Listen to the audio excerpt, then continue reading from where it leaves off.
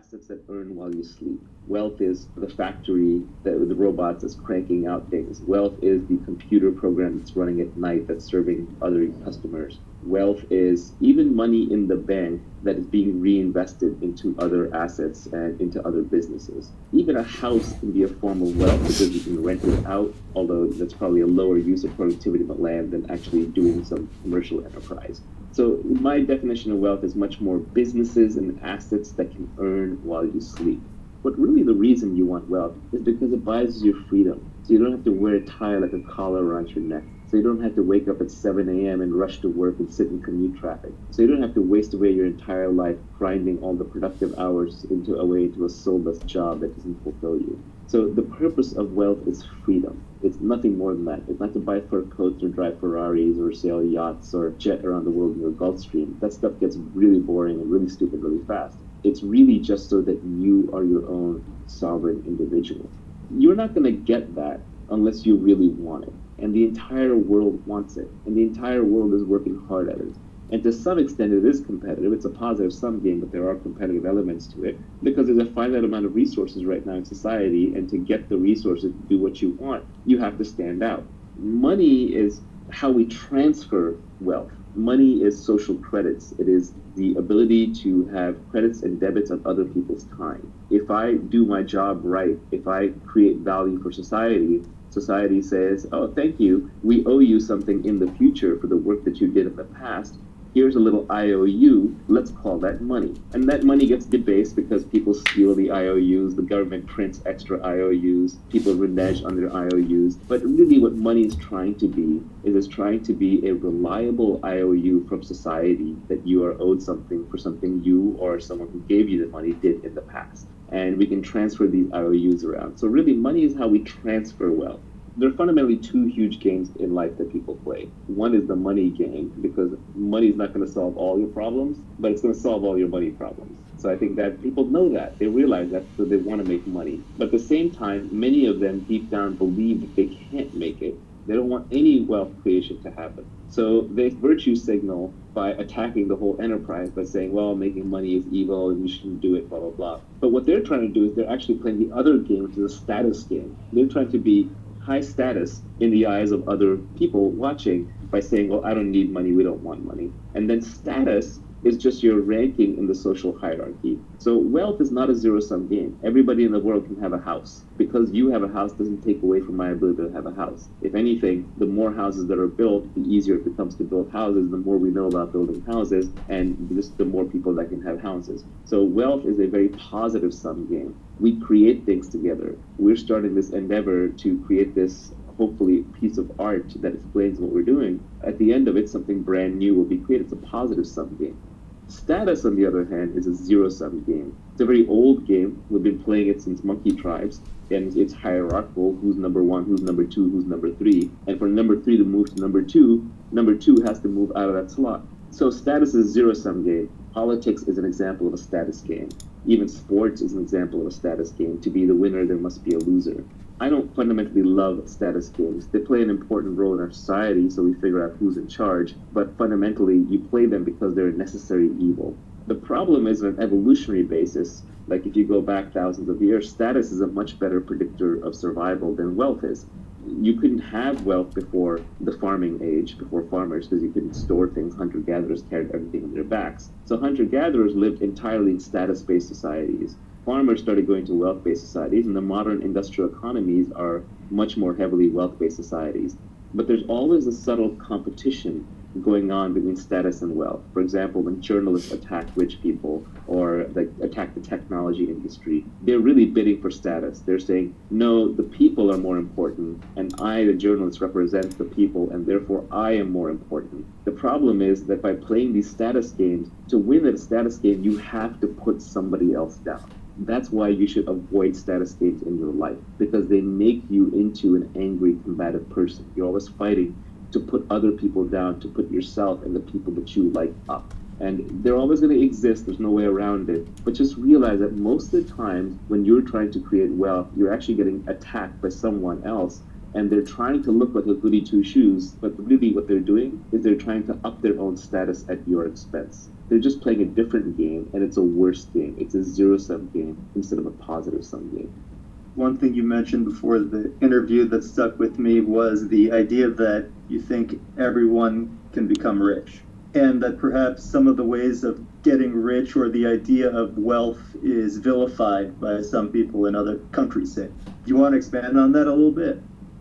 Yeah, I think there's this notion that making money is evil, right? It's like rooted all the way back down to money's the root of all evil. People think that the bankers steal our money. And, it's somewhat true in that in a lot of the world, there's a lot of theft going on all the time. The history of the world, in some sense, is this predator-prey relationship between makers and takers. There are people who go out and create things and build things and work hard on things, and then there are people who come along and think with a sword or a gun or taxes or crony capitalism or communism or what have you. There's all these different methods to steal. Even in nature, there are more parasites than there are non-parasitical organisms. You have a ton of parasites in you who are living off of you, and the better ones are symbiotic and giving something back, but there are a lot that are just taking. That's just the nature of how any complex system is built.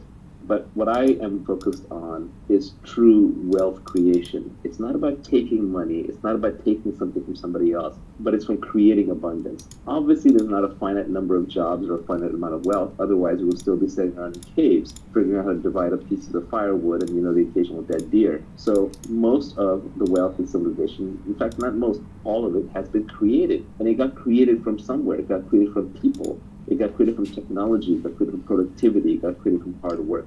So this idea that it's stolen is, I think, this horrible zero-sum game that people who are trying to gain status play. But the reality is everyone can be rich. And we can see that by seeing that in the first world, everyone is richer than almost anyone who was alive 200 years ago. 200 years ago, nobody had antibiotics, nobody had cars, nobody had electricity, nobody had the iPhone. So all of these things are inventions that have made us wealthier as a species. Today, I would rather be a poor person in a first world country than be a rich person in Louis XIV's France. I'd rather be a poor person today than an aristocrat back then. And that's just because of wealth creation. The engine of technology is science that is applied for the purpose of creating abundance. So I think fundamentally everybody can be wealthy. And the thought experiment I want you to think through is, imagine if everybody had the knowledge of a good software engineer and a good hardware engineer. If you could go out there and you could build robots and computers and bridges and program them. Let's say every human knew how to do that. What do you think society would look like in 20 years? My guess is what would happen is we would build robots, machines, software, and hardware to do everything, and we would all be living in massive abundance. We would essentially be retired in the sense that none of us would have to work for any of the basics. We'd even have robotic nurses. We'd have machine-driven hospitals. We'd have self-driving cars. We'd have farms that are 100% automated. We'd have clean energy. So at that point, we could use technology breakthroughs to get everything that we wanted. And if anyone is still working at that point, they're working as a form of expressing their creativity. They're working because it's in them to contribute and to build and design things. So I don't think capitalism is evil. Capitalism is actually good. It's just that it gets hijacked. It gets hijacked by improper pricing of externalities. It gets hijacked by improper deals where you have corruption or you have monopolies. Overall, capitalism is intrinsic to the human species. Capitalism is not something we invented. Capitalism is not even something we discovered. It is innate to us in every exchange that we have. When you and I exchange information, I want some information back from you, I give you information, you give me information. If we weren't having a good information exchange, you go talk to somebody else. So the notion of exchange and keeping track of credits and debits, this is built into us as flexible social animals. We are the only animals in the animal kingdom that cooperate across genetic boundaries. Most animals don't even cooperate, but when they do, they cooperate only in packs where they co-evolve together and they share blood, so they have some shared interest. Humans don't have that. And what lets us cooperate? It's because we can keep track of debits and credits, who put in how much work, who contributed how much.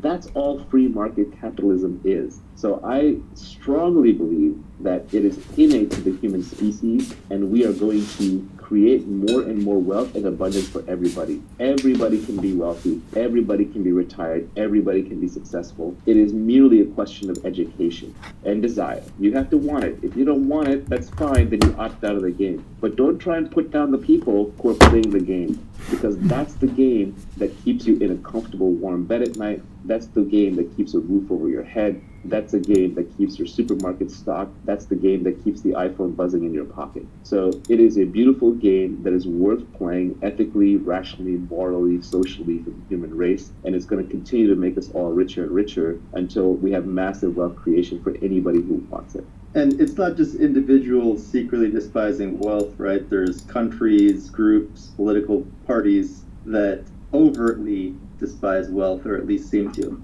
That's right. And so what those countries, political parties, and groups are reduced to playing the zero-sum game of status. And in the process to destroy wealth creation, they drag everybody down to their level, which is why the U.S. is a very popular country for immigrants, because it's the American dream. Anyone can come here pretty poor and then work really hard and make money and get wealthy, but even just make some basic money for their life.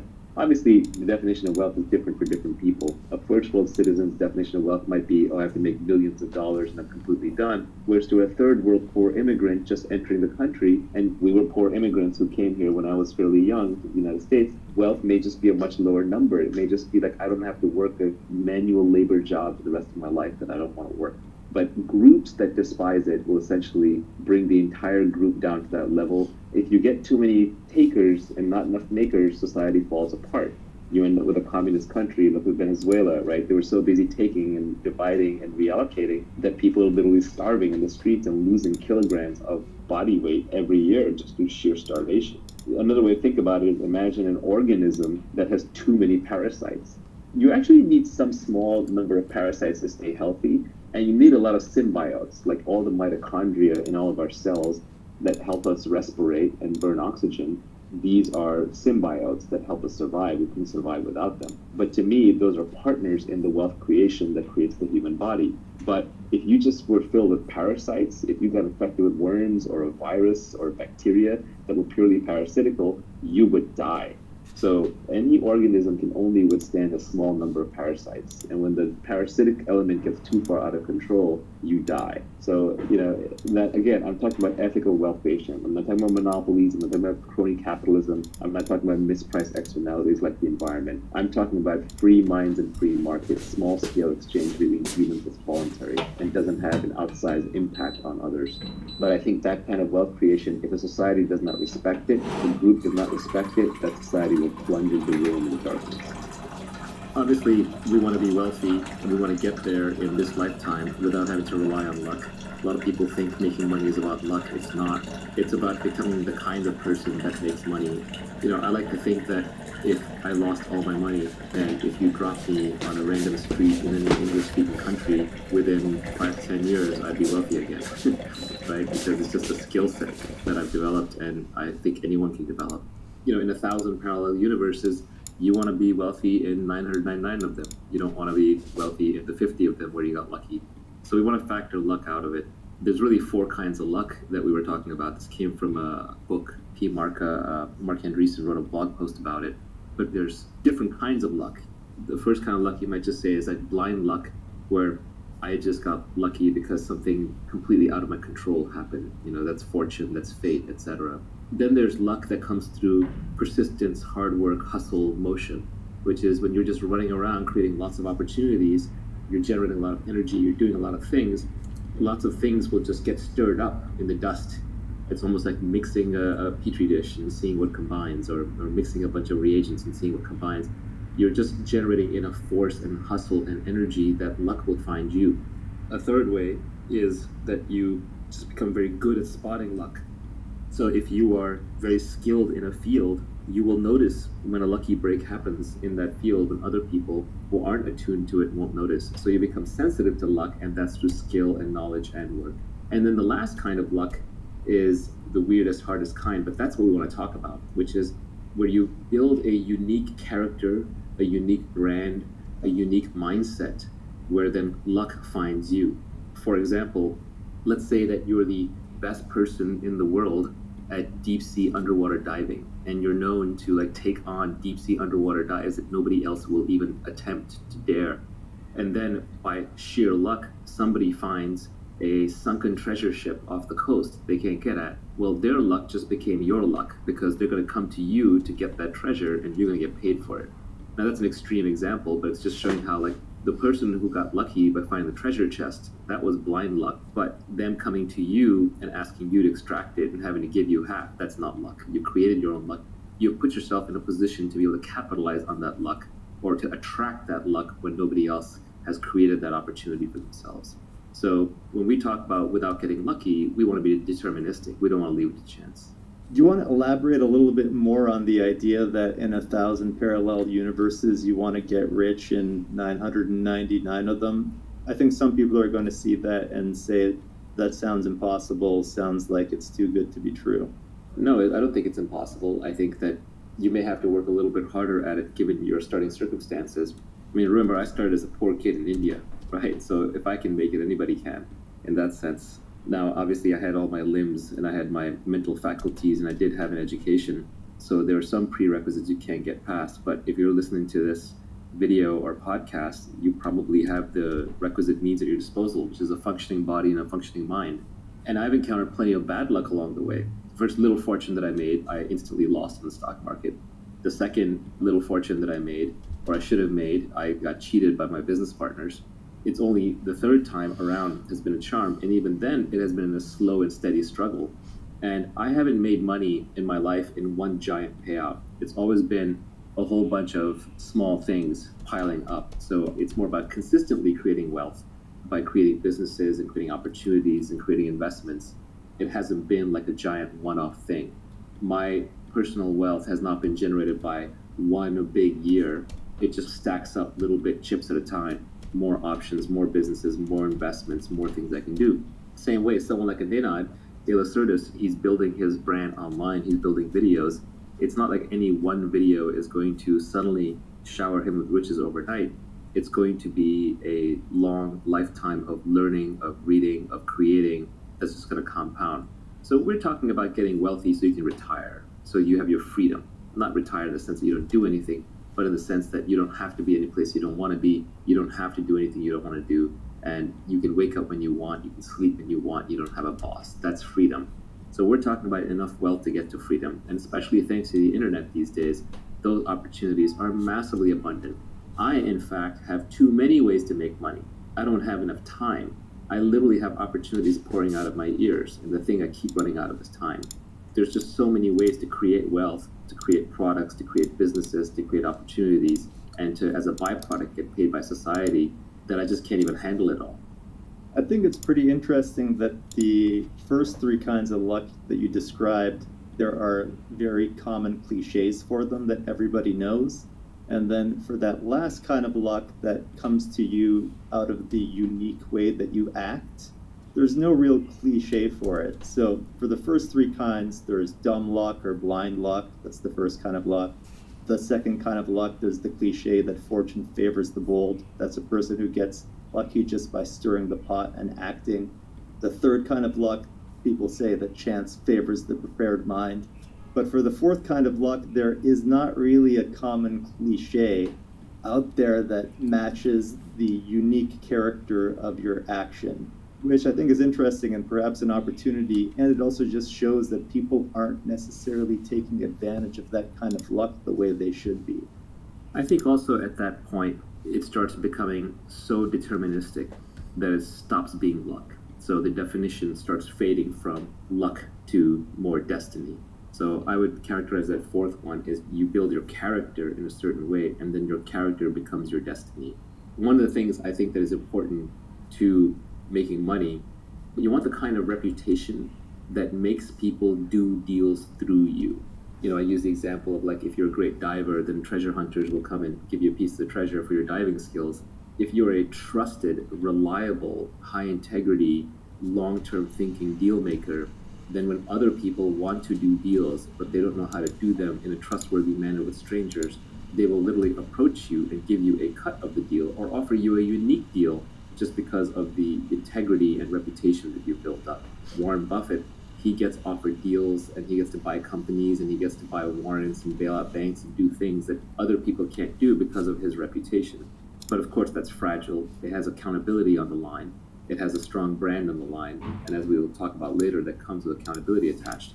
But I would say your character, your reputation, these are things that you can build that then will let you take out advantages of opportunities that other people may characterize as lucky, but you know that it wasn't luck. You said that this fourth kind of luck is more or less a destiny.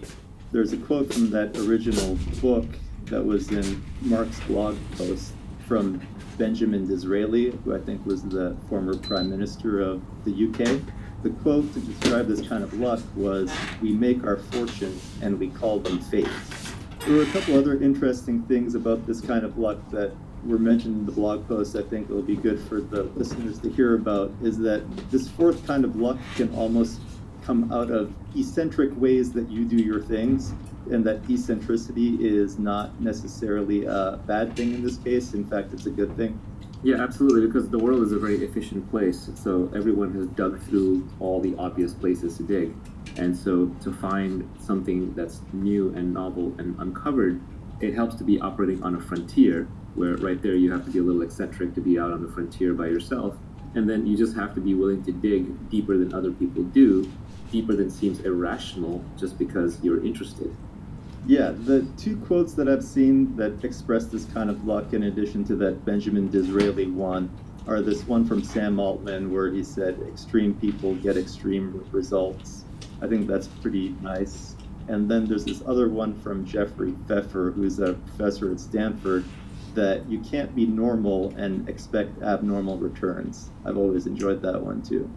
Yeah, and one quote that I like, which is the exact opposite of that, is "Play stupid games, win stupid prizes." Right? A lot of people spend a lot of their time playing social games, like on Twitter, where you're just trying to improve your social standing, and you basically win stupid social prizes, which are worthless. I guess the last thing that I have from this blog post is just the idea that by pursuing these kinds of luck, especially the last one, basically everything but dumb luck, by pursuing them, you essentially run out of unluck. So if you just keep stirring the pot and stirring the pot, that alone, you will run out of unluck. Yeah, or it could just be a reversion to the mean, right? So then you at least neutralize luck so that it's your own talents that come into play.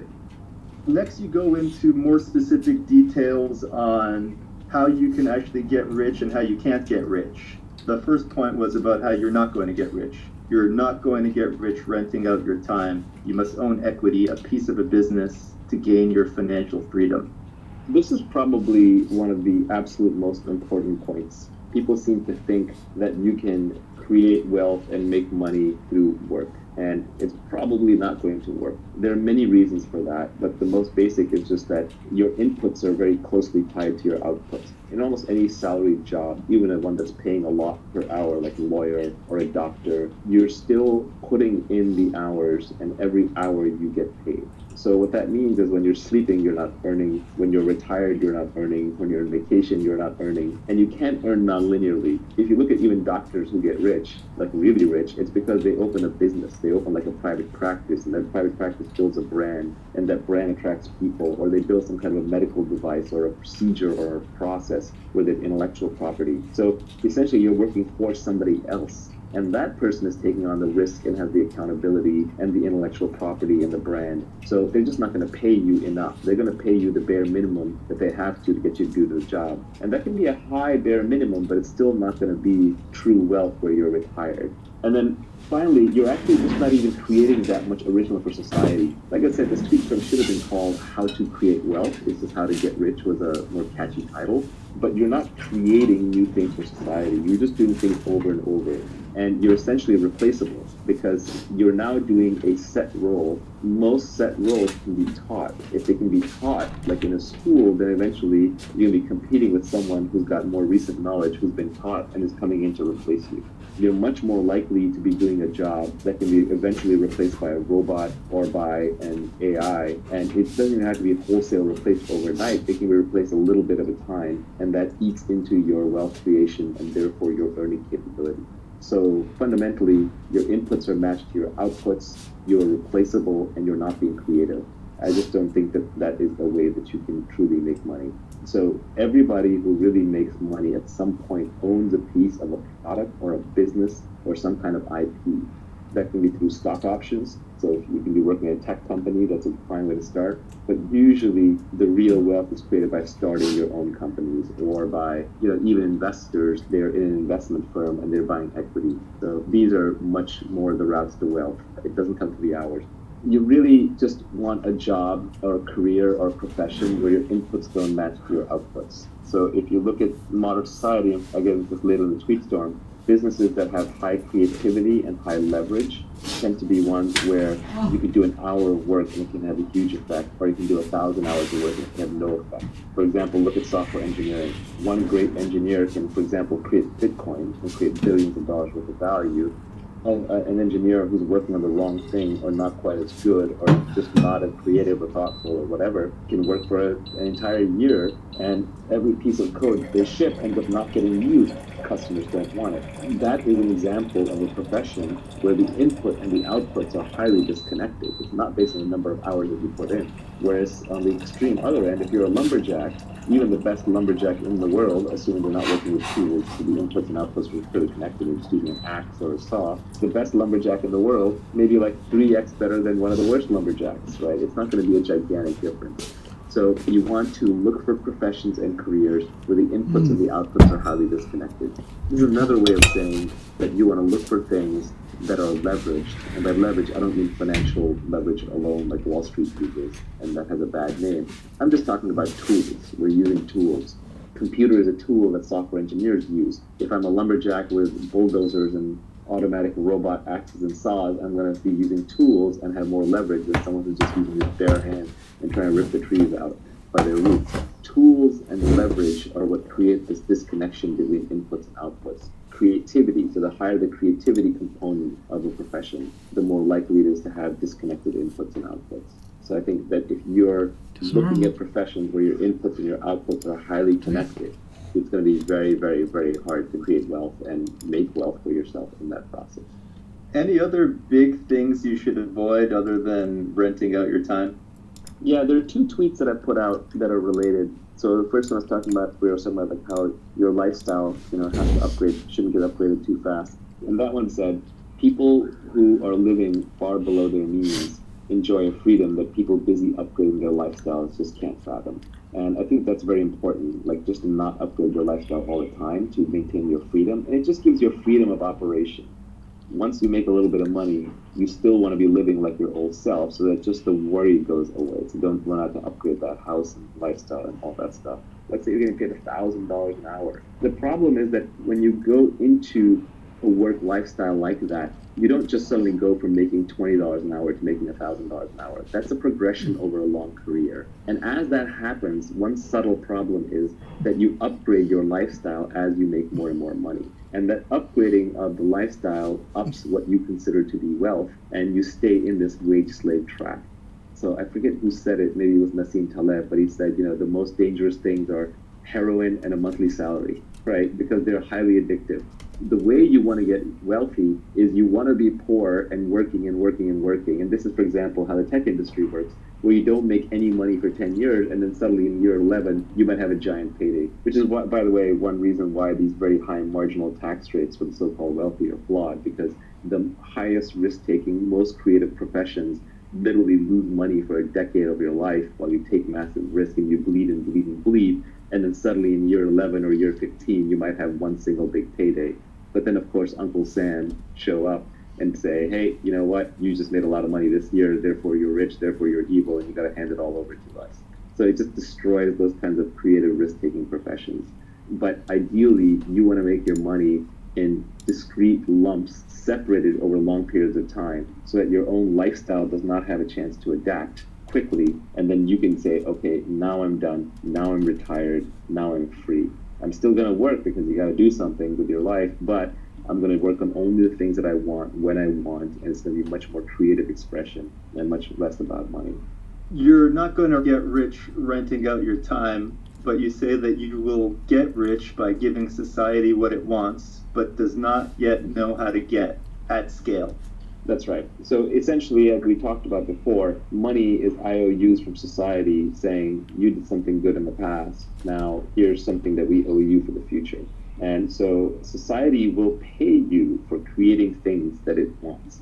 But society doesn't yet know how to create those things. Because if it did, it wouldn't need you. They would already be stamped out big time.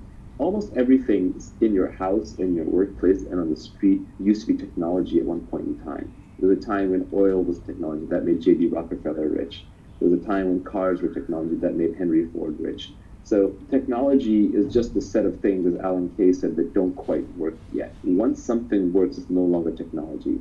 So society always wants new things. And if you want to be wealthy, you want to figure out which one of those things you can provide for society that it does not yet know how to get, but it will want. That's natural to you and within your skill set, within your capabilities. And then you have to figure out how to scale it. Because if you just build one of it, that's not enough. You got to build thousands or hundreds of thousands or millions or billions of them. So everybody can have one. Steve Jobs and his team, of course, figured out that society would want smartphones, computer in their pocket that had all the phone capability times 100 and be easy to use. So they figured out how to build that, and then they figured out how to scale it, and then they figured out how to get one into every first world citizen's pocket, and eventually every third world citizen too. And so because of that, they're handsomely rewarded, and Apple is the most valuable company in the world. The way I tried to put it was that the entrepreneur's job is to try to bring the high end to the mass market. It starts as high end. First, it starts as an act of creativity. First, you create it just because you want it. You want it, and you know how to build it, and you need it. And so you build it for yourself. Then you figure out how to get it to other people, and then for a little while, rich people had it. Like, for example, rich people had chauffeurs, and then they had black town cars, and then Uber came along, and everyone's private driver was available to everybody. And now you can even see Uber pools that are replacing shuttle buses because it's just more convenient. And then you get scooters, which are even further down market of that. So you're right, it's about distributing what rich people used to have to everybody. But the entrepreneur's job starts even before that, which is creation. Entrepreneurship is essentially an act of creating something new from scratch, predicting that society will want it, and then figuring out how to scale it and get it to everybody in a profitable way, in a self-sustaining way. Let's look at this next tweet, which I thought was cryptic and also super interesting about the kind of job or career that you might have. You said the internet has massively broadened the possible space of careers. Most people haven't figured this out yet. The fundamental property of the internet, more than any other single thing, is it connects every human to each other human on the planet. You can now reach everyone, whether it's by emailing them personally, whether it's by broadcasting to them on Twitter, whether it's by posting something on Facebook that they find, whether it's by putting up a website they come and access. It connects everyone to everyone. So the internet is an inter-networking tool. It connects everybody. That is its superpower. So you want to use that. What that helps you figure out is that the internet means that you can find your audience for your product or your talent and skill, no matter how far away they are. For example, Maynard, who's Illustratus, if he was in these videos pre-internet, how would he get the message out there? It would just be, what would he do? He would run around where he lives in his neighborhood, showing it to people on a computer or a screen, or he would try to get it played at his local movie theater. It was impossible. It only works because he can put it on the internet. And then how many people in the world are really interested in it, or even interested in what we're talking about, are really going to absorb it, right? It's going to be a very small subset of humanity. The key is being able to reach them. So what the internet does is allows any niche obsession, which could be just the weirdest thing. It could be like people who collect snakes, to like people who like to ride hot air balloons, to people who like to sail around the world by themselves, just one person on a craft, or someone who's obsessed with miniature cooking, like there's this whole Japanese miniature cooking phenomenon, or there's a show about a woman who goes into people's houses and tidies it up, right? So whatever niche obsession you have, the internet allows you to scale. Now that's not to say that what you build will be the next Facebook to reach billions of users, but if you just want to reach 50,000 passionate people like you, there's an audience out there for you. So the beauty of this is that we have 7 billion beings on this planet. The combinatorics of human DNA are incredible. Everyone is completely different. You'll never meet any two people who are vaguely similar to each other that can substitute for each other. It's not like you can say, well, Nivi just left my life, so I can have this other person come in and he's just like Nivi and I get the same feelings, the same responses, and the same ideas. No, there are no substitutes for people. People are completely unique. So given that each person has different skill sets, different interests, different obsessions, and it's that diversity that becomes a creative superpower. So each person can be creatively superb at their own unique thing. But before, that didn't matter, because if you were living in a little fishing village in Italy, like your fishing village didn't necessarily need your completely unique skill, and you had to conform to just the few jobs that were available. But now, today, you can be completely unique. You can go out on the internet and you can find your audience and you can build a business and create a product and build wealth and make people happy, just uniquely expressing yourself through the internet. Space of careers has been so broadened. Esports players, people making millions of dollars playing Fortnite, people creating videos and uploading them, YouTube broadcasters, bloggers, podcasters. Joe Rogan, I read, true or false, I don't know, but I read that he's going to make about $100 million a year on his podcast, and he's had 2 billion downloads. Even PewDiePie, this is a hilarious tweet that I retweeted the other day, PewDiePie is the #1 trusted name in news. This is a kid, I think, in Sweden, and he's got 3 times the distribution of the top cable news networks, just on his news channel. It's not even on his entertainment channel. The internet enables any niche interest, as long as you're the best at it, to scale out. And the great news is, because every human is different, everyone is the best at something, being themselves. Another tweet I have that is worth weaving in, but didn't go into this tweet storm, was a very simple one. I like things when I can compress them down, because they're easy to remember, it's easy to hook onto. But that one was, escape competition through authenticity.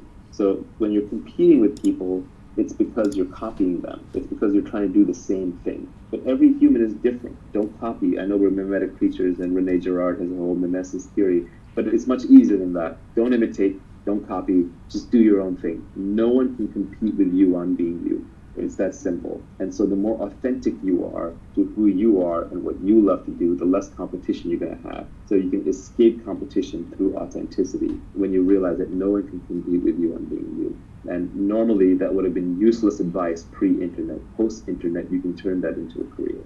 Talk a little bit about what industries you should think about working in, what kind of job you should have, and who you might want to work with. So you said one should pick an industry where you can play long-term games with long-term people. Why? Yeah, this is an insight into what makes Silicon Valley work and what makes high-trust societies work. Essentially, all the benefits in life come from compound interest, whether it's in relationships or making money or in learning. So compound interest is a marvelous force where it's like, you start out with 1x what you have, and then if you increase 20% a year for 30 years, it's not that you got 30 years times 20% added on, it was compounding. So it just grew until you suddenly got a massive amount of whatever it is, whether it's goodwill or love or relationships or money. So I think compound interest is a very important force. So you have to be able to play a long-term game. And long-term games are good not just for compound interest, they're also good for trust. If you look at Prisoner's Dilemma type games, the solution to Prisoner's Dilemma is tit for tat, which is I'm just going to do to you what you did last time to me with some forgiveness in case there was a mistake made. But that only works in an iterated Prisoner's Dilemma. In other words, if we play the game multiple times. So if you're in a situation, like for example, you're in Silicon Valley, where people are doing business with each other and they know each other, they trust each other, then they do right by each other because they know this person will be around for the next game. Now, of course, that doesn't always work because you can make so much money in one move in Silicon Valley. Sometimes people betray each other because they're just like, I'm going to get rich enough off this that I don't care. So there can be exceptions to all these circumstances. But essentially, if you want to be successful, you have to work with other people and you have to figure out who can you trust and who can you trust over a long period of time that you can just keep playing the game with them so that compound interest and high trust will make it easier to play the game and will let you collect the major rewards, which are usually at the end of the cycle. So for example, Warren Buffett has done really well as an investor in the U.S. stock market, but the biggest reason he could do that was because the U.S. stock market has been stable and around and didn't get, for example, seized by the government during a bad administration, or the U.S. didn't plunge into some war. The underlying platform didn't get destroyed. So in his case, he was playing a long-term game, and the trust came from the US stock market stability. In Silicon Valley, the trust comes from the network of people in the small geographic area that you figure out over time who you can work with and who you can't. If you keep switching locations, you keep switching groups. Let's say you started out in the woodworking industry and you built up a network there and you're working hard, you're trying to build a product in the woodworking industry. And then suddenly another industry comes along that's adjacent but different, but you don't really know anybody in it and you want to dive in and make money there. If you keep hopping from industry to, no, actually I need to open a line of electric car stations for electric car refueling. That might make sense. It might be the best opportunity, but every time you reset, every time you wander out of where you built your network, you're going to be starting from scratch. You're not going to know who to trust. They're not going to trust you. There are also industries in which people are transient by definition. They're always coming in and going out. Politics is an example of that, right? In politics, new people are being elected. You see in politics that when you have a lot of old-timers, like the Senate, people who've been around for a long time and they've been career politicians, yeah, there's a lot of downside to career politicians like corruption, but an upside is they actually get deals done with each other because they know the other person's going to be in the same position 10 years from now, and they're going to keep dealing with them, so they might as well learn how to cooperate. Whereas every time you get like a new incoming freshman class in the House of Representatives, which turns over every 2 years, the big wave election, nothing gets done because there's a lot of fighting. Because I just got here, I don't know you, I don't know if you're going to be around, why should I work with you, rather than just trying to do whatever I think is right. So it's important to pick an industry where you can play long-term games and with long-term people. So those people have to signal that they're going to be around for a long time, that they're ethical, and their ethics are visible through their action. In a long-term game, it seems that everybody is making each other rich. And in a short-term game, it seems like everybody is making themselves rich. I think that is a brilliant formulation. Yeah, in a long-term game, it's positive sum. We're all baking the pie together. We're trying to make it as big as possible. In a short-term game, we're cutting up the pie. Now, this is not to excuse the socialists, right? The socialists are the people who are not involved in baking the pie, who show up at the end and say, I want a slice or I want the whole pie. They show up with the guns. But I think a good leader doesn't take credit. A good leader tries to inspire people so the team gets the job done. And then things get divided up according to fairness and who contributed how much or as close to as possible and took risk, as opposed to just whoever has the longest knife, the sharpest knife. So these next two tweets are play iterated games. All returns in life, whether in wealth, relationships, or knowledge, come from compound interest. Yeah, when you've been doing business with somebody, you've been friends with somebody for 10 years, 20 years, 30 years, it just gets better and better because you trust them so easy that the friction goes down. You can do bigger and bigger things together. For example, the simplest one is getting married to someone, having kids and raising children. Like, that's compound interest, right? Investing in those relationships. Those relationships end up being invaluable compared to more casual relationships. It's true in health and fitness. The fitter you are, the easier it is to stay fit. Whereas the more you deteriorate your body, the harder it is to come back and claw your way back to a baseline. It requires heroic acts. Regarding compound interest, I think I saw you retweet something a while back. Maybe it was from Ed Lattimore. It went something along the lines of get some traction, get purchase, and don't lose it. So the idea was to gain some initial traction and never fall back. Just keep ratcheting up and up. I don't remember it exactly, but I think that was right. Yeah, it was like get traction and don't let go. It was a good one, yeah. In terms of pick people to work with that have high intelligence, high energy, and high integrity, I find that's the three-part checklist that you cannot compromise on. You need someone who's smart or they're heading in the wrong direction and you're not going to end up in the right place. You need someone high energy because the world is full of smart, lazy people. We all know people in our lives who are really smart, but can't get out of bed or lift a finger. And we also know people who are very high energy but not that smart, so they work hard but they're running in the wrong direction. And smart, it's not a pejorative. It's not meant to be like someone's smart, someone else is stupid, but it's more that everyone's smart at different things. So depending on what you want to do well, you have to find someone who's smart at that thing. And then energy, a lot of times people are unmotivated for a specific thing, but they're not motivated for other things. So for example, someone might be really unmotivated to go to a job and sit in an office, but they might be really motivated to go paint, right? Well, in that case, they should be a painter. They should be putting art up on the internet, trying to figure out how to build a career out of that, rather than wearing a collar around their neck and going to a dreary job. And then high integrity is the most important, because otherwise, if you got the other two, what you have is you have a smart and hardworking crook who's eventually going to cheat you. So you have to figure out if the person's high integrity, and as we talked about, the way you do that is through signals, and signals is what they do, not what they say. It's all the nonverbal stuff that people do when they think nobody's looking. with respect to the energy, there was this interesting thing from Sam Altman a while back where he was talking about delegation, and he was saying one of the important things for delegation is delegate to people who are actually good at the thing that you want them to do. It's the most obvious thing, but it seems like you want to partner with people who are naturally going to do the things that you want them to do. Yeah, I almost won't start a company or hire a person or work with somebody if I just don't think they're into what I want them to do.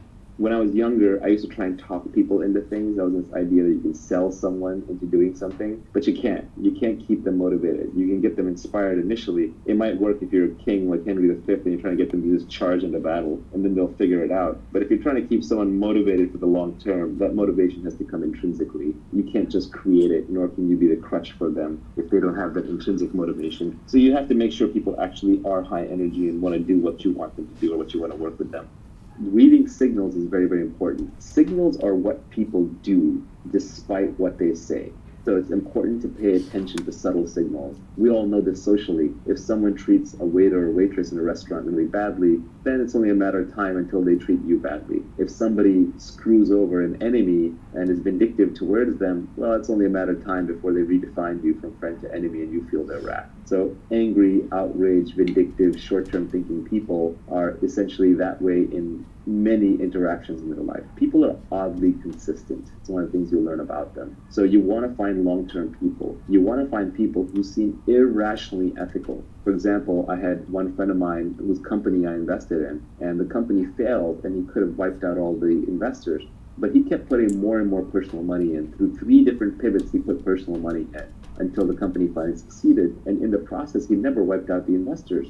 And I was always grateful to him for that. I said, like, wow, that's amazing that, you were so good to your investors. You didn't wipe them out. And he got offended by that. He said, I didn't do it for you. I didn't do it for my investors. I did it for me. It's my own self-esteem. It's what I care about. That's how I live my life. That's the kind of person you want to work with.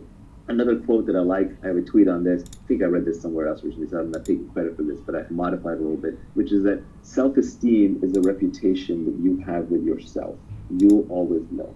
So good people, moral people, ethical people, easy to work with people, reliable people tend to have very high self-esteem because they have very good reputation with themselves and they understand that. It's not ego. Self-esteem and ego are different things because ego can be undeserved, but self-esteem, at least you feel like you lived up to your own internal moral code of ethics. And so it's very hard to work with people who end up being low integrity. And it's hard to figure out who's high integrity and low integrity. Generally, the more someone is saying that they're moral and ethical and high integrity, the less likely they're to be that way. It's very much like status signaling. If you overtly bid for status, if you overtly talk about being high status, that is a low status move. If you openly talk about how honest and reliable and trustworthy you are, you're probably not that honest and trustworthy. That is a characteristic of con men. So yeah, pick an industry in which you can play long-term games with long-term people. Let's do this last tweet. You said, don't partner with cynics and pessimists. Their beliefs are self-fulfilling. Yeah, essentially, to create things, you have to be a rational optimist. Rational in the sense that you have to see the world for what it really is, and yet you have to be optimistic about your own capabilities and your ability to get things done. We all know people who are consistently pessimistic, who will shoot down everything. Everyone in their life has like the helpful, critical guy, right? He thinks he's being helpful, but he's actually being critical, and he's a downer on everything. That person will not only never do anything great in their lives, they'll prevent other people around them from doing something great. They think their job is to shoot holes in things. And it's okay to shoot holes in things as long as you come up with a solution. There's also the classic military line, either lead, follow, or get out of the way. And these people want a fourth option where they don't want to lead, they don't want to follow, but they don't want to get out of the way. They want to tell you why the thing's not going to work. And all the really successful people I know have a very strong action bias. They just do things. The easiest way to figure out if something's viable or not is by doing it. At least do the first step and the second step and the third and then decide. So if you want to be successful in life, creating wealth or having good relationships or being fit or even being happy, you need to have an action bias towards getting what you want. And you have to be optimistic about it. Not irrationally. There's nothing worse than someone who's just like foolhardy and chasing things not work. That's why I say rational optimist. But you have to be rational, know all the pitfalls, know the downsides, but still keep your chin up. I mean, you've got one life on this planet. Why not try to build something big? This is the beauty of Elon Musk and why I think he inspires so many people. It's just that he takes on really, really big, audacious tasks, and he provides an example for people to think big. And it takes a lot of work to build even small things. I don't think the corner grocery store owner is working any less hard than Elon Musk or pouring any less sweat and toil into it. Maybe even more. But for whatever reason, education, circumstance, they didn't get the chance to think as big, so the outcome's not as big. So it's just better to think big, obviously rationally within your means, stay optimistic. The cynics and the pessimists, what they're really saying, and fortunate, but they're saying, I've given up. I don't think I can do anything. And so the world to me just looks like a world where nobody can do anything. And so why should you go do something? Because if you fail, then I'm right, which is great. But if you succeed, then you just make me look bad. Yeah, it's probably better to be an irrational optimist than it is to be a rational cynic. Yeah, there's a completely rational frame on why you should be an optimist. Historically, if you go back 2,000 years, 5,000 years, 10,000 years, two people are wandering through a jungle. They hear a tiger. One's an optimist and says, oh, it's not headed our way. The other one says, I'm a pessimist. I'm out of here. And the pessimist runs and survives, and the optimist gets eaten. So we're descended from pessimists. We're genetically hardwired to be pessimists. But modern society is far, far safer. There are no tigers wandering down the street. It's very unlikely that you will end up in total ruin or avoid total ruin. Much more likely that the upside is unlimited and the downside is limited. So adapting for modern society means overriding your pessimism and taking slightly irrationally optimistic bets, because the upside is unlimited. If you start the next SpaceX or Tesla or Uber, you can make billions of dollars of value for society and for yourself and change the world. And if you fail, that's a big deal. You lost a few $1 billion of investor money and they've got plenty more, and that's the bet they take, the chances that you will succeed. It made sense to be pessimistic in the past. It makes sense to be optimistic today, especially if you're educated and living in a first world country. Even a third world country, I actually think the economic opportunities in third world countries are much larger. The one thing you have to avoid is the risk of ruin. Ruin means stay out of jail. So don't do anything that's illegal. It's never worth it to wear an orange jumpsuit. And stay out of total catastrophic loss. That could mean that you stay out of things that could be physically dangerous, hurt your body. You have to watch your health. And stay out of things that can cause you to lose all of your capital, all of your savings. So don't gamble everything at one go. But you take rationally optimistic bets with big upside. I think there's people that will try and build up your ideas and build on your ideas, no matter how far-fetched they might seem. And then there are people who will list out all the obvious exceptions, no matter how obvious they are. And fortunately, in the startup world, I don't even really get exposed to the people that are giving you the obvious exceptions and all the reasons it's not going to work. I barely get exposed to that anymore. That's what Twitter is for. Scott Adams got so annoyed by this that he came with the phrase, an acronym, which is, but of course there are obvious exceptions, BOCTAOE. And he used to pin that acronym at the end of his articles for a while. But Twitter is just overrun with nitpickers. And where exactly as you're pointing out, Silicon Valley has learned that the upside is so great that you never look down on the slobby kid who's wearing a hoodie and has coffee on his shoes and just looks like a slob, because you don't know if he's going to be the next Mark Zuckerberg or the next Reid Hoffman. So you got to treat everybody with respect. You got to look up to every possibility and opportunity, because the upside is so unlimited and the downside is so limited in the modern world, especially with financial assets and instruments. Do you want to talk a little bit about the skills that you need, in particular specific knowledge, accountability, leverage, and judgment? So the first tweet in this area is arm yourself with specific knowledge, accountability, and leverage. And I'll throw in judgment as well. I don't think you covered that in that particular tweet. If you want to make money, you have to get paid at scale. And why you, that's accountability. At scale, that's leverage. And just you getting paid as opposed to somebody else getting paid, that's specific knowledge. So specific knowledge is probably the hardest thing to get across in this whole tweet storm, and it's probably the thing that people get the most confused about. The thing is that we have this idea that everything can be taught. Everything can be taught in school. And it's not true that everything can be taught. In fact, the most interesting things cannot be taught. But everything can be learned. And very often that learning either comes from some innate characteristics in your DNA, or it could be through your childhood where you learn soft skills, which are very, very hard to teach later on in life, or it's something that is brand new, so nobody else knows how to do it either, or it's true on-the-job training because you're pattern matching into highly complex environments, building judgment in a specific domain. Classic example is investing, but it could be in anything. It could be in judgment in running a fleet of trucks. It could be judgment in weather forecasting. So specific knowledge is the knowledge that you care about, especially if you're later in life. Let's say you're post 20, 21, 22. You almost don't get to choose which specific knowledge you have. Rather, you get to look at what you have already built by that point in time, and then you can build on top of it. The first thing to notice about specific knowledge is that you can't be trained for it. If you can be trained for it, if you can go to a class and learn specific knowledge, then somebody else can be trained for it too. And then we can mass produce and mass train people. Heck, we can even program computers to do it, and eventually we can program robots to walk around doing it. So if that's the case, then you're extremely replaceable, and all we have to pay you is the minimum wage that we have to pay you to get you to do it, when there are lots of other takers who can be trained to do it. So really, your returns just devolve into your cost of training plus the return on investment on that training. So you really want to pick up specific knowledge.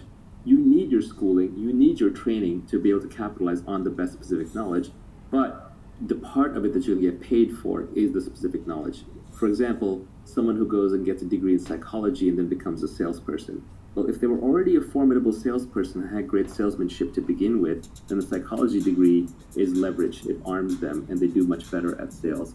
But if they were always an introvert, never very good at sales, and they're trying to use psychology to learn sales, they're just not going to get that great at it. Specific knowledge is found much more by pursuing your innate talents, your genuine curiosity, and your passion. It's not by going to school for whatever is the hottest job. It's not for going into whatever field investors say is the hottest. Very often, specific knowledge is at the edge of knowledge. It's also stuff that's just being figured out or is really hard to figure out. So if you're not 100% into it, somebody else who is 100% into it will outperform you. And they won't just outperform you by a little bit, they'll outperform you by a lot. Because now we're operating the domain of ideas, compound interest really applies and leverage really applies. So if you're operating with 1,000 times leverage and somebody is right 80% of the time and somebody else is right 90% of the time, the person who's right 90% of the time will literally get paid hundreds of times more by the market because of the leverage and because of the compounding factors and being correct. So you really want to make sure you're good at it, so your genuine curiosity is very important. So very often, it's not something you sit down and you reason about. It's more found by observation. You almost have to look back on your own life and see what you're actually good at. For example, I wanted to be a scientist, and that is where a lot of my moral hierarchy comes from. I view scientists at the top of the production chain for humanity. And the group of scientists who have made real breakthroughs and contributions have probably added more to human society, I think, than any single other class of human beings. Not to take away anything from art or politics or engineering or business, but without the science, we'd still be scrabbling in the dirt, fighting with sticks and trying to start fires. My whole value system was built around scientists, and I wanted to be a great scientist. But when I actually look back at what I was uniquely good at and what I ended up spending my time doing, it was more around making money, tinkering with technology, and selling people on things, explaining things, talking to people. So I have some sales skills, which is a form of specific knowledge that I have. I have some analytical skills around how to make money, and I have this ability to absorb data, obsess about it, and break it down, and that is a specific skill that I have. I also just love tinkering with technology. And all of this stuff feels like play to me, but it looks like work to others. So there are other people to whom these things would be hard. They say, like, well, how do I get good at being pithy and selling ideas? Well, if you're not already good at it, or if you're not really into it, maybe it's not your thing. Focus on the thing that you are really into. This is ironic, but the first person to actually point out my real specific knowledge was my mother. And she did it as an aside, talking from the kitchen, and she said it when I was like 15 or 16 years old. I was telling a friend of mine that I wanted to be an astrophysicist, and she said, no, you're going to go into business. And I was like, what? My mom's telling me I'm going to be in business? I'm going to be an astrophysicist. Mom doesn't know what she's talking about. But Mom knew exactly what she was talking about. She had already observed that every time we walked down the street, I would critique the local pizza parlor on why they were selling their slices a certain way with certain toppings and why their process of ordering was this way when it should have been that way. So she knew that I was just had more of a business curious mind, but then my obsession with science combined to create technology, and technology businesses where I found myself. So very often, your specific knowledge is observed and often observed by other people who know you well and revealed in situations rather than something that you come up with. To the extent that specific knowledge is taught, it's on the job, it's through apprenticeships. And that's why the best businesses, the best careers are the apprenticeship careers, because those are things that society still has not figured out how to train and automate yet. The classic line here is that Warren Buffett went to Benjamin Graham when he got out of school, and Benjamin Graham was the author of The Intelligent Investor, and sort of modernized or created value investing as a discipline.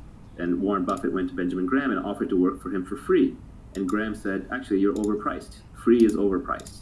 And Graham was absolutely right, that when it comes to a very valuable apprenticeship, like the type that Graham was going to give Buffett, Buffett should have been paying him a lot of money. And that right there tells you that those are skills worth knowing. Specific knowledge also tends to be technical and creative. So on the bleeding edge of technology, on the bleeding edge of art, on the bleeding edge of communication, even today, for example, there are probably meme lords out there on the internet who can create incredible memes that will spread the idea to millions of people, or are very persuasive. Like, for example, Scott Adams is a good example of this. He's essentially becoming one of the most credible people in the world by making accurate predictions through persuasive arguments and videos. And that is specific knowledge that he has built up over the years because he got obsessed with hypnosis when he was young. He learned how to communicate through cartooning. He embraced Periscope early, so he's been practicing lots of conversation. He's read all the books on the topic. He's employed it in his everyday life. If you look at his girlfriend, she's like this beautiful young Instagram model. That is an example of someone who has built up a specific knowledge over the course of his career. It's highly creative. It has elements of being technical in it, and it's something that is never going to be automated. No one's going to take that away from him because he's also accountable under one brand as Scott Adams, and he's operating with the leverage of media with Periscope and drawing billboard cartoons and writing books. He has massive leverage on top of that brand, and he can build wealth out of it if he wanted to build additional wealth beyond what he already has. Should we be calling it unique knowledge, or does specific knowledge somehow make more sense for it? You know, I came up with this framework when I was really young, and we're talking decades and decades. It's now probably over 30 years old. And so at the time, just specific knowledge stuck with me, so that is how I think about it. The reason I didn't try and change it is because every other term that I found for it was overloaded in a different way. At least specific knowledge isn't that used. I can rebrand it. The problem with unique knowledge is, yeah, maybe it's unique, but if I learn it from somebody else, it's no longer unique. Then we both know it. So it's not so much that it is unique, it's that it is highly specific to the situation, it's specific to the individual, it's specific to the problem. And it can only be built as part of a larger obsession, interest, and time spent in that domain.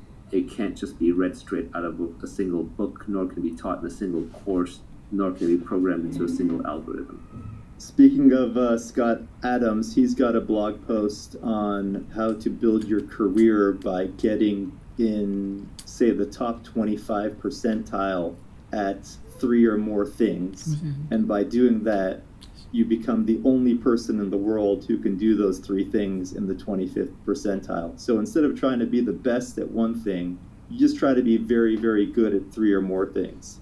Is that a way of building specific knowledge? I actually think the best way is just to follow your own obsession.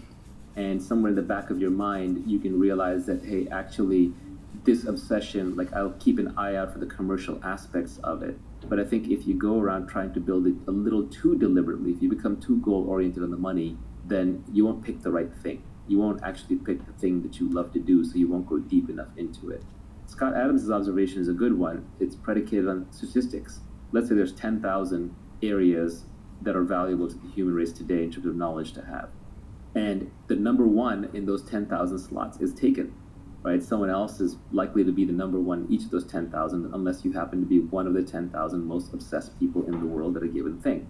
But when you start going the combinatorics of combining, well, number 3,728 with top-notch sales skills and really good writing skills, and someone who understands accounting and finance really well, when the need for that intersection arrives, you've expanded now from 10,000 through combinatorics to millions or tens of millions. So it just becomes much less competitive. Also, there's diminishing returns, so it's much easier to be top 75 percentile at 3 or 4 things than it is to be literally the number 1 at something. I think it's a very pragmatic approach, but I think it's important that one not start assembling things too deliberately, because you do want to pick things where you are a natural. Everyone is a natural at something. We're all familiar with that phrase, a natural. Oh, this person's a natural at meeting men or women. This person's a natural socialite. This person's a natural programmer. This person's a natural reader. So whatever you are a natural at, you want to double down on that. And then there are probably multiple things you're natural at, because personalities and humans are very complex. So we want to be able to take the things that you're natural at and combine them so that you automatically, just through sheer interest and enjoyment, end up top 25 or top 10 or top 5% at a number of things. Talking about combining skills, you said that you should learn to sell, learn to build. If you can do both, you'll be unstoppable. This is a very broad category now, but it's 2 broad categories. One is building the product, which is hard, and it's multivariate. That can include design, that can include development, that can include manufacturing, logistics, procurement. It could even be designing and operating a service. It has many, many definitions, but in every industry, there is a definition of the builder. In our tech industry, that's the CTO, it's the programmer, it's the software engineer, hardware engineer. But, even in like a laundry business, it could be the person who's building the laundry service, who is making the trains run on time, who's making sure all the clothes end up in the right place at the right time, and so on. Then the other side of it is the sales side. Again, selling has a very broad definition. Selling doesn't necessarily just mean selling individual customers, but it could mean marketing, it could mean communicating, it could mean recruiting, it could mean raising money, it could mean inspiring people, it could mean doing PR. So it's a broad umbrella category. So generally, the Silicon Valley startup model tends to work best. It's not the only way, but it is probably the most common way. When you have 2 founders, one of whom is world-class at sales and one of whom is world-class at building. An example is, of course, Steve Jobs and Steve Wozniak with Apple. Gates and Allen probably had similar responsibility early on with Microsoft. Larry and Sergey, probably broke down along those lines, although it's a little different there because that was a very technical product delivered to end users through a simple interface. But generally, you will see this pattern repeated over and over. There's a builder and there's a seller. There's a CEO and CTO combo. And venture and technology investors are almost trained to look for this combo whenever possible. It's a magic combination. The ultimate is when one individual can do both. That's when you get true superpowers. That's when you get people who can create entire industries. The living example is Elon Musk. He may not necessarily be building the rockets himself, but he understands enough that he actually makes technical contributions. He understands the technology well enough that no one's going to snow him on it. And he's not running around making claims that he doesn't think he can eventually deliver. He may be optimistic in the timelines, but he thinks it's within reasonableness of delivery. Even Steve Jobs developed enough product skills and was involved enough in the product that he also operated in both of these domains. Larry Ellison started as a programmer and I think wrote the first version of Oracle and was actually heavily involved in it. Mark Andreessen was also in this domain. He may not have had enough confidence in his sales skills, but he was the programmer who wrote Netscape Navigator, a big chunk of it. So I think the real giants in any field are the people who can both build and sell. And usually the building is a thing that, like, a salesperson can't pick up building later in life. It requires too much focused time. But a builder can pick up selling a little bit later, especially if they were already innately wired to be a good communicator. Bill Gates famously paraphrased this as, I would rather teach an engineer marketing than a marketer engineering. I think if you start out with a building mentality and you have building skills and it's still early enough in your life or you have enough focused time that you think you can learn selling and you have some natural characteristics where you're a good salesperson, then you can double down on those. Now, your sales skills could be in a different than traditional domain. So for example, let's say you're a really good engineer and then people are saying, well, now you need to be good at sales. Well, you may not be good at hand-to-hand sales, but you may be a really good writer. And writing is a skill that can be learned much more easily than, say, in-person selling. And so you may just cultivate writing skills until you become a good online communicator and then use that for your sales. On the other hand, it could just be that you're a good builder and you're bad at writing and you don't like communicating to mass audiences, but you're good one-on-one. So then you might use your sales skills for recruiting or for fundraising, which are more one-on-one kinds of endeavors. This is pointing out that if you're at the intersection of these two, don't despair, because you're not going to be the best technologist and you're not going to be the best salesperson. But in a weird way, that combination, back to Scott Adams skill stack, that combination of two is unstoppable. Long-term, people who understand the underlying product and how to build it and can sell it, these are catnip to investors. These people can break down walls if they have enough energy, and they can get almost anything done. If you could only pick one to be good at, which one would you pick? When you're trying to stand out from the noise, building is actually better because there's so many hustlers and salespeople who have nothing to back them up. When you're starting out, when you're trying to be recognized, building is better. But much later down the line, building gets exhausting because it is a focused job. And it's hard to stay current because there's always new people, new products coming up who have newer tools and frankly more time because it's very intense, it's a very focused task. So sales skills actually scale better over time. Like for example, if you have a reputation for building a great product, that's good. But when you ship your new product, I'm going to evaluate it based on the product.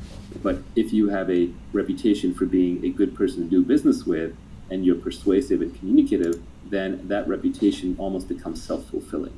So I think if you only had to pick one, you kind of start with building and then transition to selling.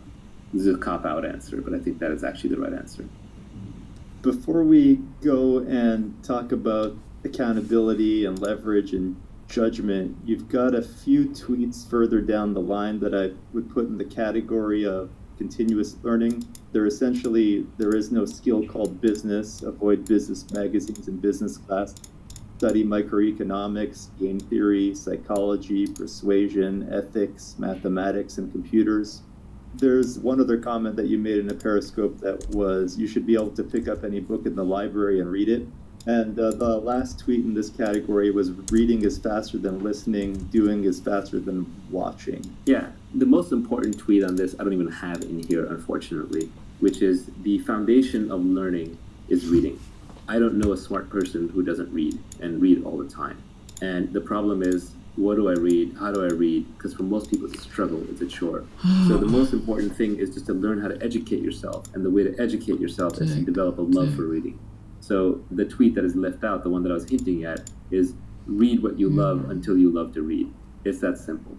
Everybody I know who reads a lot loves to read. And they love to read because they read books that they loved.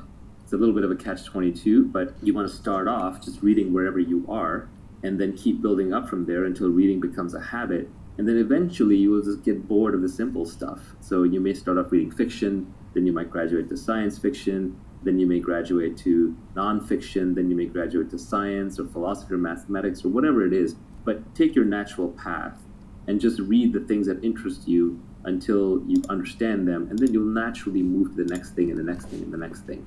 Now, there is an exception to this, which is where I was hinting with what things you actually do want to learn, which is at some point there's too much out there to read.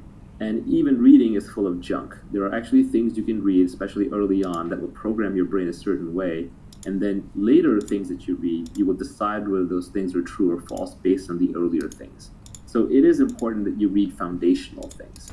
And foundational things, I would say, are the original books in a given field that are very scientific in their nature. So for example, instead of reading a business book, pick up Adam Smith's The Wealth of Nations. Instead of reading a book on biology or evolution that's written today, I would pick up Darwin's Origin of the Species.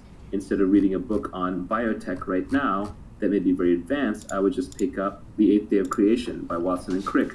Instead of reading advanced books on what cosmology and what Neil deGrasse Tyson and Stephen Hawking have been saying, you can pick up Richard Feynman's 6 Easy Pieces that start with basic physics. If you understand the basics, especially in mathematics and physics and sciences, then you will not be afraid of any book. All of us have that memory of when we're sitting in class and we're learning mathematics, and it was all logical and all made sense until at one point the class moved too fast and we fell behind. And then after that, we were left memorizing equations, memorizing concepts without being able to derive them from first principles. And at that moment, we were lost Because unless you're a professional mathematician, you're not going to remember those things. All you're going to remember are the techniques, the foundations. So you have to make sure that you're building on a steel frame of understanding, because you're putting together a foundation for skyscrapers. And you're not just memorizing things, because if you're just memorizing things, you're lost. So the foundations are also... Okay, let's get start. Let's start.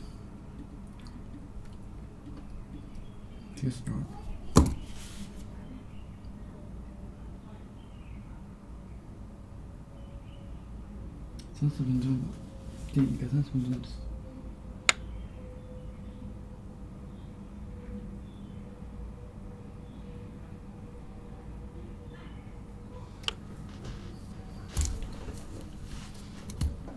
Indecent, morally indecent, morally offensive, decent, morally decent, especially sexual ways, especially indecent photograph, okay, morally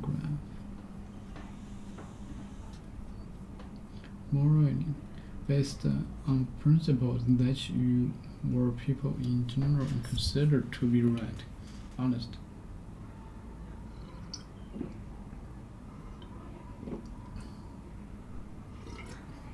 In general consider to be right, honest.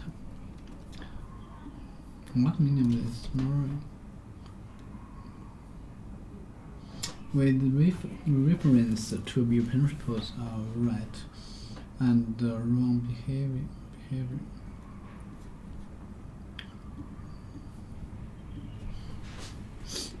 Moral. Right. Consider.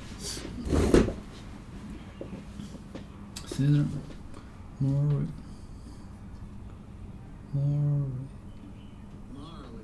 Morally.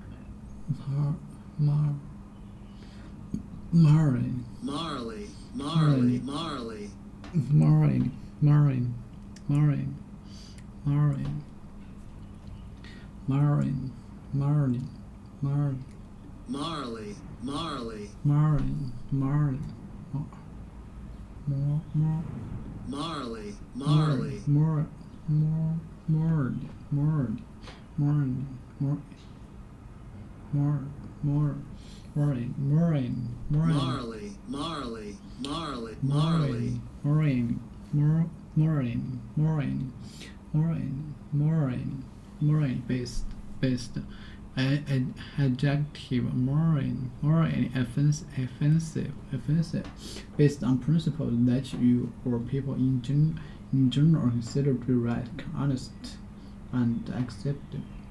Morally, you're right. You're right. Morally, you're right. Morally, you're right. But in practice, I don't think it would work. But in practice, I don't think it would. But in practice, I don't think it would. I don't think it would work. All right. Based on principles that you and the people and that you or people in general, moral,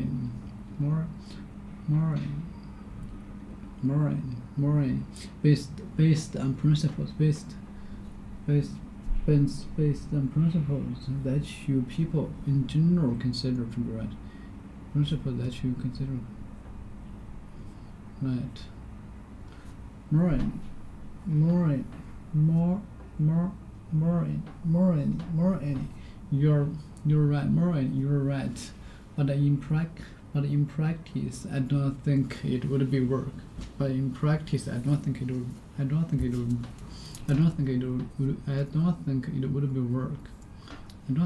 be work. for a teacher to hit children, it's just morally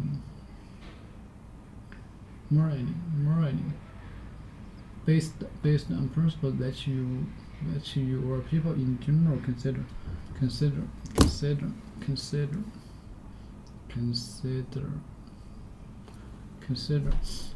based on principle that you or people in general consider to be right, honest, more acceptable.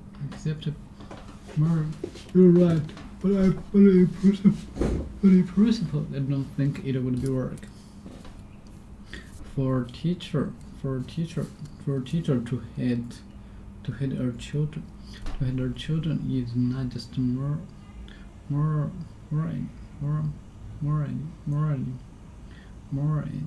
Okay, morally. What meaning of this? Morally. Yeah, like morally. She thinks she's morally superior to the rest of us.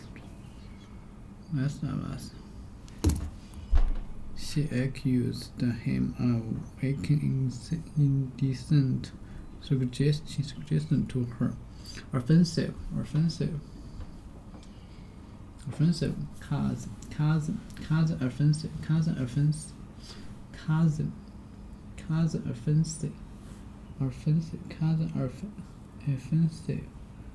Cousin offensive. Upsetting. This program contains language that some viewers might find offensive. I thought some really offensive sexist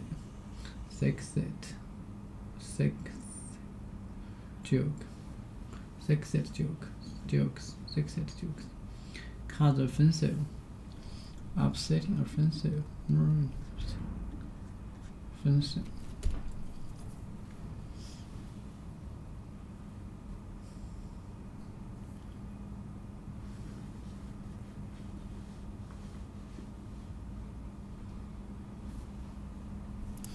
Offensive often.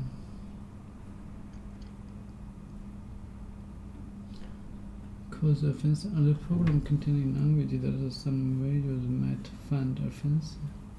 Upsetting. What do you know this? Cause offense. Crime. In an alleging act. A crime. A serious offense.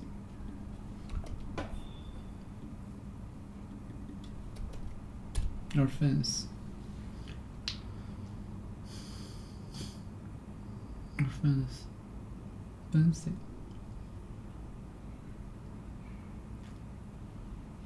Offense and offensive.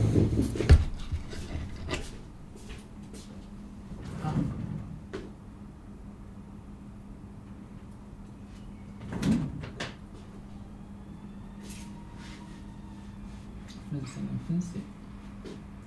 Yeah, it's right.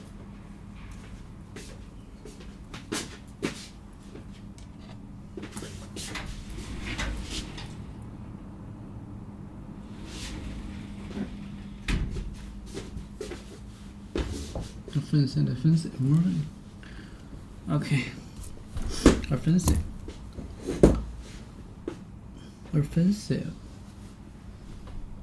Offense. Upsetting.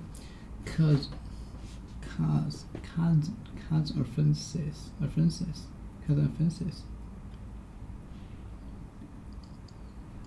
Crime. Offense.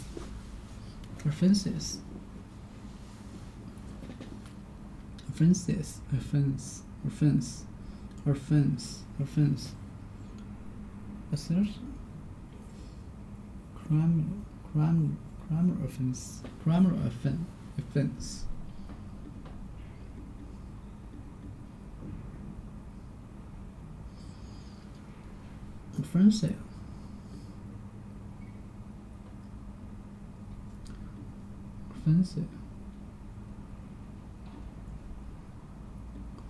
Offensive. offensive, offensive, offensive, cause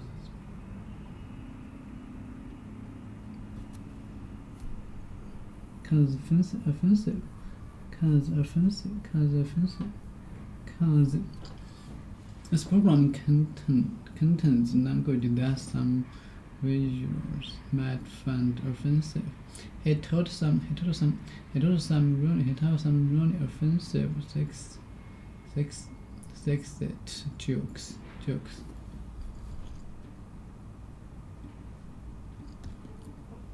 More based on principles that you or people in general consider to be right, honest, or accept. Alright, you're right, but in practice, I don't think it would work. I don't think it would work. Photograph a picture produce the user a camera.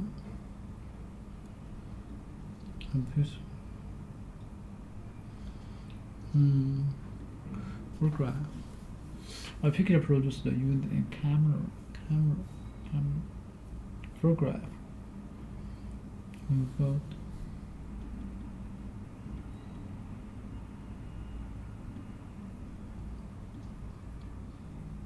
imbalance. Photograph. She accused.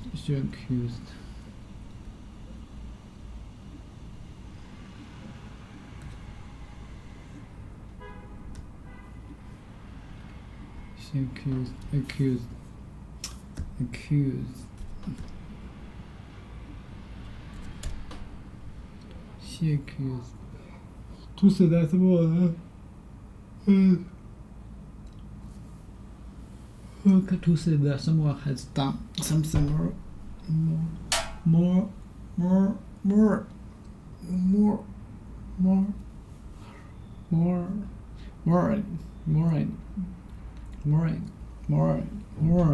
to say that someone has done something more wrong, illegal,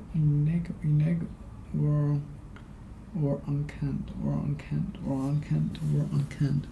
illegal or unkind. She has him making an suggestion.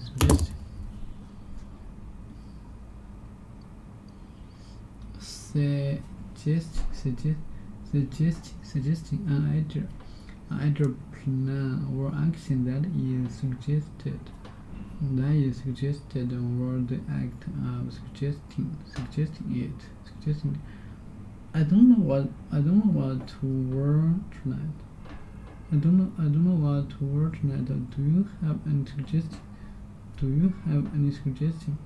She made some very helpful suggestion. An idea,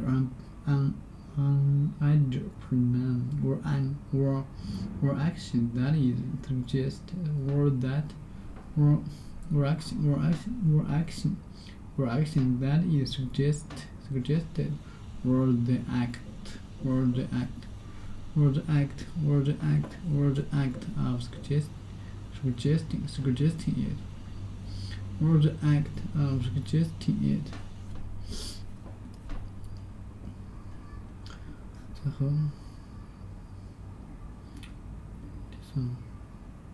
What's the deed?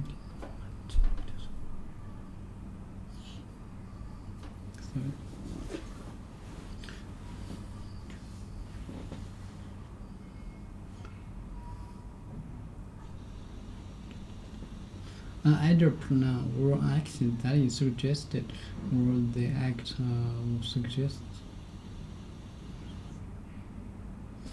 Or the act of suggesting it. I don't know what to word tonight. Do you have a suggestion? An idea? Suggestion.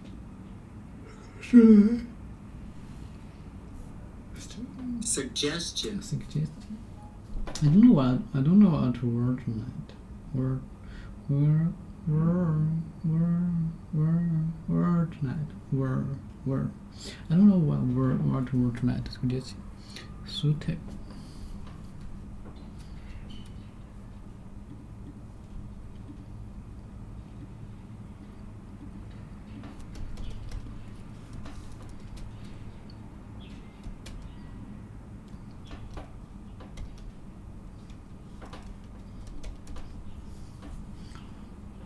Acceptable or right for someone or something.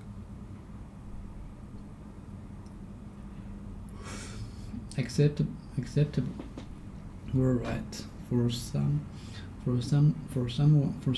or something. Acceptable or right. Acceptable or right for someone or something. This film is not suitable. Acceptable or right. Acceptable. This film is not suitable. Okay, now football were correct for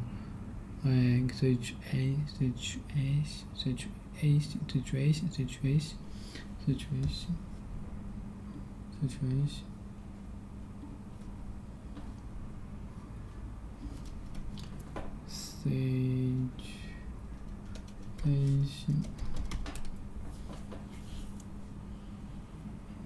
They set up things that are happening under the conditions that exist at a particular situation. At a particular.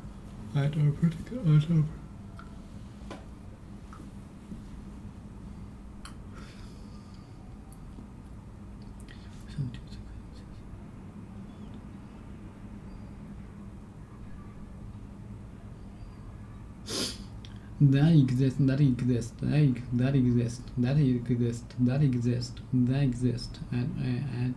at a particular time and place.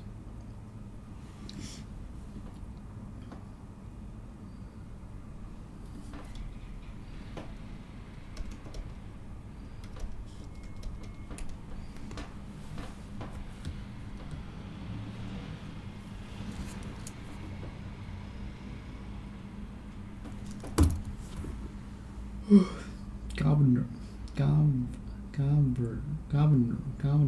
A person in charge of a particular unit.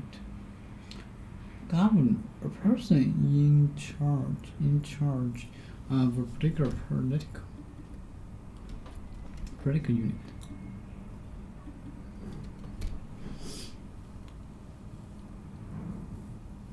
Governor.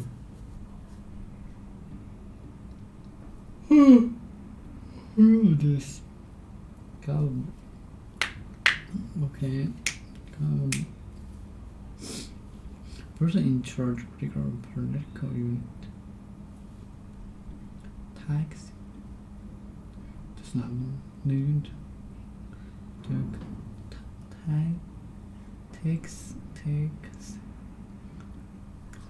Taxi. Charge money. Cause for all bad. Cause for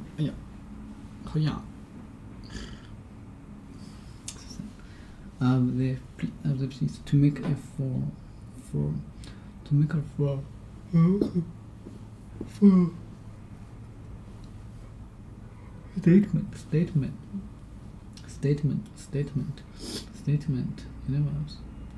statement saying that someone is accused of a crime. Cause from counsel move forward. The board is wrong on the chart.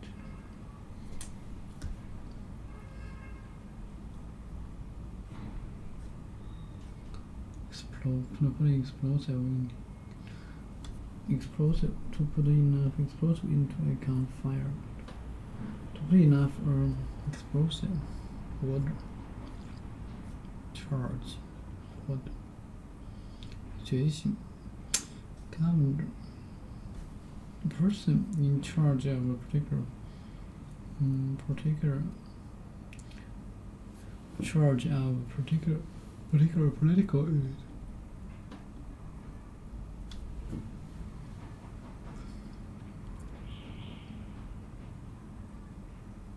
Charge. Person in charge. Money charge accused from move forward. Order. Supply arrangement. Money. Form accused. A former police statement saying that the accused will be appear in contest to face control. Governor. The governor who takes Texas.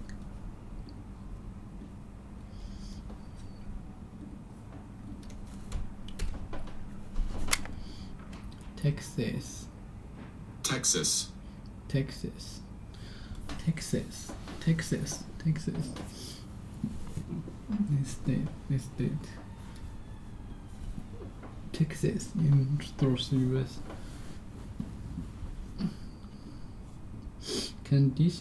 A condition worldwide of being that exists.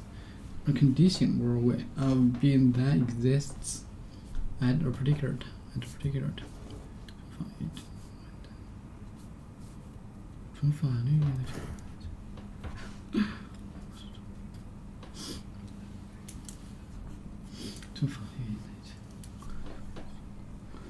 A condition worldwide of being that exists at a particular time.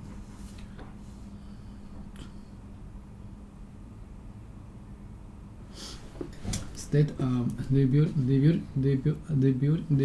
was in a state of disrepair.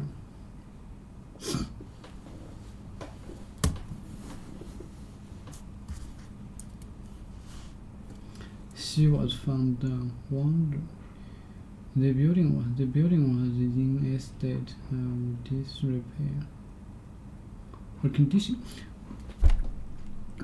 were of being that exists at a particular time. The building was in a state. A condition or of being that exists.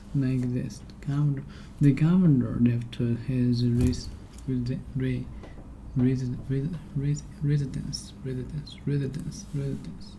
residence. Texas.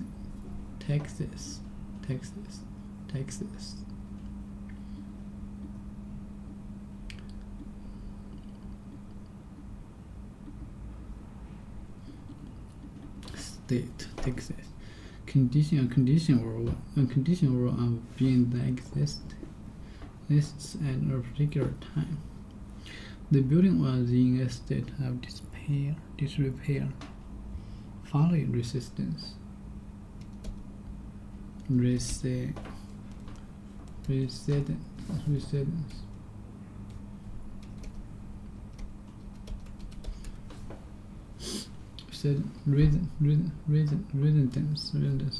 a home, a governor of a home,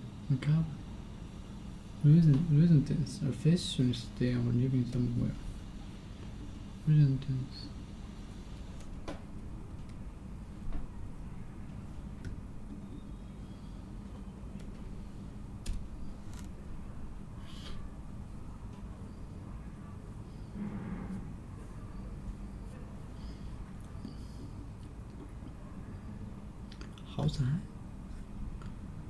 What's the residence?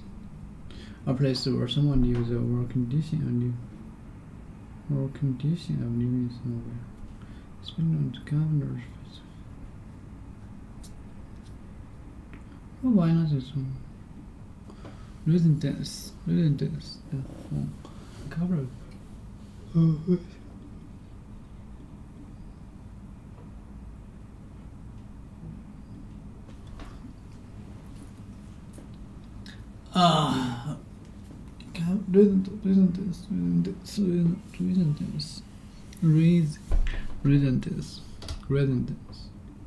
residence with almost indecent. More defensive, especially in section. Governors know his note with almost indecent. High haste is the fun his haste. More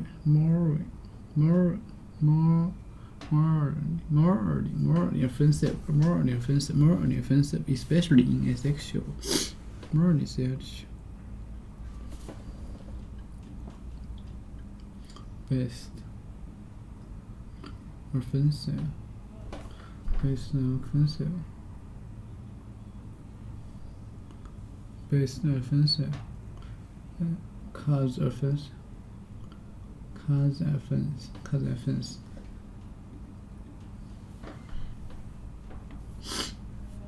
Especially indecent. She accused him of making sense suggested to her. Makes sense. She accused him of making things suggested to her. Make these sense. Accuse. Have something. Accuse. That has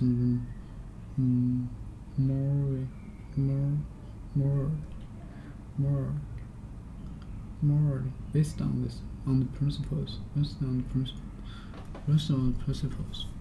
She accused him of making some suggestion to her. She makes some suggestion to her. She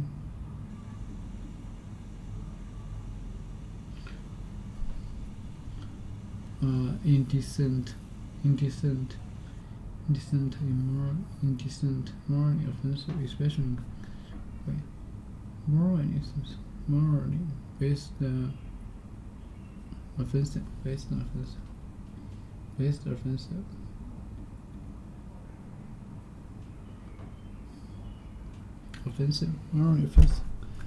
Morally offensive, especially in sexual way. Indecent proposal.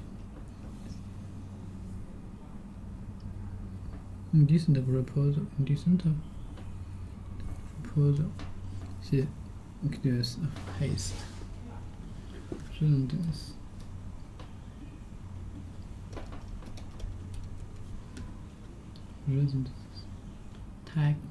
Texas.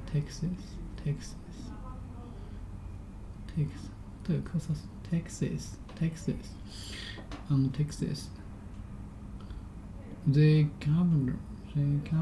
governor of Texas has haste resignation.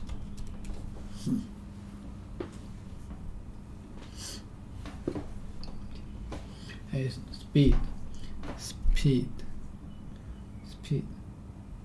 In haste, unfortunately, the report was prepared in haste and contained several inaccuracies.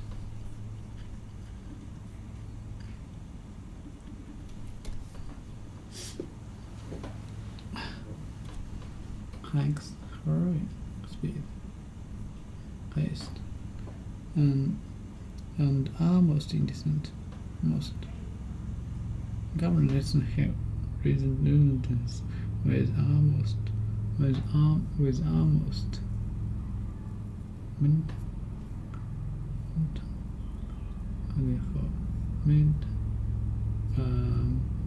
big part with almost indecent haste.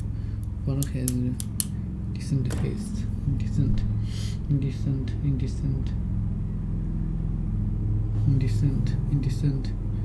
haste. Speed, too much speed. Unfortunately, the report was prepared indecent and contained several incorrect haste.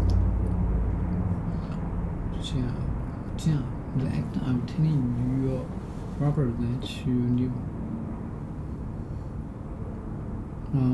Almost. Left his mouth with almost indecent haste. Almost indecent.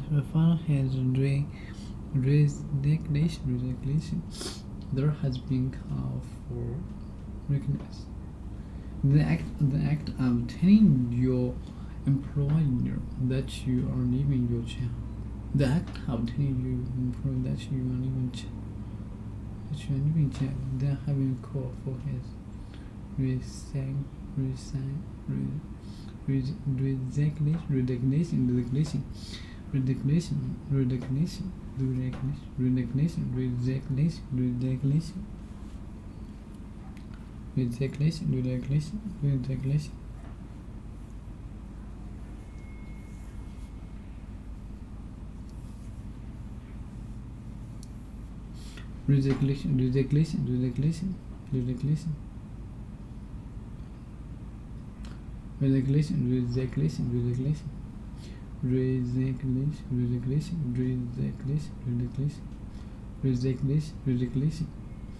Yes, the act of telling your employer that you are leaving your job.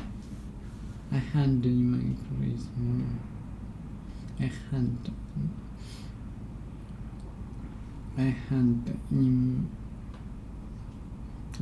in my resignation. What's the meaning of this? Yeah, the act of telling your employer that you are leaving your job. Following his resignation. Following that resignation.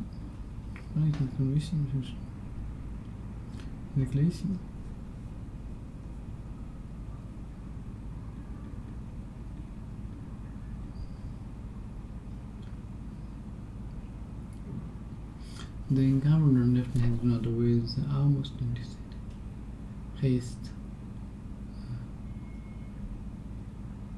And almost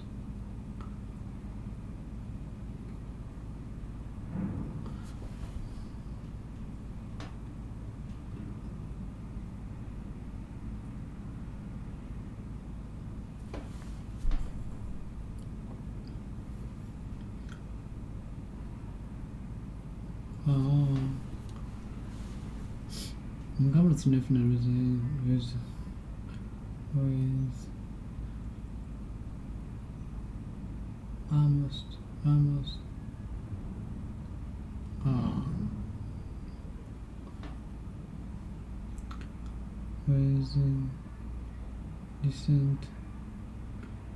almost decent haste. Okay, so then almost in with almost indecent haste. Decent for his weakness.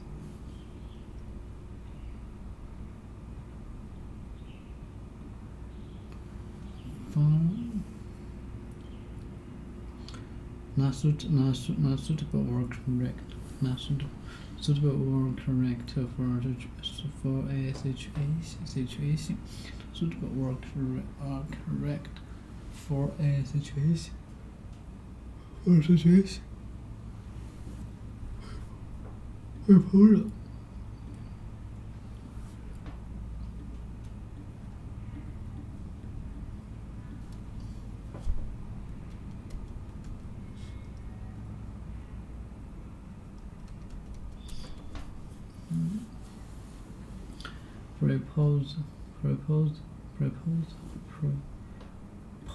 Proposal. Proposal. A suggestion, something. Suggestion sometimes, or suggestion sometimes a right one. Suggestion. Telling your employer you are leaving a job. You're leaving a job.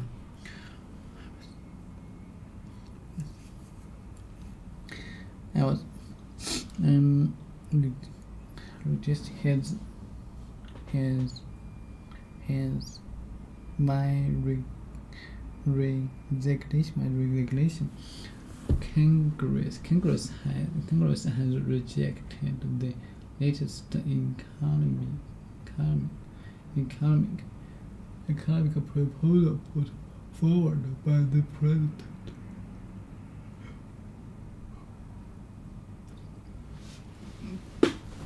There has been an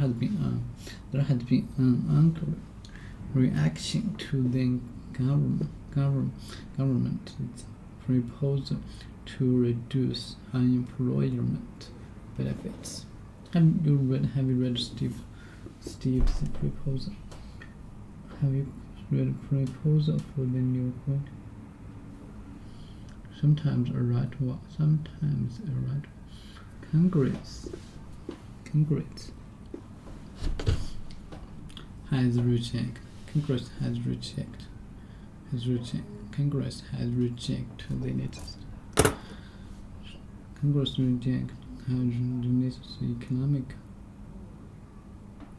put forward by the president. Has reject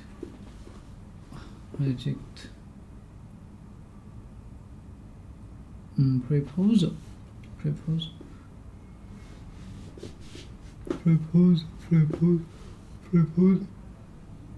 Okay. Forward. Congress.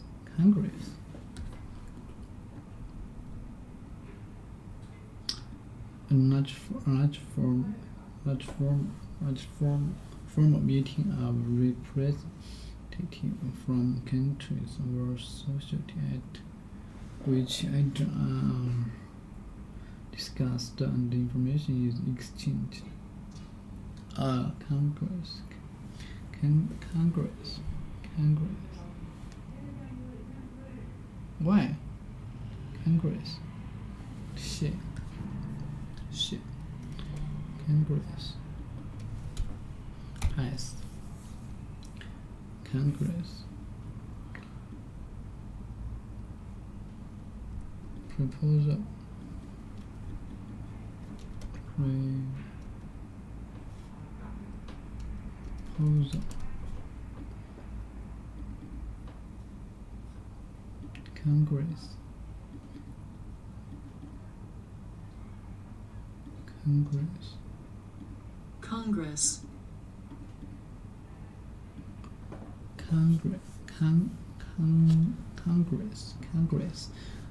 Congress.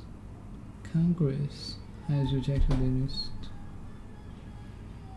put forward by President.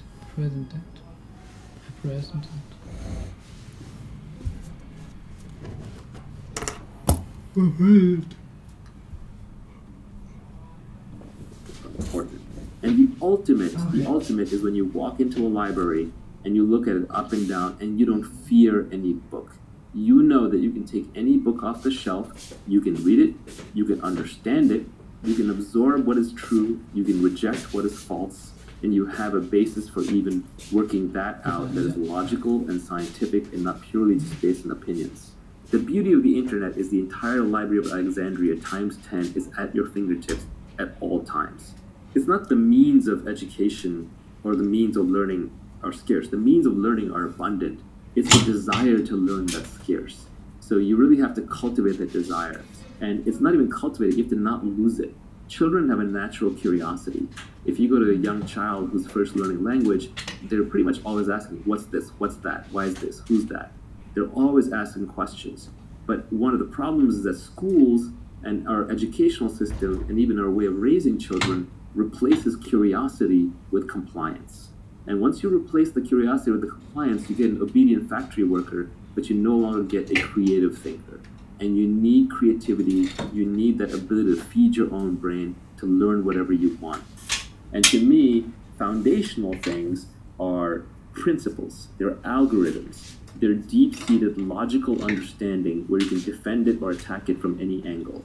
And that's why microeconomics is important. Because macroeconomics, a lot of memorization, a lot of macro bullshit. As Nassim Taleb says, it is easier to macro bullshit than it is to micro bullshit. Because macroeconomics is voodoo complex science meets politics. You can't find two macroeconomists to agree on anything these days, and different macroeconomists get used by different politicians to peddle their different pet theories. There are even macroeconomists out there now peddling something called modern monetary theory, which says, hey, except for this pesky thing called inflation, we can just print all the money that we want. Yes, except for this pesky thing called inflation. That's like saying, instead of limited energy, we can fire rockets off into space all day long. It's just nonsense, but the fact that there are people who have macroeconomists in their title and are peddling modern monetary theory just tells you that macroeconomics as a so-called science has been corrupted. It's a branch of politics. So you really want to focus on the foundations. The ultimate foundation are mathematics and logic. If you understand logic and mathematics, then you have the basis for understanding the scientific method. Once you understand the scientific method, then you can understand how to separate truth from falsehood in other fields and other things that you're reading. So be very careful about reading other people's opinions. And even be careful about reading facts, because so-called facts are often just opinions, but with a veneer around them. What you really are looking for is algorithms. What you're really looking for is understanding. It's better to go through a book really slowly and struggle and stumble and rewind than it is to fly through it quickly and say, well, now I've read 20 books, I've read 30 books, I've read 50 books in the field. It's like Bruce Lee said, I don't fear the man who knows 1,000 kicks and 1,000 punches. I fear the man who's practiced one punch 10,000 times or one kick 10,000 times. It's the understanding that comes through repetition and through usage and through logic and foundations that really makes you a smart thinker. To lay a foundation for learning for the rest of your life, I think you need two things if I was going to try and sum it up. One, practical persuasion, and two, you need to go deep in some technical category, whether it's abstract math or you want to read Donald Knuth's books on algorithms or you want to read Feynman's lectures on physics. If you have practical persuasion and a deep understanding of some complex topic, I think you'll have a great foundation for learning for the rest of your life. Yeah, if I could expand that a little bit, I would say that the 5 most important skills are, of course, reading, writing, arithmetic, and then as you are adding in persuasion, which is talking, and then finally I would add computer programming, just because it's an applied form of arithmetic that just gets you so much leverage for free in any domain that you operate in. If you're good with computers, if you're good at basic mathematics, if you're good at writing, if you're good at speaking, and if you like reading, you're set for life. So in that sense, business to me is bottom of the barrel. There's no actual skill called business. It's too generic of a thing. It's like a skill called relating, like relating to humans. That's not a skill. It's too broad. So a lot of what goes on in business schools, and there's some very intelligent stuff taught in business schools. I don't mean to detract from it completely, but some of the stuff that's taught in business school is essentially just anecdotes. They call it case studies, but it's just anecdotes. And they're trying to help you pattern match by throwing lots of data points at you, but the reality is you'll never understand them fully until you're actually in that position yourself. Even then, you will find that basic concepts from game theory and psychology and ethics and mathematics and computers and logic will serve you much, much better. So I would focus on the foundations. I would focus with a science bent. I would develop a love for reading, including by reading so-called junk food that you're not supposed to read. You don't have to read the classics. That is the foundation for your self-education. What did you mean when you said that doing is faster than watching? When it comes to your learning curve, if you want to optimize your learning curve, one of the reasons why I don't love podcasts, even though I'm a generator of podcasts, is that I like to consume my information very quickly. And now I'm a good reader, a fast reader, and I can read very fast, but I can only listen at a certain speed. I know people listen to 2x, 3x, but everyone sounds like a chipmunk. And it's hard to go back, it's hard to highlight, it's hard to pinpoint snippets and save them in your notebook and so on. Similarly, a lot of people think they can become really skilled at something by watching others do it, or even by reading about others doing it. And going back to business school case studies, that's a classic example. They study other people's businesses, but in reality, you're going to learn a lot more about running a business by operating your own lemonade stand or equivalent, or even opening a little retail store down the street. That is how you're going to learn on the job, because a lot of the subtleties don't express themselves until you're actually running the business. For example, everyone's now into mental models these days, right? You go to Farnham Street, you go to Poor Charlie's Almanac, and you can learn all the different mental models. But which ones matter more? Which ones do you apply more often? which ones matter in which circumstances. That's actually the hard part. For example, my personal learning has been that the principal agent problem drives so much in this world. It's an incentives problem. I've learned that tit for tat, iterated prisoner's dilemma, is the piece of game theory that is worth knowing the most. You can literally almost put down the game theory book after that. By the way, the best way to learn game theory is to play lots of games. I never even read game theory books. I consider myself extremely good at game theory. I've never opened up a game theory book and found a result in there where I was like, oh yeah, that's common sense to me. Because the reason is I just grew up playing all kinds of games and I ran into all kinds of corner cases with all kinds of friends. And so it's just second nature to me. So you can always learn better by doing on the job. But the doing is a subtle thing. That word doing encapsulates a lot. So for example, let's say I want to learn how to run a business. Well, if I start a business where I go in every day and I'm doing the same thing, let's say I'm running the retail store down the street where I'm stocking the shelves with food and liquor every single day, I'm not going to learn that much because I'm repeating things a lot. So I'm putting in thousands of hours, but there are thousands of hours doing the same thing. Whereas if I was putting in thousands of iterations, that would be different. So the learning curve is across iterations. So if I was trying new marketing experiments in the store all the time, I was constantly changing out the inventory. I was constantly changing out the branding and the messaging. I was constantly changing the sign. I was constantly changing the online channels that I would use to drive foot traffic in. I was experimenting with being open at different hours. If I even had the ability to walk around and talk to other store owners and get in their books and figure out how they're running their business, it's the number of iterations that drives the learning curve. So the more iterations you can have, the more shots on goal you can have, the faster you're going to learn. It's not just about the hours put in. It's actually a combination of the two, but I think just the way we're built and the way that the world presents itself, the world offers us very easily the opportunity to do the same thing over and over and over again. But really, we'd be better served if we went off and found ways to do new things from scratch. And doing something new the first time is painful because you're wandering into uncertain territory and high odds are that you will fail. So you just have to get very, very comfortable with frequent small failures.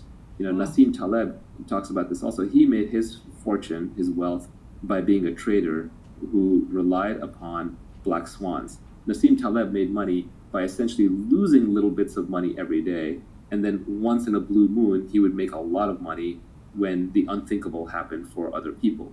Whereas most people want to make little bits of money every day, and in exchange, they'll tolerate lots of blow-up risk. They'll tolerate going completely bankrupt. We're not evolved to bleed a little bit every day. If you're out in the natural environment and you get a cut and you're literally bleeding a little bit every day, you will eventually die. You have to stop that cut. We're evolved for small victories all the time, but that becomes very expensive. That's where the crowd is. That's where the herd is. So if you're willing to bleed a little bit every day, but in exchange you'll win big later, you'll do better. That is, by the way, entrepreneurship. Entrepreneurs bleed every day. They're not making money. They're losing money. They're constantly stressed out. All the responsibility is upon them, but when they win big. On average, they'll make more. So why don't we jump into accountability, which I thought was pretty interesting, and I think you have your own unique take on it. So the first tweet on accountability was, embrace accountability and take business risks under your own name. Society will reward you with responsibility, equity, and leverage. Yeah, so to get rich, you're going to need leverage. And leverage comes in labor, it comes in capital, or it can come through code or media. But most of these, like labor and capital, people have to give to you. For labor, somebody has to follow you. For capital, somebody has to give you money or assets to manage or machines. So to get these things, you have to build up credibility, and you have to do those under your own name as much as possible, which is risky. So accountability is a double-edged thing. It allows you to take credit when things go well and to bear the brunt of the failure when things go badly. So in that sense, people who are stamping their names on things aren't foolish, they're just confident.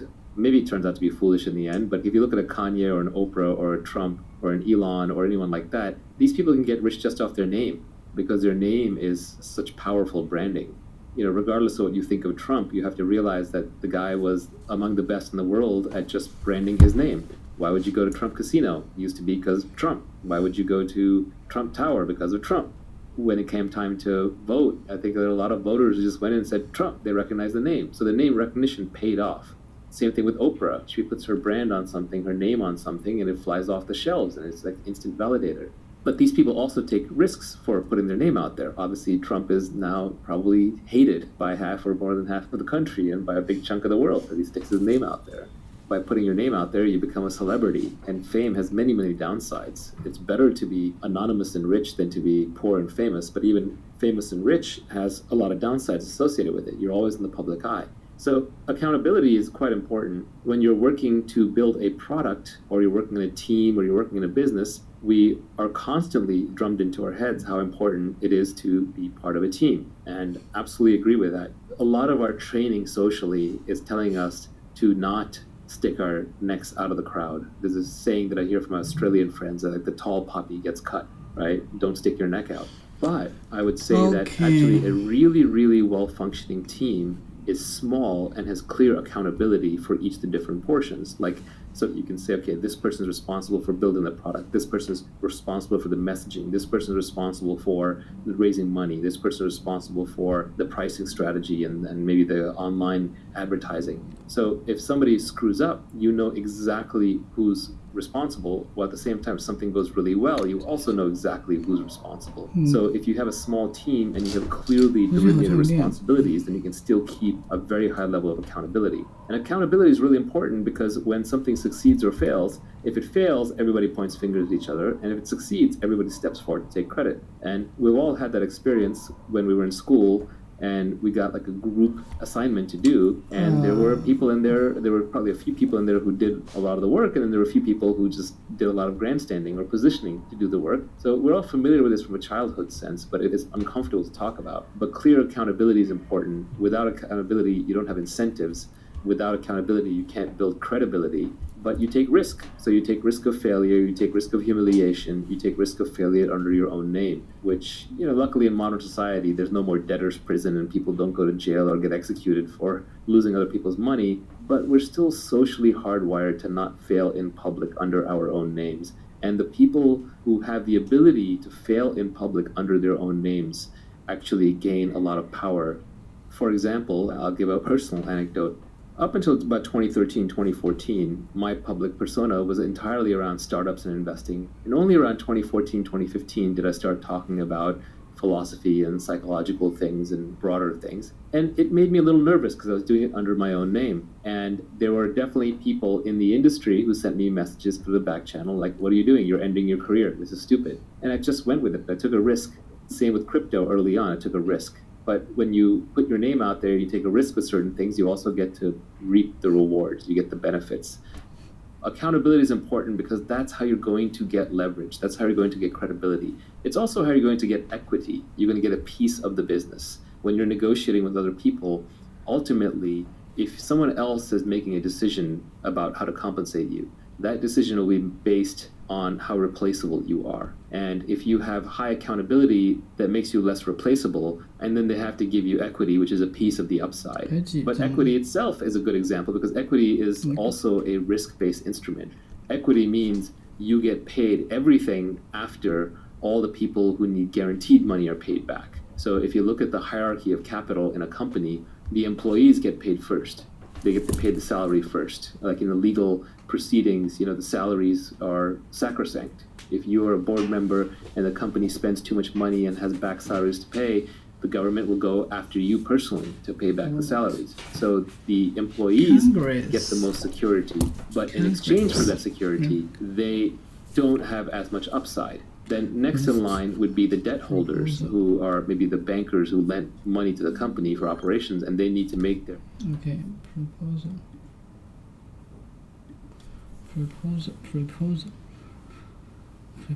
Okay, economy proposal part forward. Okay. By the president. Okay, and reject the latest economic proposal and put forward.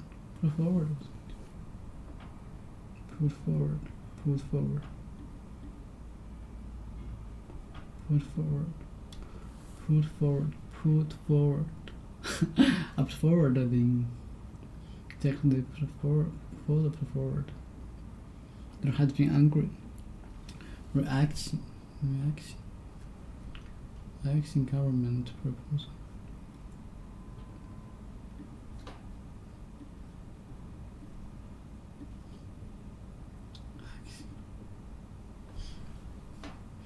behavior. A feeling or an action that is a direct result of something else, some concrete reaction, behavior. A feeling or an action that is direct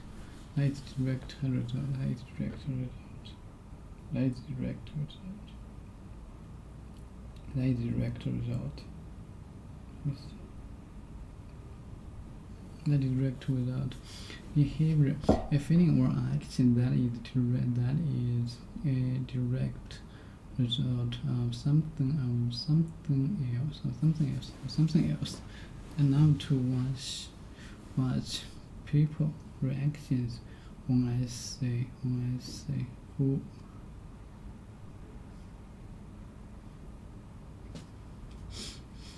I love to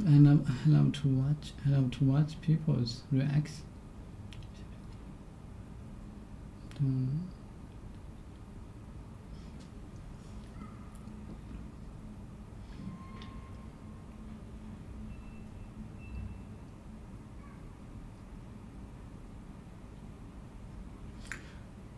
I love to watch people's reaction when I say who I am.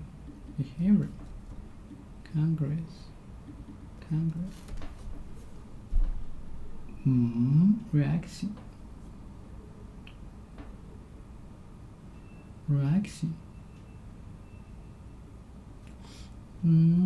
We combine. What is reaction? Reaction.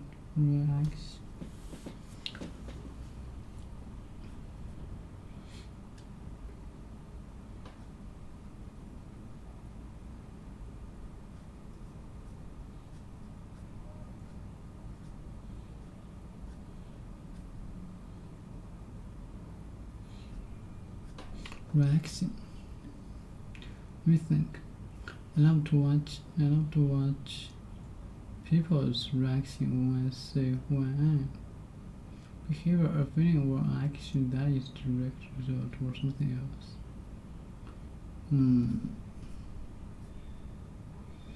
Unpleasant effect. In science, no change. Behavior, a feeling of behavior, a feeling or action that is a direct result of something else. I love to watch. Okay, there has been angry reaction to the government. Angry reaction to the government's proposal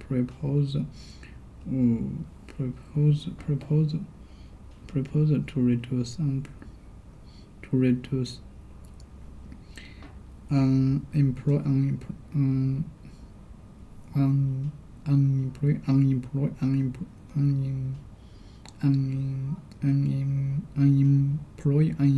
unemployer benefits. Reaction behavior. Reaction.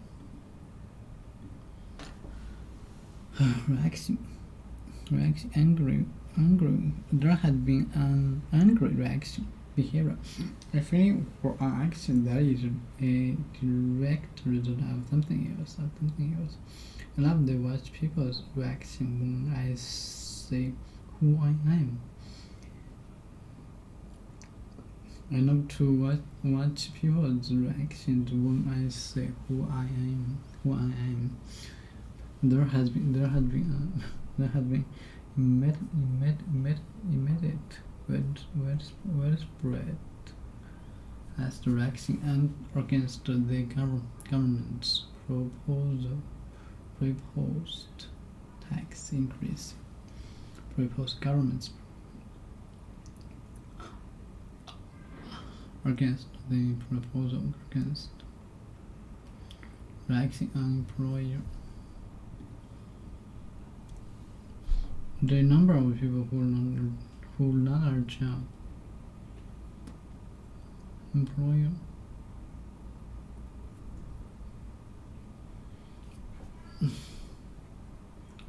benefits.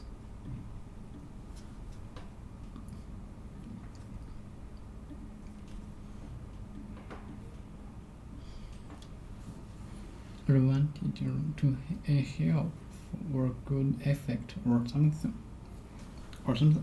intended to help, or helpful or good effect or something intended to help. Advantage, helpful or good effect or something intended to help. What mean this? Many benefits to them. They discover oil brought many benefits to the benefits. Advantage, a helpful or good effect or something intended to help. They discover oil brought many benefits to the tower.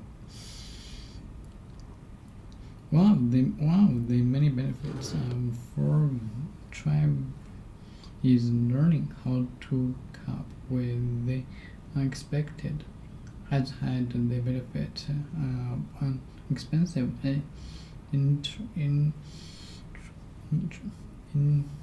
education, and yet he continues to work as a waiter.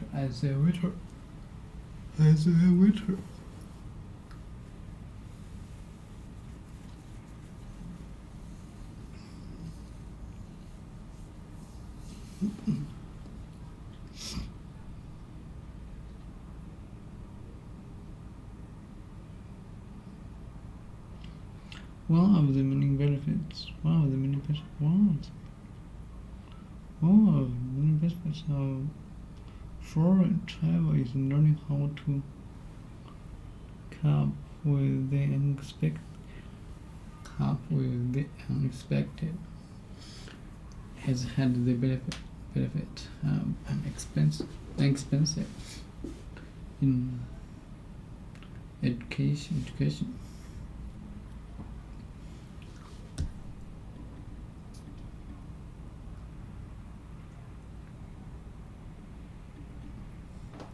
Benefits.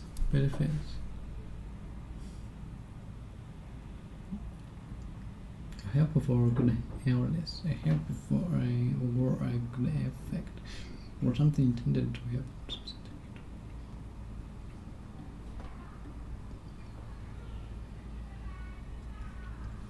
Piece cake.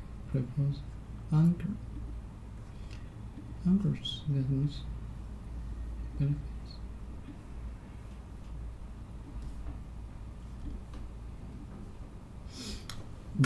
The activity of prevent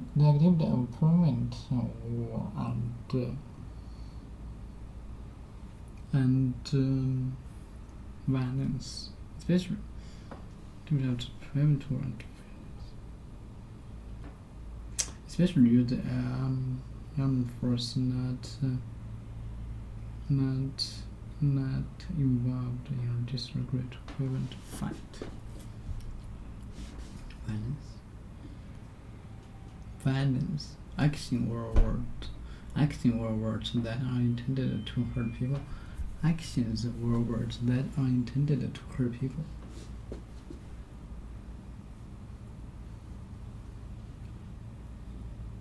Intended. Actions or words that are intended to hurt people. The person that you are going to marry intend to have a plan or propose.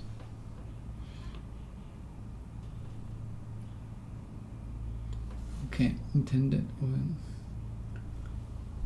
or actions or words that are intended to hurt people. Intended to censor attacks. Violence, action or words that are intended have a plan or purpose. To have as a plan or purpose. To have a purpose, action. Relaxing. The activity of preventing war and violence, especially use armed forces involve violence. Action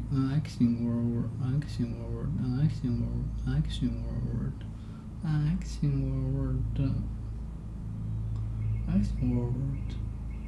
Especially use armed forces not involved in a disagreement to prevent fighting. A peacekeeping force.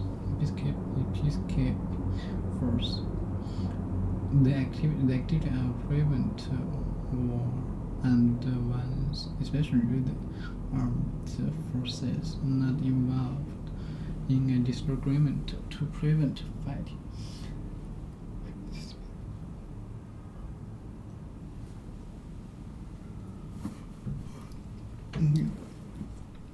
That's my wife. Okay. She's married. The activity of prevent. The activity of preventing war and violence, especially use armed forces not involved in a disagreement to prevent fighting.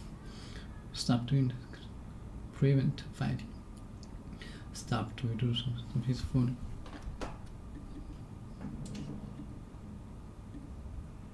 Peacekeeping.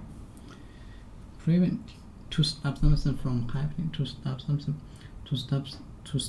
from happening, or someone for doing something, or stop something from happening. Stop someone from doing something. Stop someone from doing something. To stop something from happening. To stop something from happening, or someone from doing something, or someone from doing something. To stop something from happening, or someone from doing something. To stop something from happening, or to stop something from happening, or someone from doing something, or someone from doing something. Name your suitcases to prevent confessing. His disability prevents him driving. Okay.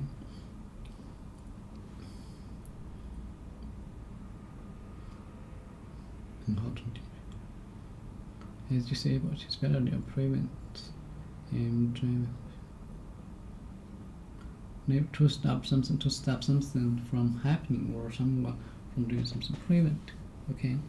Action. Peace, anger. Violence, peaceful.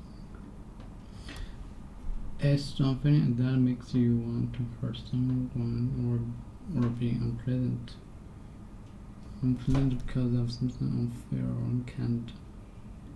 unkind that are happening. Anger.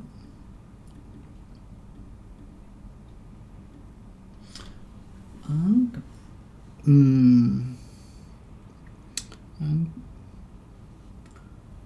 Anger. What's the meaning of this? Like a piece of a force. I know. Sorry. And another force. Physical, especially violent, strength, violent, especially violent, strength, or power. Cold hurt. Okay, violent. Use force or hurt or attack. Cause hurt. Use force or force. Physically, especially violent. Strength. More power. Strength, more power. Force. the ability to do something that you need a physical or mental effect. Reason.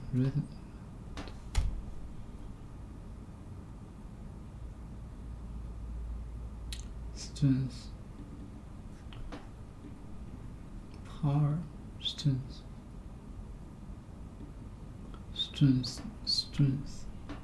The ability to do something. The ability to do things that need a not of physical or mental effort. The ability to do things that need a not of physical or mental effort.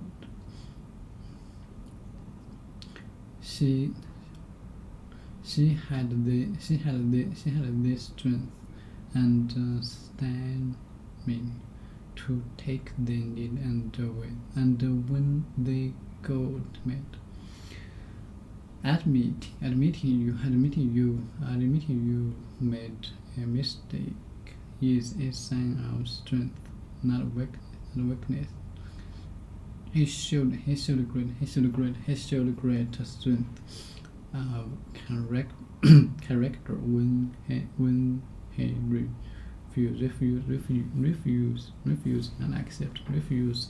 refused to accept the purpose. Stress, anger, force, physical, force, violence.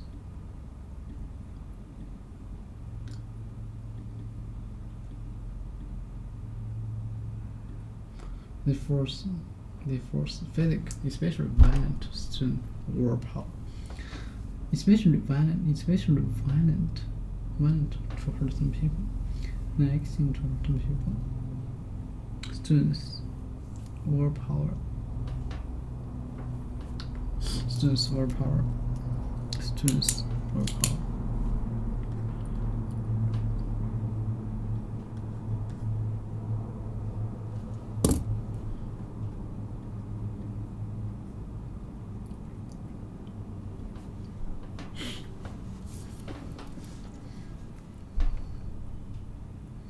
Have you read Steve's proposal for new project? Have you read Steve's proposal for the new project? Benefits. A helpful or good a helpful or good effect or something intended.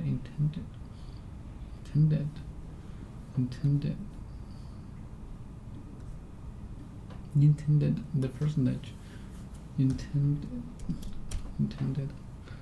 to have as a plan or purpose, or have a purpose, or something that purpose, or something intended to help, or something.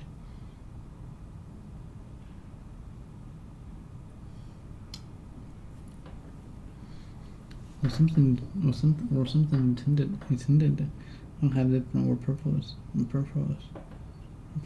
peaceful force, marriage, offer, marriage,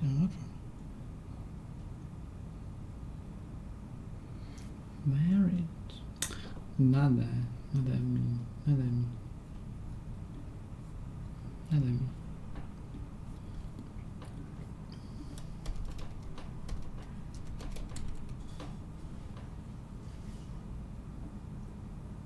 And then two people are allegedly accepted a relationship. Okay, let me say. Allegedly accepted a relationship between two people in which they live together, or the official allegedly accepted relationship between two people in which they live together, or the official marriage. Two people. Combination of two or more things. Humility is marriage. Humility is marriage. have rules and power. Marriage combination. Never a combination. Okay. Proposal. An offer of marriage. Propose an offer.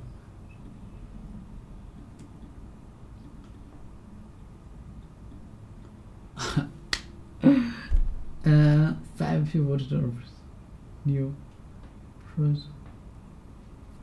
The members agree that the check. The members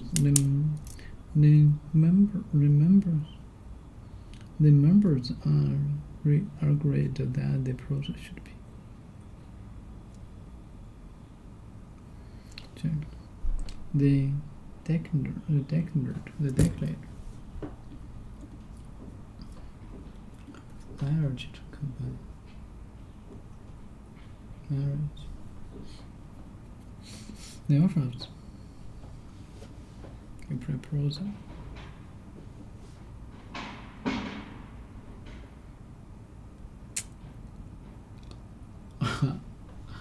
Not that.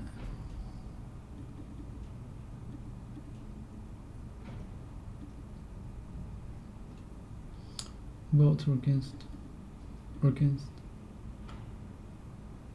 I accept. Ha ha ha ha. Declared.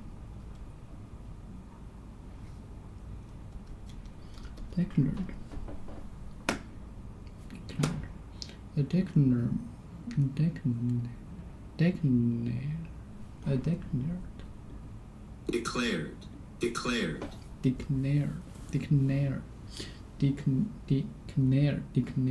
A declared fact is one that someone has public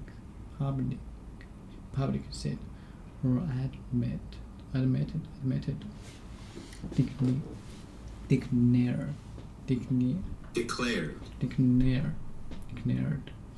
or declared fact.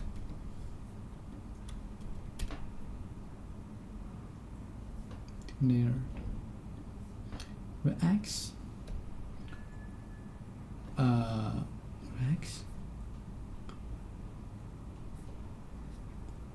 Rex affect or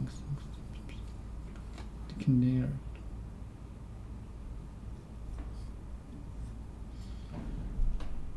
Are to announce something. The declared fact is the one that someone has publicly said or admitted.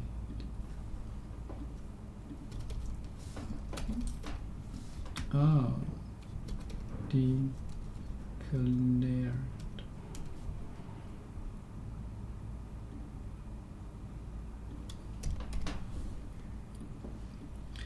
Declare. Express. To announce something clearly, firmly, publicly, or officially. To announce something clearly, defined, firmly, publicly. Something firm, clear, firm, public, firm, in a way that will not become loose, not loose,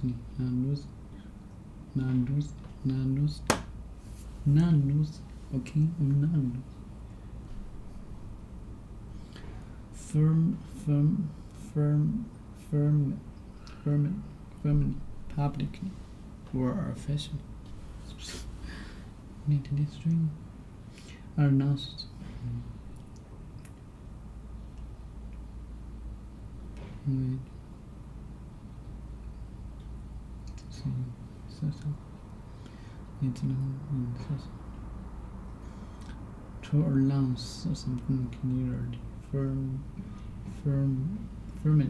publicly.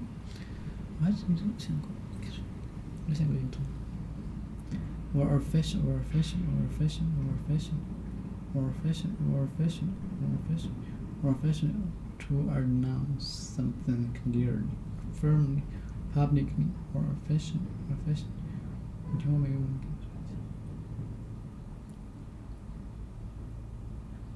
They declared their support for the proposal. Declared their proposal. Announce something. Declared. They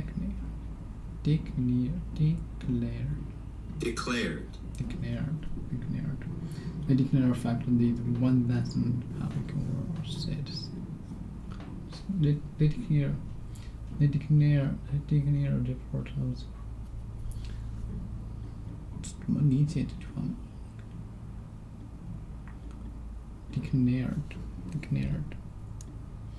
Declare express. Correct.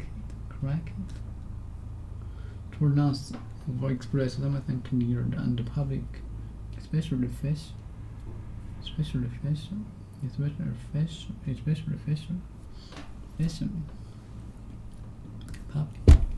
Public, formally, in a way agreed to official, relating to a responsibility, official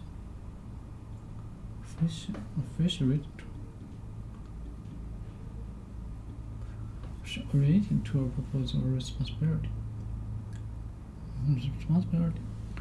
Official.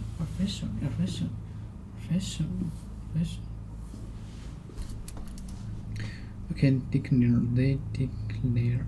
declared their proposal for the proposal. I'll send you facts.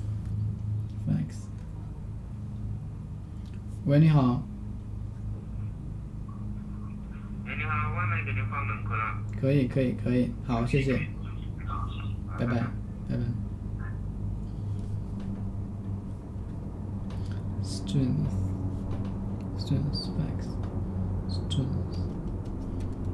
facts, power, facts, declare.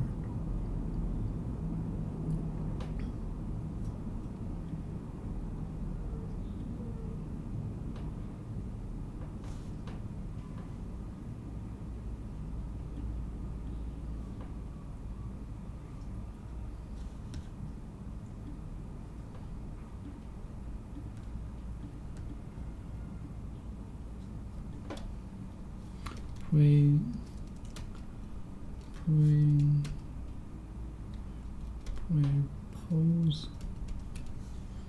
今天好早。Proposal.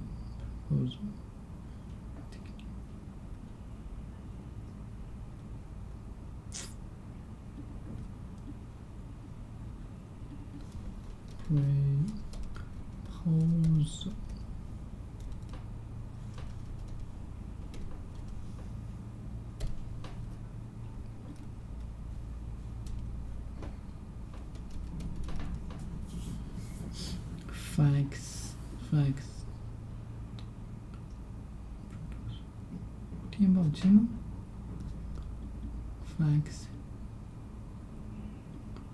Facts.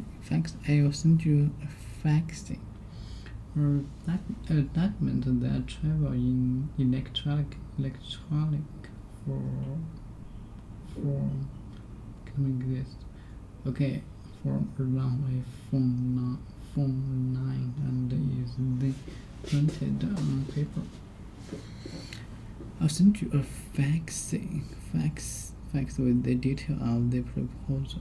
Management refused to back out. Okay, management has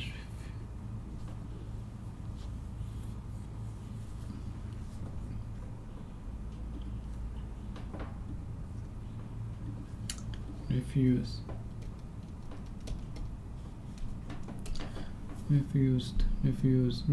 to say that you will not do or accept something.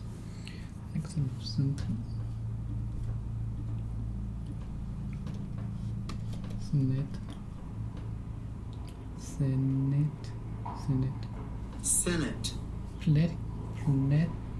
Politicus. One of the two groups,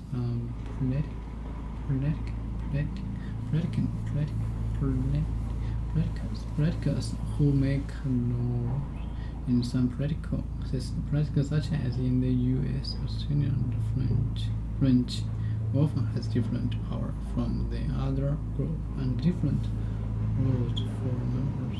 For example, being elected for longer period. One of these politicals.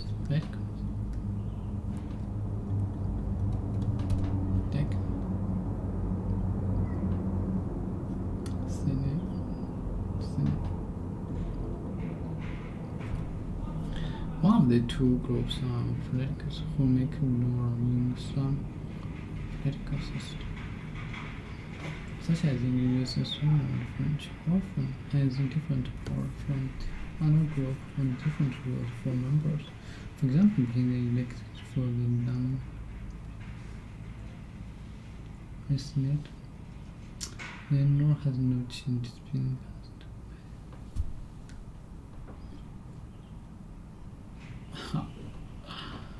Yuan is political. Senate, Congress, President, Senate, the Senate rejected the proposal for the raise. So raise, Senate proposal, raise, move up, to move upward, raise. Facts, raise. Rules, move upward. Stand this visual to get out of it. My grandma raises 5 every month. Grandfather raises 5 for money to do it.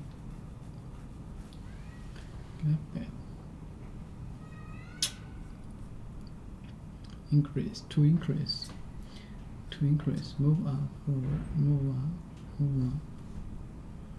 up. Raise, to move upward. Okay, for Brazils. The Senate, the President, Senate.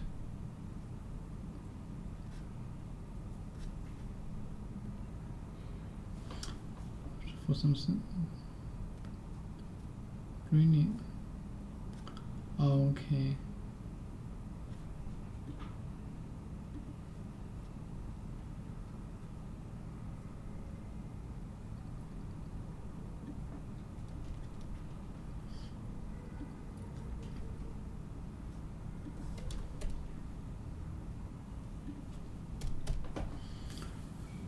Brazil, yes, okay.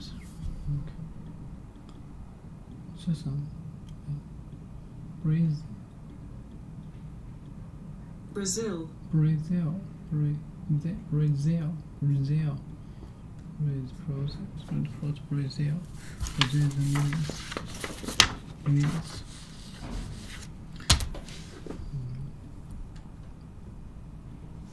Fixed coupon every month or every year, but they don't get much more upside beyond that. Now, they might be making 5, 10, 15, 20, 25% a year, but that's where their upside is limited to. And then finally are the equity holders, and these people are actually going to get most of the upside. So once the debt holders are paid off and the salaries are paid off, whatever remains goes to them. But if there isn't enough money to pay off the salaries and the debt holders, or if there's just enough to pay off the salary and the debt holders, which is what happens with most businesses most of the times, the equity holders get nothing. So the equity holders take on greater risk, but then they take on, in exchange, they get nearly unlimited upside. And you can do the same with all of your work. So essentially taking accountability for your actions is the same as taking an equity position in all of your work. You're essentially taking greater downside risk and greater upside risk. But realize that in modern society, the downside risk is not that large. Even personal bankruptcy can wipe the debts clean in good ecosystems. I'm most familiar with Silicon Valley, but generally people will forgive failures as long as you were honest and made a high integrity effort. So there's not really that much to fear in terms of failure. And so people should be taking on a lot more accountability than they actually are. Is accountability actually fragile, or do you really just mean that we're hardwired not to fail in public, so it just feels like it's a fragile thing? I think it could actually be fragile. Like example of accountability is you're an airplane pilot. As a captain, you're taking on accountability for the entire plane. Let's say that something goes wrong with the aircraft, you can't later blame it on anyone else. You can't blame it on the steward or the stewardess. You can't blame it on the co-pilot. You're the captain. You're responsible for the ship. And if you screw up, you crash the ship, and there are immediate consequences. In the old days, the captain was expected to go down with the ship. If the ship was sinking, literally the last person who got to get off was the captain. So yeah, I think accountability does come with real risks, but we're talking about in a business context. So the risk here would be that you would probably be the last one to get your capital back out. You'd be the last one to get paid for your time. So, the time that you put in, the capital that you put in into the company, these are what are at risk. Even if a business fails and your name's on it, that's not as bad as if it turns out to be an integrity issue. Like your Bernie Madoff, for example, Madoff Investments. That name is never going to be good again in the investment community. You could be Bernie Madoff's great-great-great-grandson. You are not going to go into the investment business because you ruin the family name. So I think these days, the accountability risk with the name happens more around integrity rather than it does around purely economic failure. The big takeaway for me on accountability is that you will be rewarded directly in proportion with your accountability. I also think this is why people like Taleb rail against CEOs who get rewards without accountability.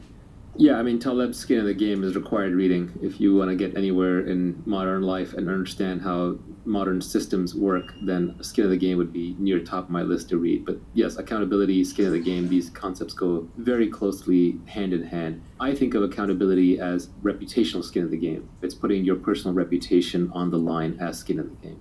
Accountability is a simple concept. The only part of accountability that may be a little counterintuitive is that we're currently socially brainwashed to not take on accountability, not in a visible way. But I think there are ways to take on accountability where every member of a team can take on accountability for their portion. And that is how you get a well-functioning team while still putting credits and losses in the correct columns. So why don't we talk a little bit they associate themselves with, and none of it was acting, and none of it was in this industry. And so I think there's also this other thing where you grow up and you are so lucky to live in a nice home, and you're so lucky to go to private school. And you're so lucky to go to craft service. Yeah, you're so lucky to go to craft service and eat peanut M&Ms or something. Right. That I wanted a job that created some sort of structure to me that I could provide that for myself when I got older. And acting wasn't one of those jobs to me. I just thought that was kind of that's kind of a risk. And I wasn't much of a risk taker. I actually thought I should go into something that was more structured. My mom thought I should go to law school. My dad thought I should do Wall Street. Mom thought I should go to law school. My dad thought I should do Wall Street. So did they both think oh, this isn't going to last?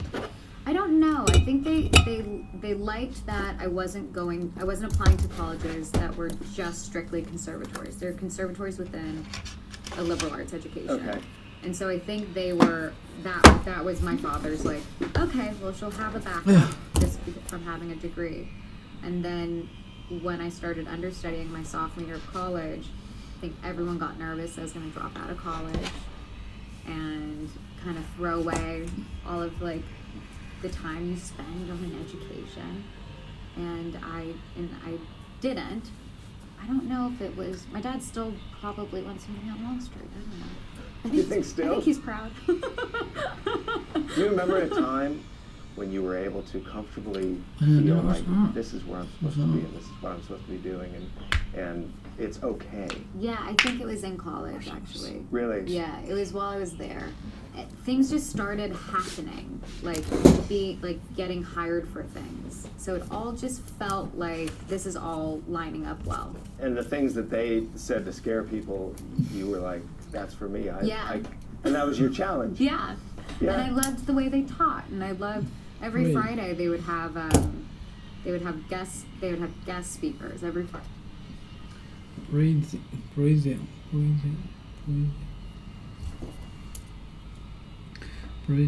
There was uncle. I'll send you a fax with the detail of the process.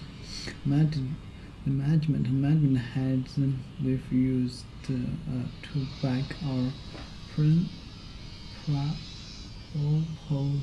proposal. Refused the briefing. Wait.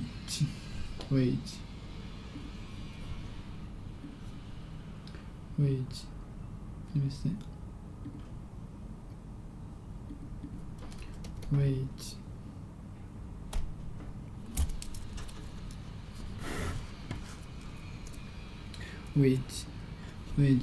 A particular amount of money that is paid usually every week to an employee.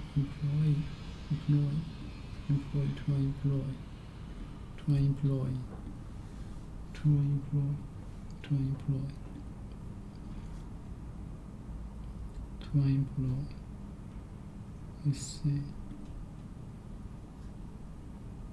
To employ.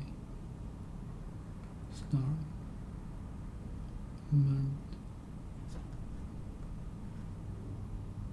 Stage. Allowment. Password.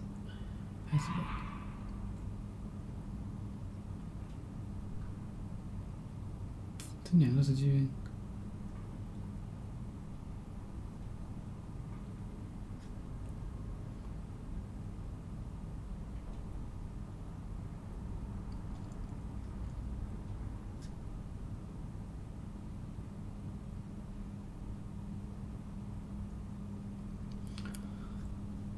我觉得很厉害呀！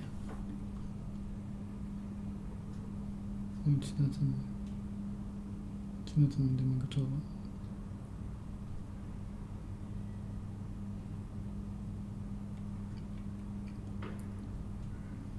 后来去上了。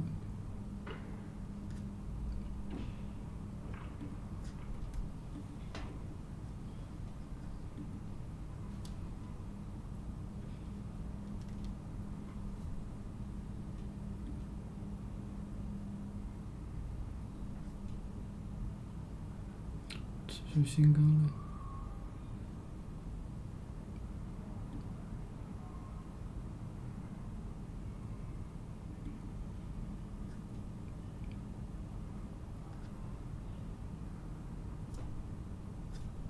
去看看可能。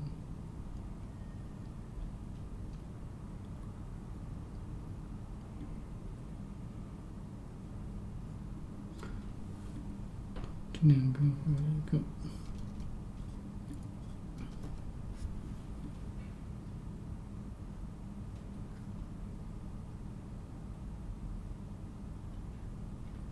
Losing about others.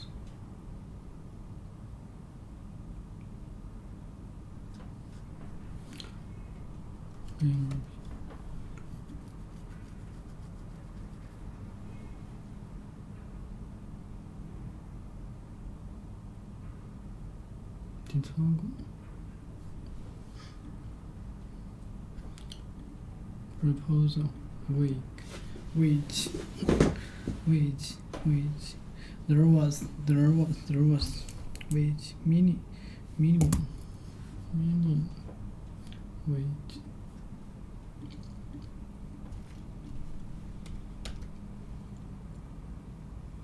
Minimum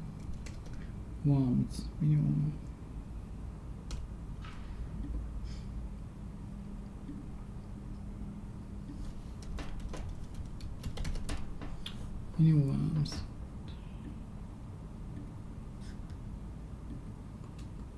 Minimum.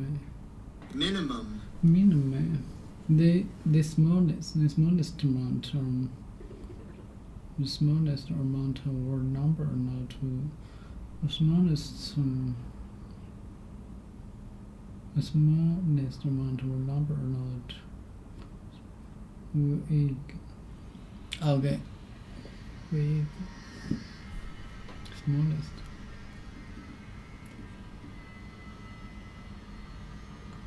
Okay.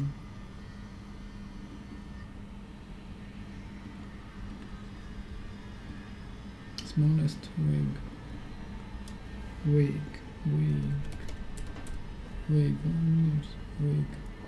A particular amount of money that you paid usually every week to an employee, especially one who does work that needs physical skills or strength rather than a job needing a college education. Weak.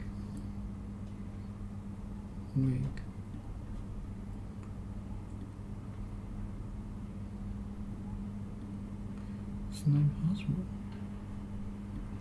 Let me see. Wake every morning.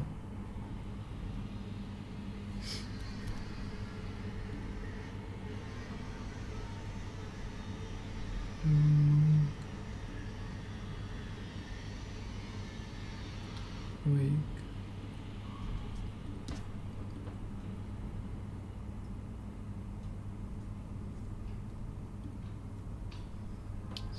Wake. Wage.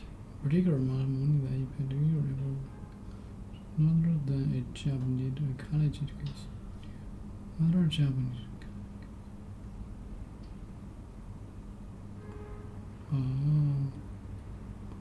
rather than a job need education.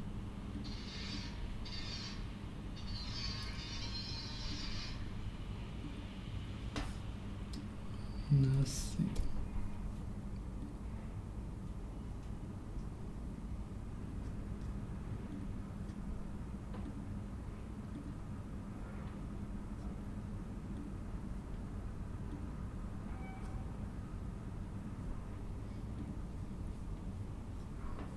Rather than stay.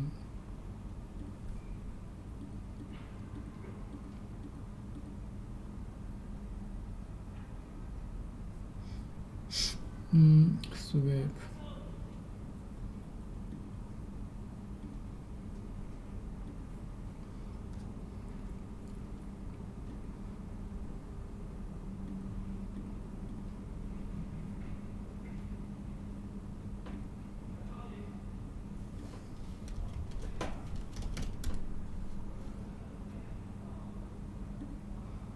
Nothing.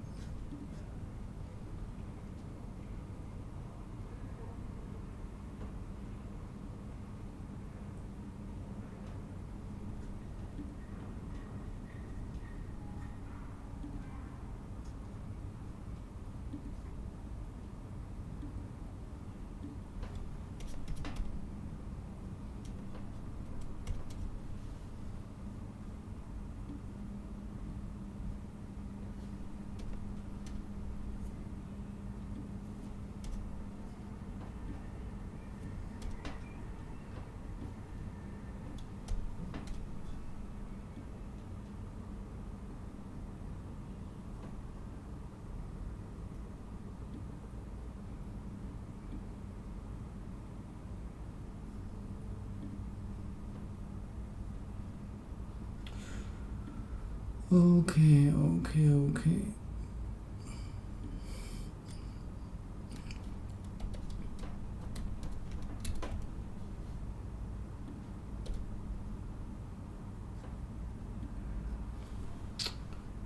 It's so expensive.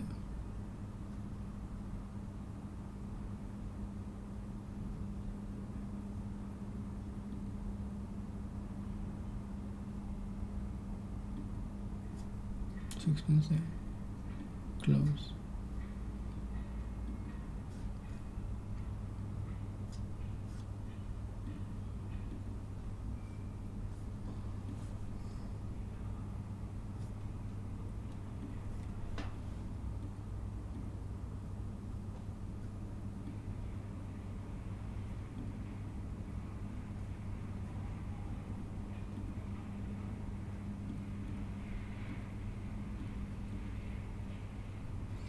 Wait.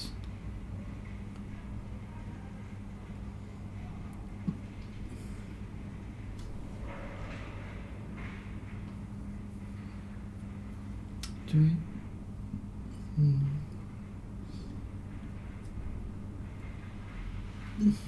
Like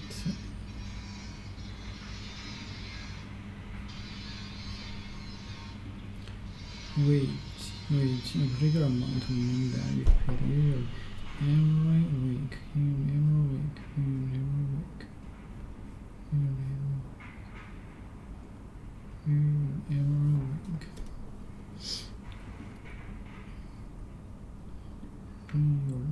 week. Let's see.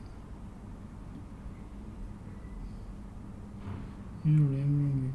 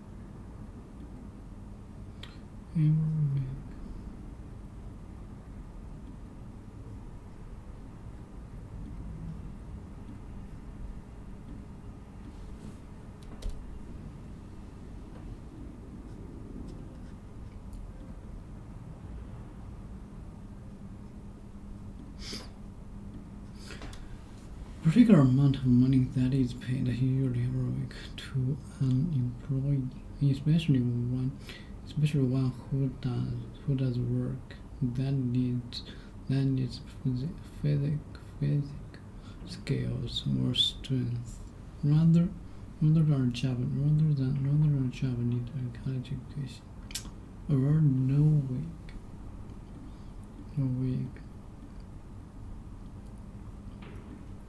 Overall, no week.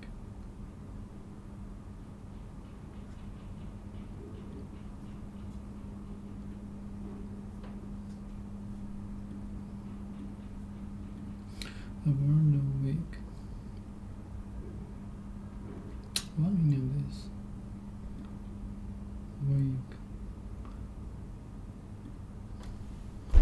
Wages. Work done. Wages. Life production, work, wage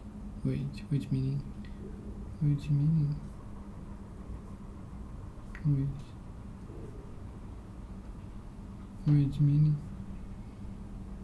day wage increase for an hours.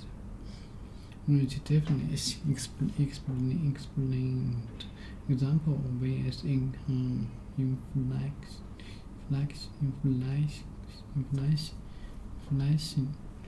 wage. Is she paid every wage? A particular amount of money that is paid usually.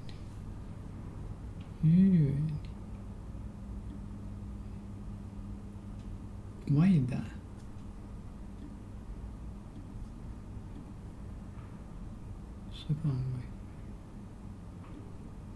Yeah. Not right.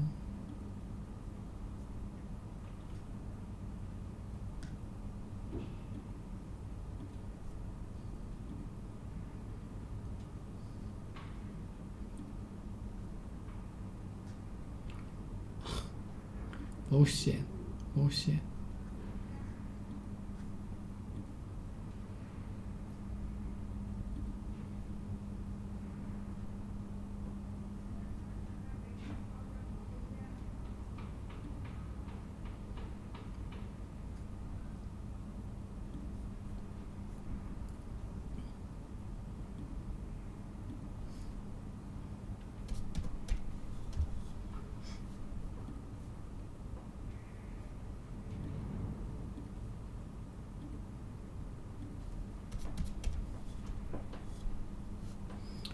Is that right?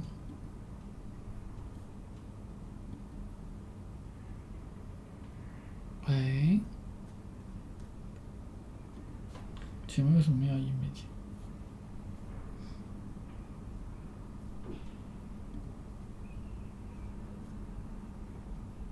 Is that right?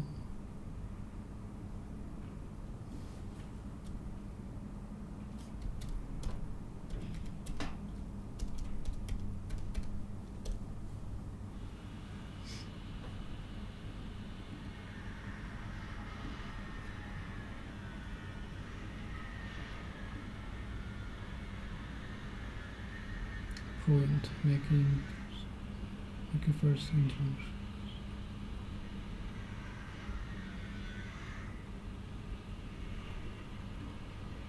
Week. A particular amount of money that is paid every week to an employer, especially one that. Special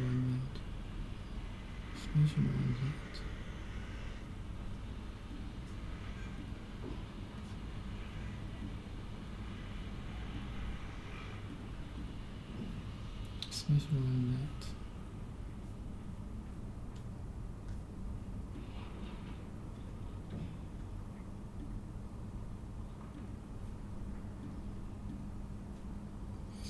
Week.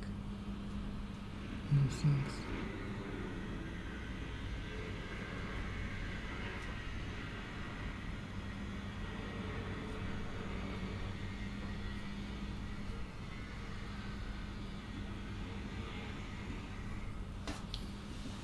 Wake up to employee. Wage. Special.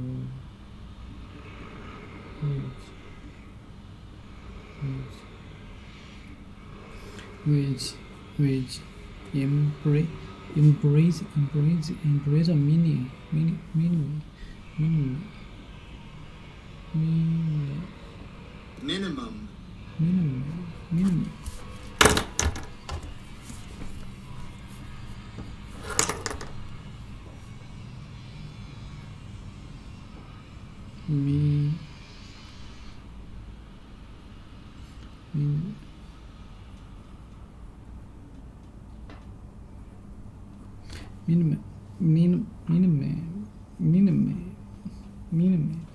minimum wage. Okay, the senator rejected the proposal for a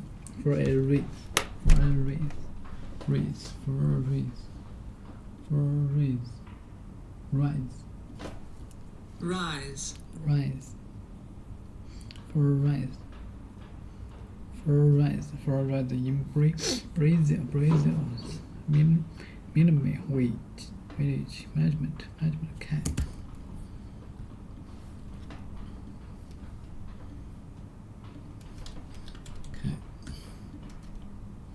She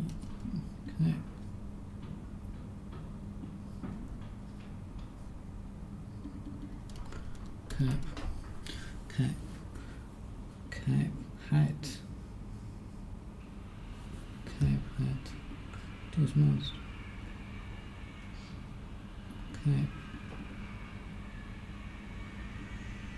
Hat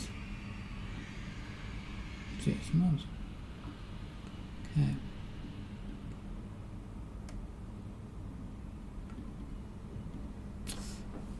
Nada. Cap. Hat.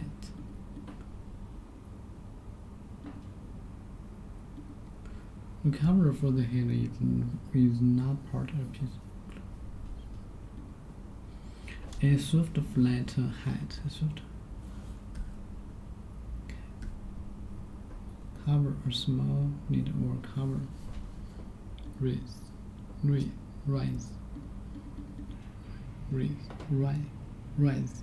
Rise. Okay, cap.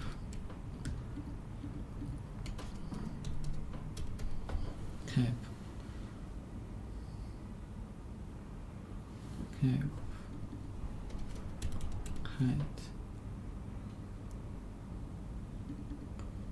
Cap hat. Cap hat.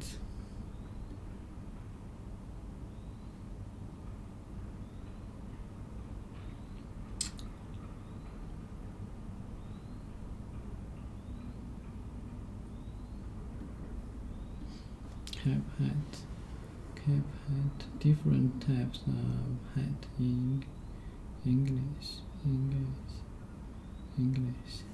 hat. A cover for the handle that is not part of a piece of clothing. A straight hat, a woolen hat. A thin hat that stops your hair getting wet when swimming or taking a shortcut. It had given to someone who plays for their national team in a particular sport, or a player who receives this. Why did the hat made principle to cap or had made a头盔帽子 cap was made 算了先不管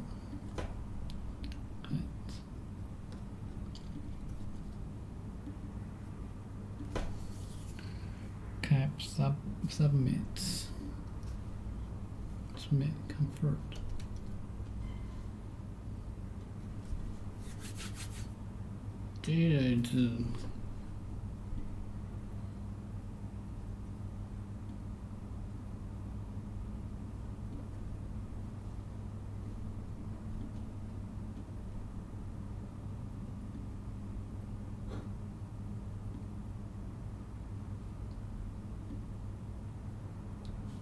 Jesus, submit.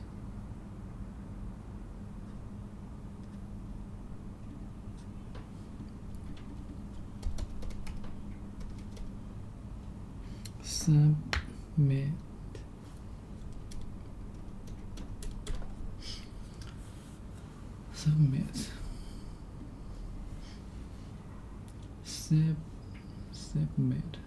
Give.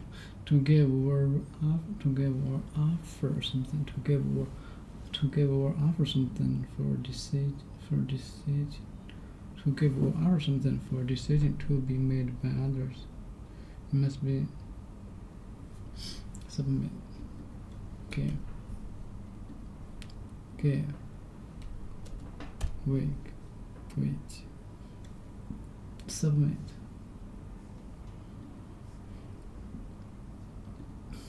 You must submit your application before generation. The developers submit building plan to the city. The developers submit building plan to the city for the purpose.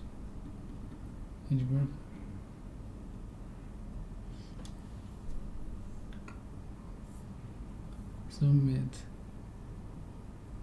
developer submit plan to the city.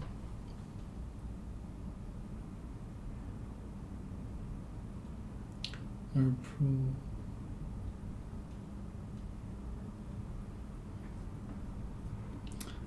To give or offer something for a particular, to be made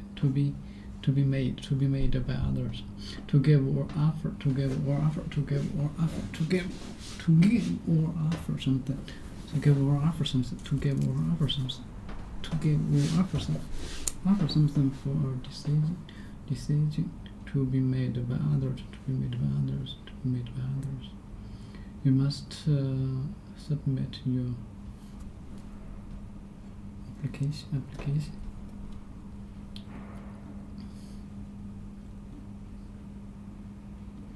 Permit request. An official request for something usually in writing in a letter. An official request something usually in writing. Official writing to the village. Some relating to the village, relating to the predation responsibility. He visited China in his official capacity as American State representative. Numberton Street is the British Prime Minister's official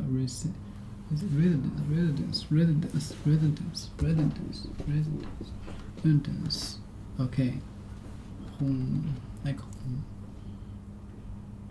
Official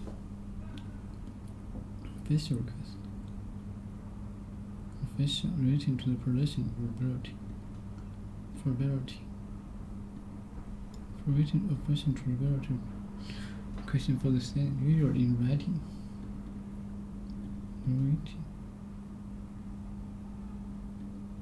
Okay.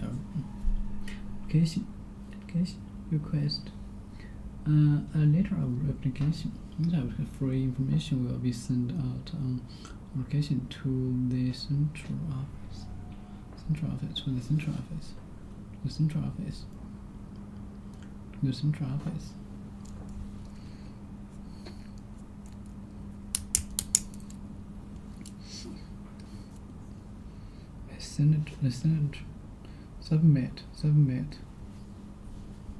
Submit to give or offer something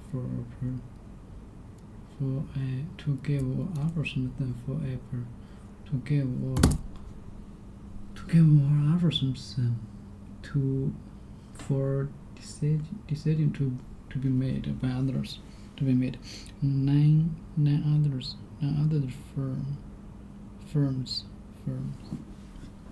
Let me add this.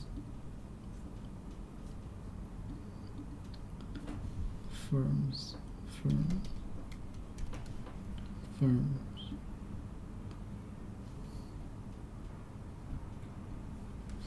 Not soft, but not completely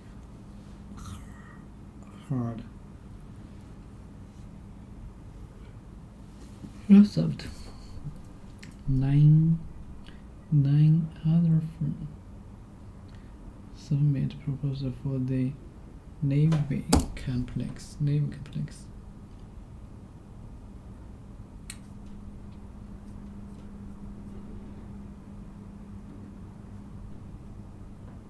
Nine other firms submitted for the Navy complex.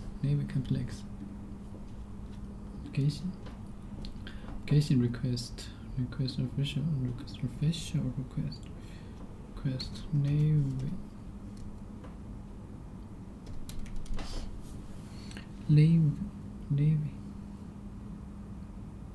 the Navy complex 好像不是单词 The Navy complex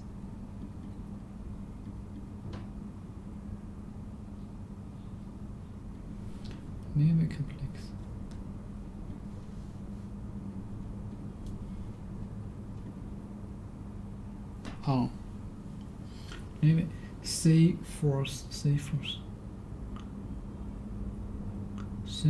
They're part of a country's armed force. Country's armed force that is treated to operation.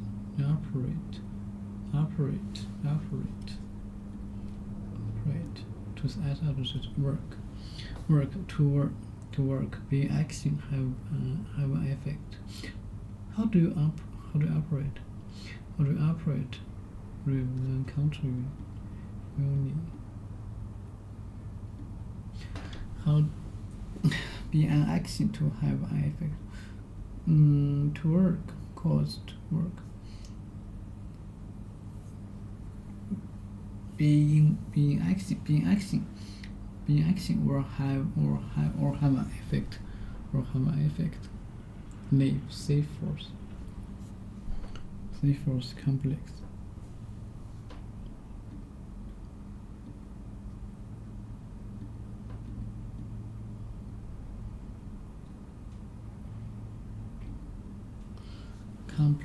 Complex merger. Insurance profession.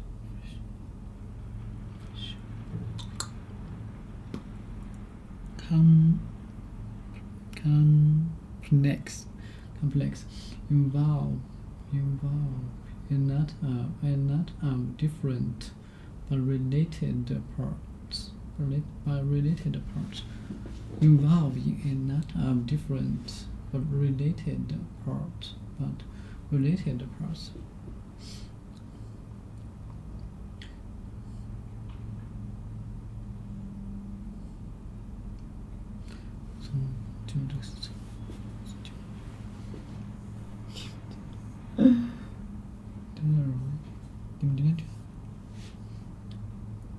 And complex involving and not have different but related part. Involve. If activity situation involves something or activity. If a situation involves someone's research involved. I forgot.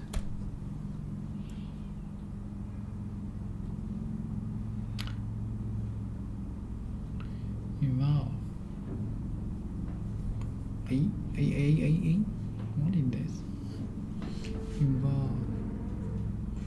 If an activity situation involves something, then is a part of the activity. Research involves the use of biological warfare agents will be used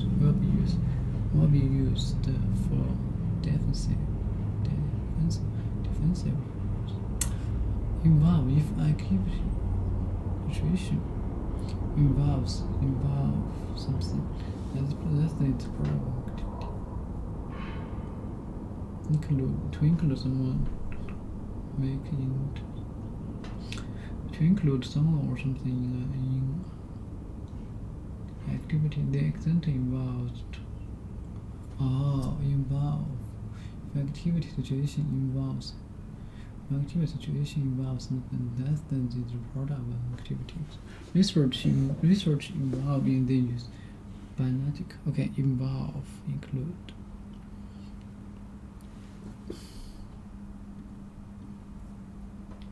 Involve a lot of different but related. Complex.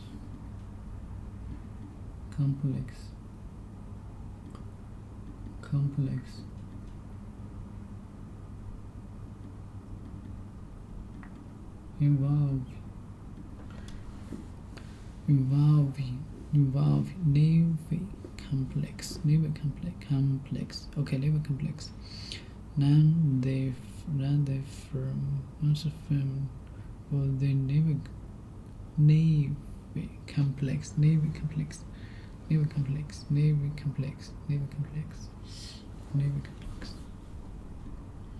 Wage, work for employer, give them money. Complex.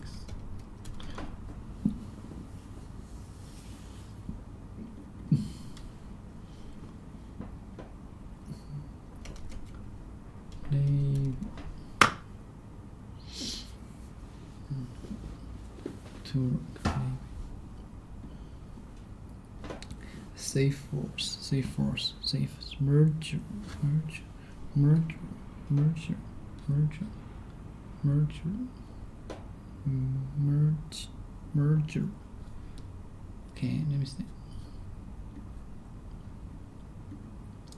Involve, include. If an activity situation involves something less than the part of the activity, research include, make someone interested in take part in things. To include someone in something, or to make them take part, to make them take part in, or feel part of it,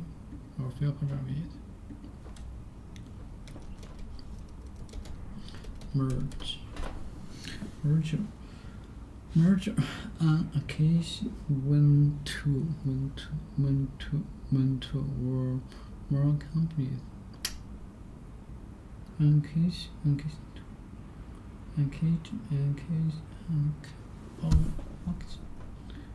occasion when two or more companies or organizations join together to make one large merger. Occasion, a particular time, especially when something happens or has happened. Particular or special reasons.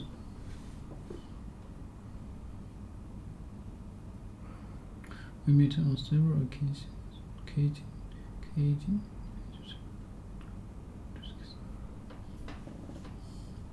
Special or event, special time, special event. Occasion. A special or form. Sarah party was quite an occasion. There were over 100 people. Sarah party was quite an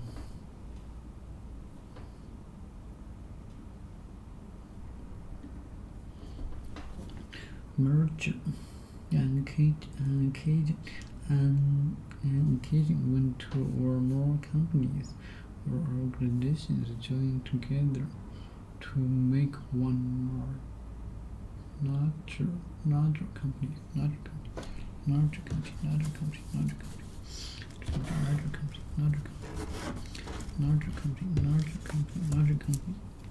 Larger official.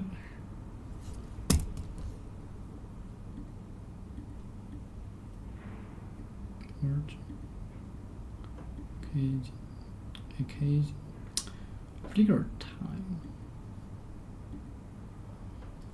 Occasion, particular when to occasion,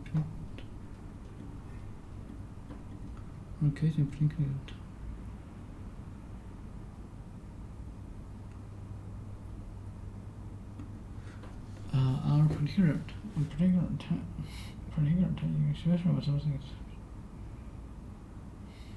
Special.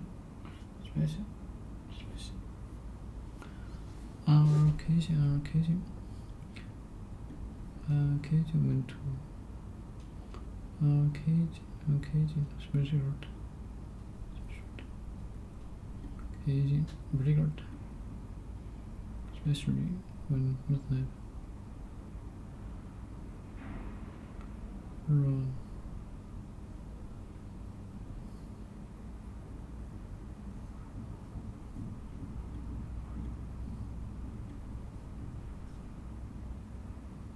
Merger.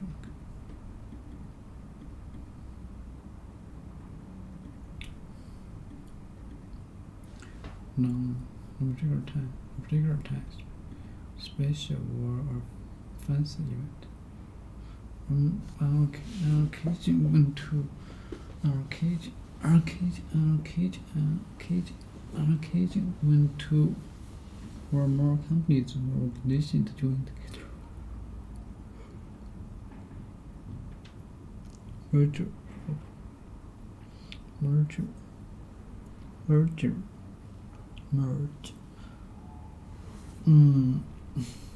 more company or organization to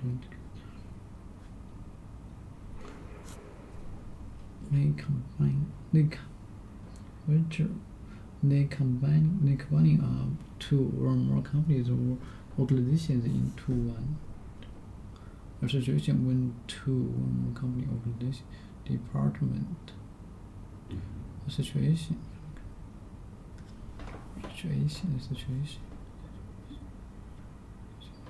Set out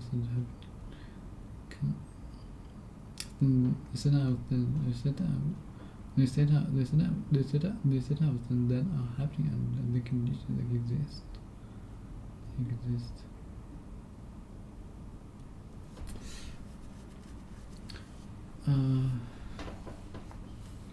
A situation when two or more companies, conditions, departments join together. Case. Property insurance, property.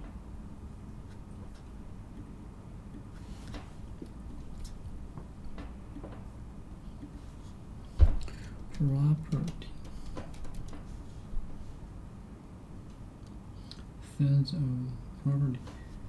Object or objects that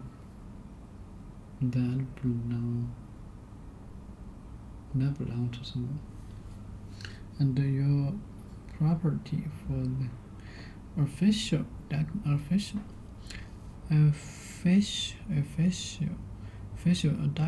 in which you give information about yourself or your property for English. Property. Then property.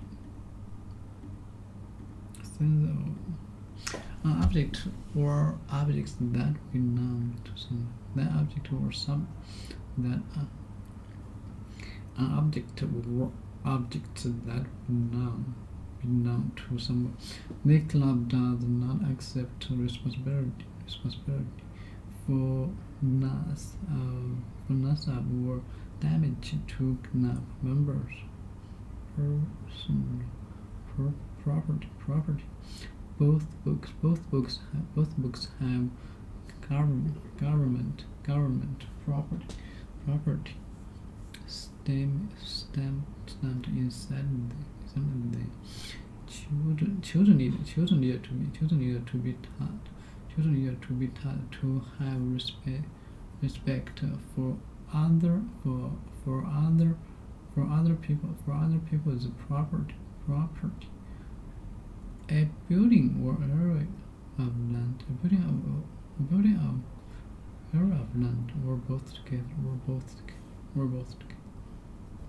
Area. He owned a number of on the south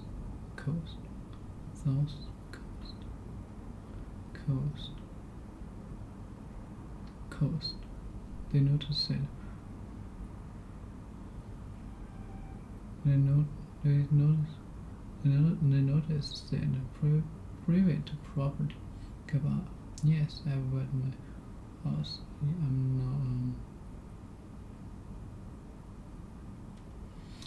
I bought my own things owned property for the new. Okay, our fish.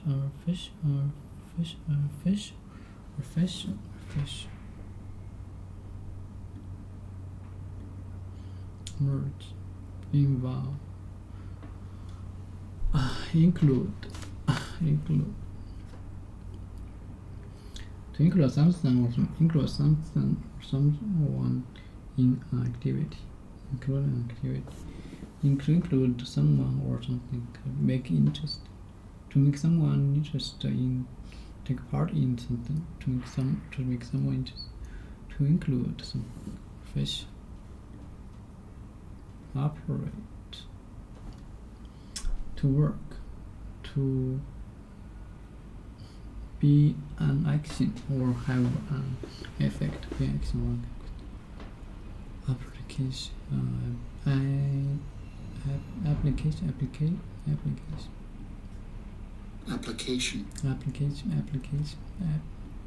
application, submit or fish,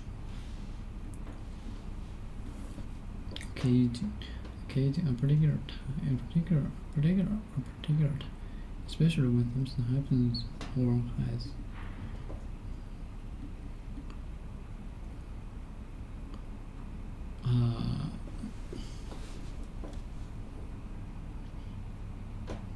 fashion.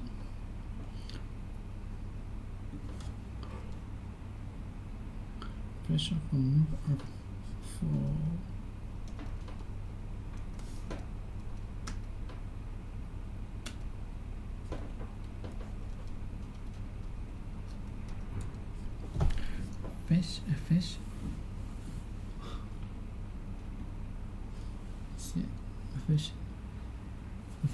relating to a present responsibility, relating to the progression of our purpose. Okay, agree to arrange by people in progression of authority, property, sends out.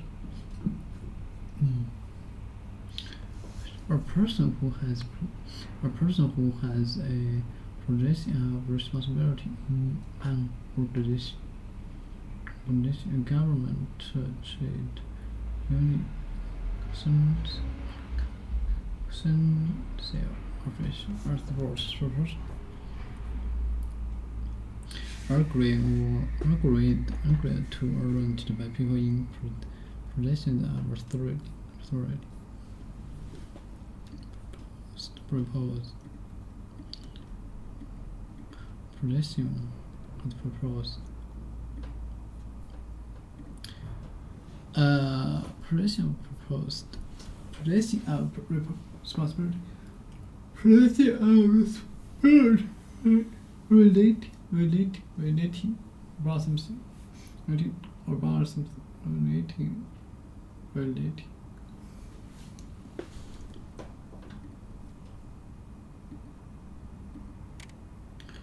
Connect, relate, to find or show the connection between two or more things, connecting.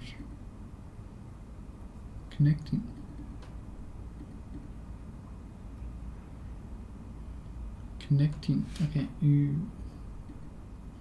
connection. Yeah, makes sense.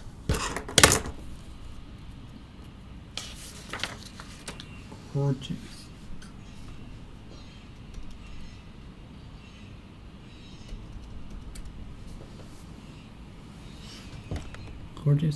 We're beautiful or present.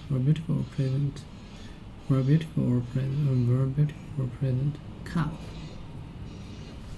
Gorgeous.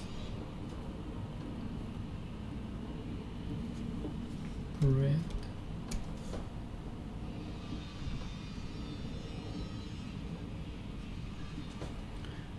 Gorgeous. Okay, adjective. We're beautiful or present. What are gorgeous? What is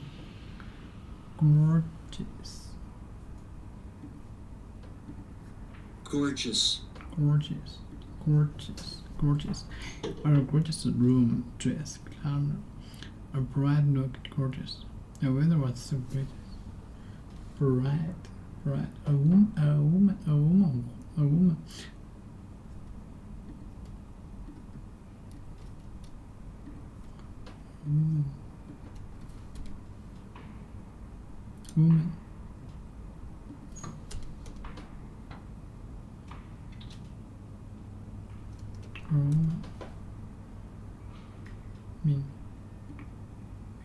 Woman. Women.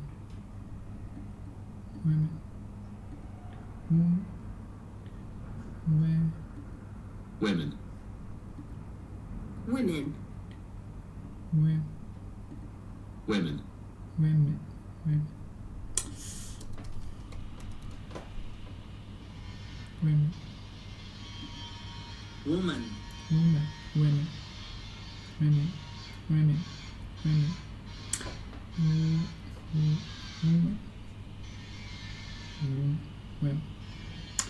Right. A woman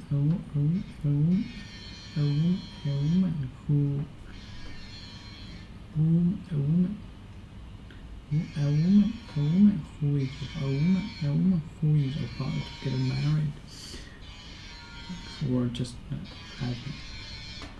Woman who is about to get married. Okay, they read the gorgeous. Wait, no.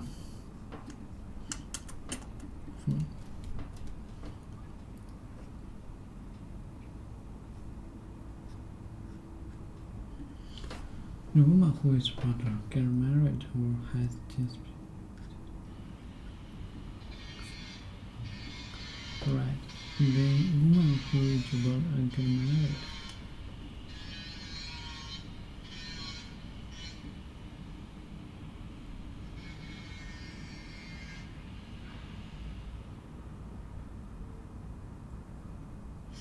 Right to the she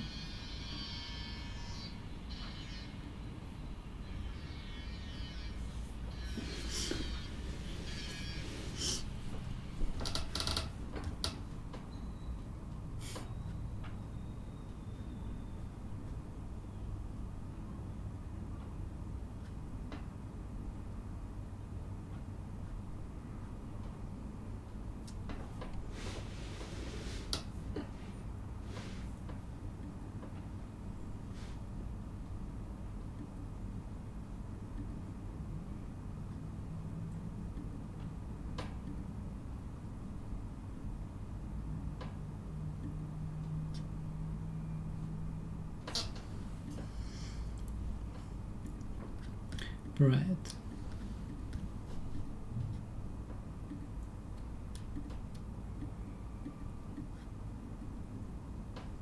Name bread.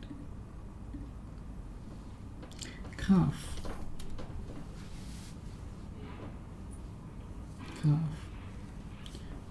Worst ankle.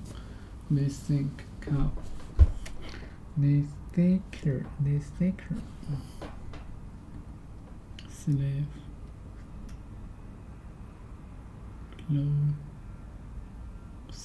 Closest.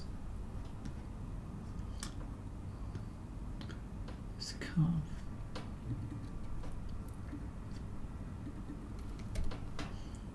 Cow.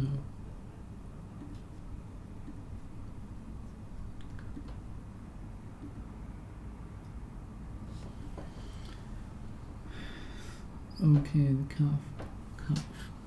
The calf, the thicker material at the end with sneak thicker. Nothing. Have a large distance between two sides. Thick.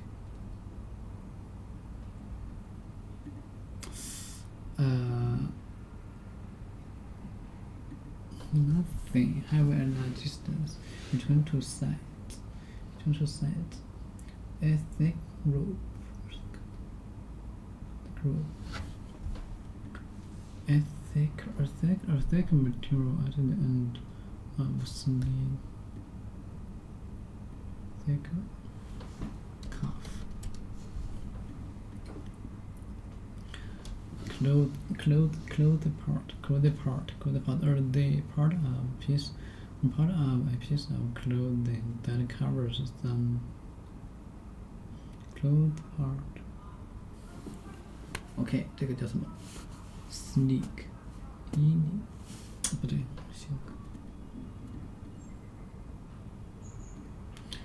这个部分 clothes part， The part of a piece of cloth that covers some or all the or short sleeve.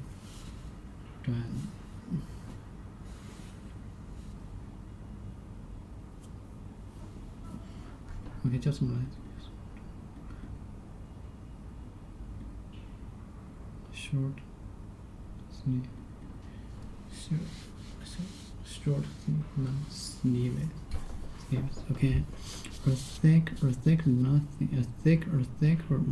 at the end of a sleeve closes at the end. Body.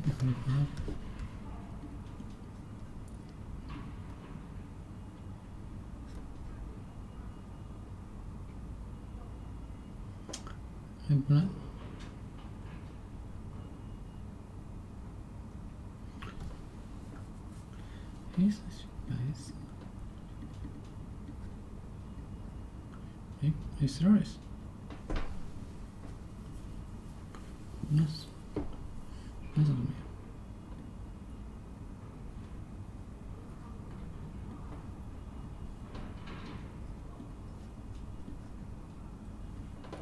Black shirt with white cuffs.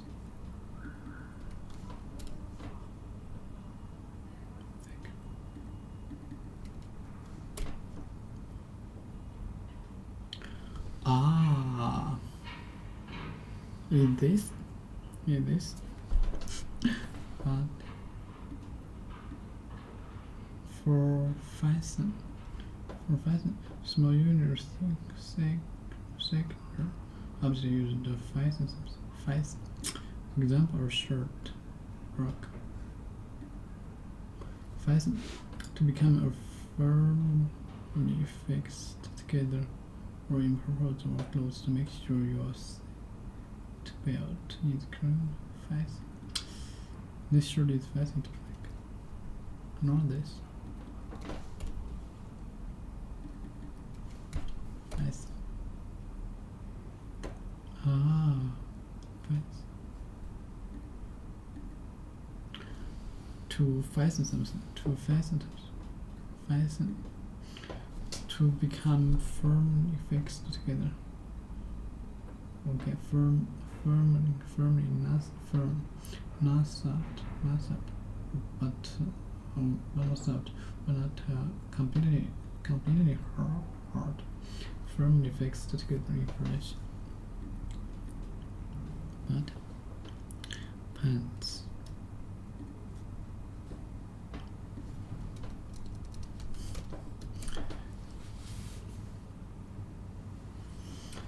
Pants, a piece of clothing that covers the lower part of the body from the waist. Pants. Pants.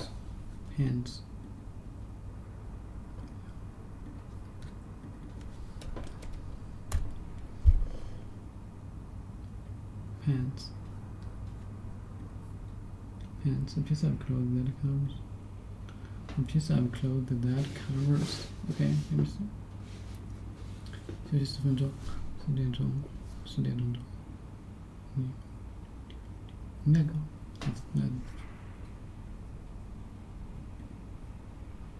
Done it. Caitlin said we had just like anyone that they were working with. Anyone that they were working with, you got to listen to them speak, and it humanized the whole experience, and it made everyone a craftsman. It wasn't like growing up in LA and seeing everyone on like Us magazine. Right. Yeah. Right. Exactly. Yeah. Well, did you have a period of that, like in high school, where you actually were disillusioned with the idea of being an actor because what you saw was that? Oh yeah. Like, did you almost quit? Yeah. I mean, I think the reason why I studied so much theater initially was because you didn't see theater actresses getting followed. Yeah, getting followed around LA and putting themselves in danger. And I mean, there were times where, my sisters would always be followed. I would be in the car with them, and it would really freak me out. Yeah, how do you dissociate that? Like, how do you love the idea of acting and then think it leads to that? So what I've like now kind of figured out, because everyone's like, your life's gonna change. Like every job I got, like Martha, your life's gonna change, or Marvel, your life's gonna change, and like I'm still doing the same thing I've been doing. And I think the idea of celebrity is like such a strange concept, and now we're really capitalizing on it with social media, and we're really capitalizing it with how we now sell products. And it's a little strange to me. But in my life, this has also kind of made me someone who's more of a homebody than maybe I'd like to be. But I know where not to go. I know I don't go to a lot of events that I have no business being at for like a work thing personally. Just because I want to, I look at someone like Julia Roberts. Right. And I don't see her hounded all the time. And I don't know much about her life. But I know her work, and she shows up for her things, and she shows up for anything she's doing press for her own work, and then I don't hear from her, or as a fan. Right. And I just think, well, she's doing something in order to make that happen. She's not continuing It's this under her constant control. interest. Yeah. Like you can control it. Yeah. So that's kind of how I've always thought. Like if I do only this much, maybe. You know, I'm not trying to be someone that gets stopped at the grocery store. Right. But yeah, it's an odd thing because I knew it before. I just never thought it would happen to me. I'm curious if there's some fundamental misperception that follows you around or that you have to deal with that is just part of the deal that you've had to accept. Yeah. I think a lot of people do talk about that. And the thing that's the issue is like, and you're so lucky. And you're so lucky to get to have a job that you love so much and to be able to do it every day. That So would like piss to me complain about it is always like it would, wouldn't it? Yeah, I mean that would make me really mad, especially if I was the rehearsal Nazi. Yeah, 'Cause I'm like, I'm not lucky. Yeah. Like you should have seen how many hours I. But you're so fortunate to complain about something like people liking your work I don't mind if someone, like at the grocery store, there was like a little boy, not little, he was like 13 with his mom, and he wants to be an actor, and he was very sweet, and I was really happy to talk to them, and really happy to sneak a photo with him. What I'm not cool with is a man in a tinted window car following me to my home. So I pull over, I get out of my car. You're not good with that? No, I'm not good with that. I was so mad. It was a rainy day and I pulled over and I got out of my car and I walked straight to his car and he turned around. Because I was so mad. I just moved. And I was like, you're not going to find out where I live, buddy. God, that's crazy. And so I'm just like, that's just not humane. I mean, there are a lot of things that shouldn't be on the top of the list, but that is uncomfortable. That part's uncomfortable. That should be on the top of the list. If you are worried about your own personal safety and being followed to where you live, that's not something that you should like file under, but you're so lucky, so this is part of your life. Well, I want to talk to you a little bit about the prep that you do, and maybe as a way to talk about Wind River, because I like that film so much, and you play an FBI agent. Yeah.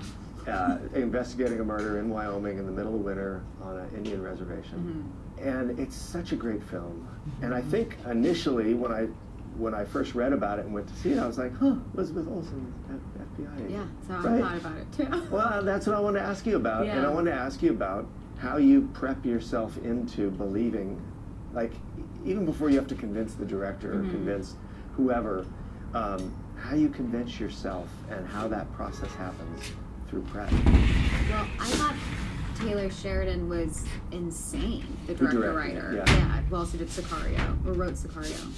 I was like, why do you think I'd be great at this? Because he just wanted me to do it.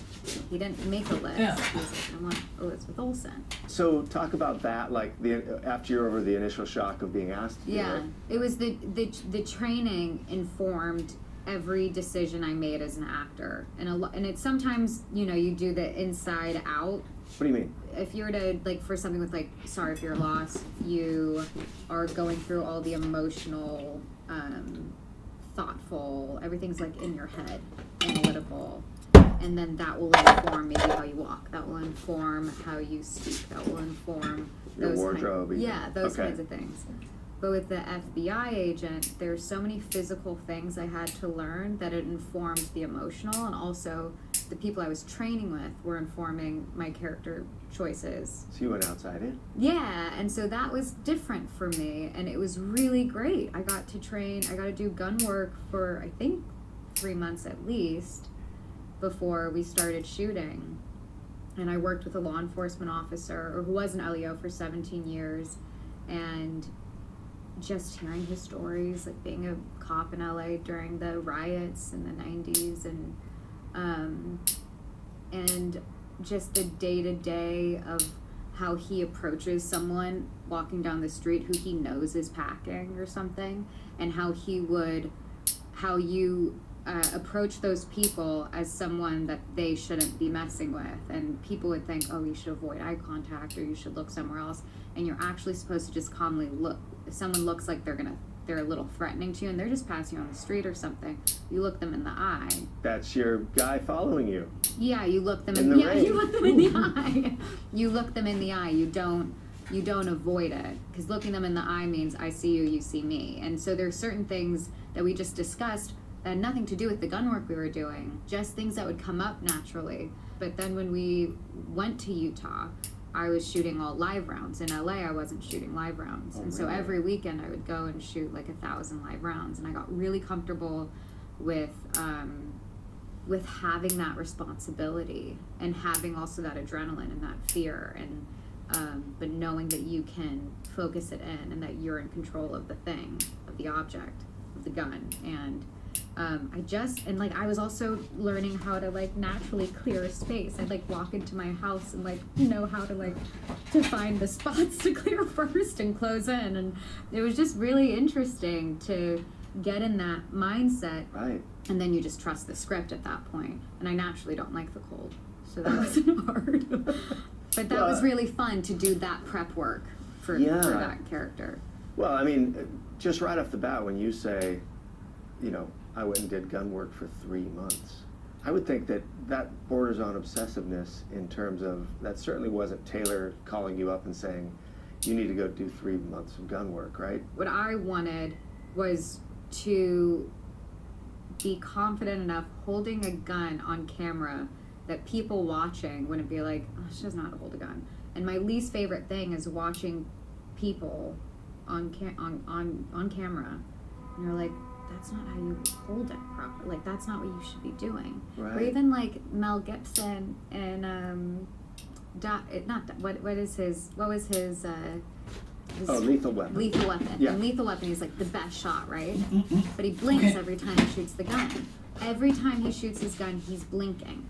And it bothers me so much when I watch Lethal Weapon now. Like, you're blinking. If you're a great shot, your eyes are going to stay open. You're not going to blink. So there are those kinds of things that you obsess over. Yeah. And that kind of prep work, I just feel like you just got to do. I always feel like if you're doing something that's outside of yourself, make something as habitual as possible. And this is the goal. You wish you had that much prep time. You don't always have much prep time.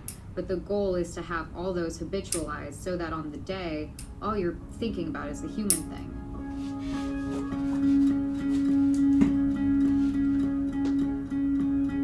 Hey folks, let's take a little break from the conversation so I can tell you about this week's sponsor, Amazon Alexa. Now before I get into the details, I want to tell you a little story about my childhood.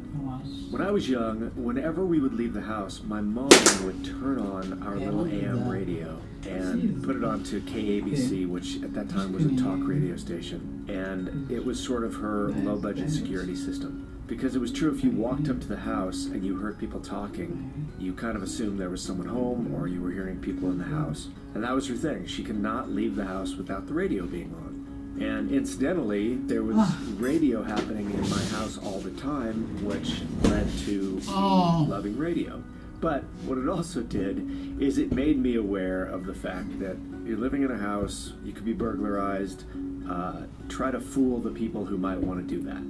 Well, things have come a long way since then. and we no longer have AM radios with antennas sitting on our countertops next to our toasters. But what we do have is smart homes and Wi-Fi connected lives, and Amazon Alexa has these smart bulbs, and they connect to Alexa, and they have a feature called away lighting that makes it look like you're home when you're not, randomly turning on and off lights in your house. Gosh, can you imagine if my mother had that? And beyond the security aspect, of course, we're always looking for ways to make our lives easier.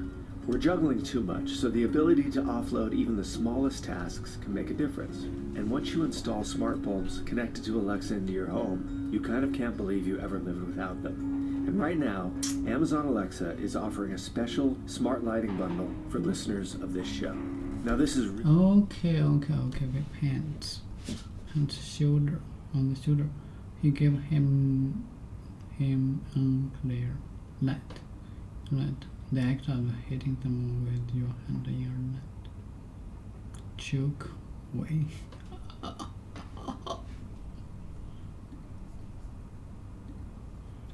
me see.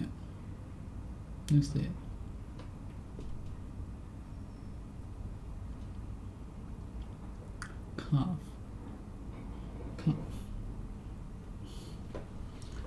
A thick material on the end of the sneeze closed in to the hand.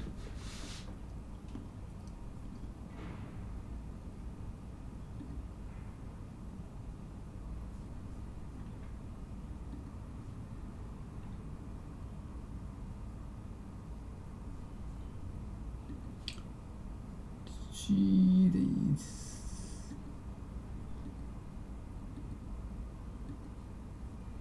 Okay.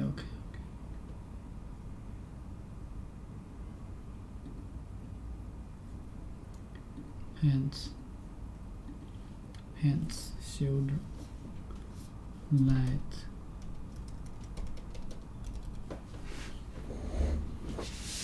Brilliant. The brilliant light comes from the sea. And in the net, the act. Brilliant light come from fire from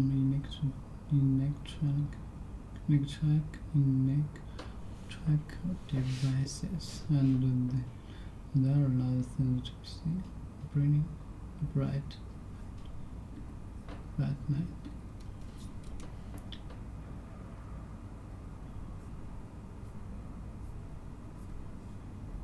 Right.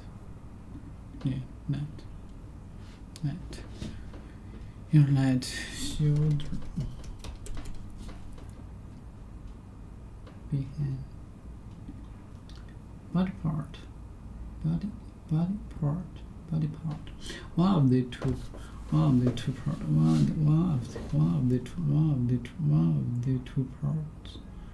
the two parts of the body at each side of the neck that join the arms to the rest of the body. Shoulder body part. Shoulder body.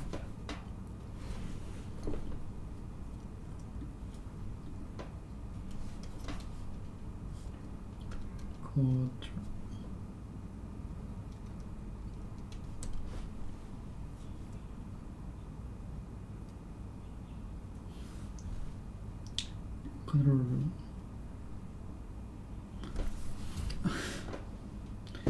A room where no continent.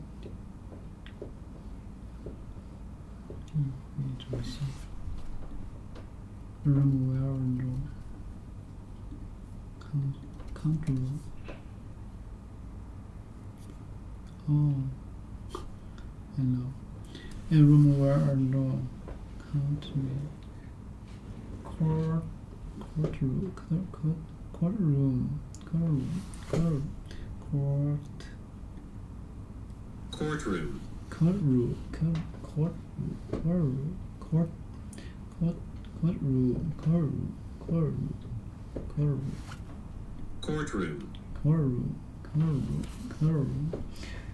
He was led out of the corridor with his hand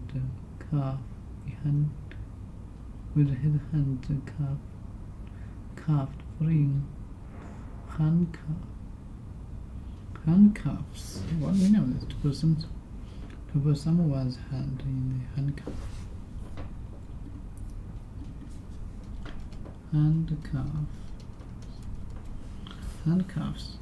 Okay. To put some a handcuff back. He was led out of the corridor with his hand covered behind his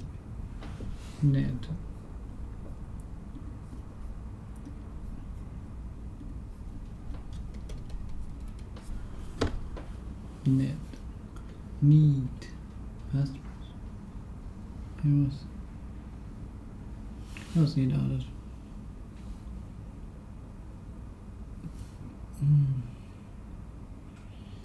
was need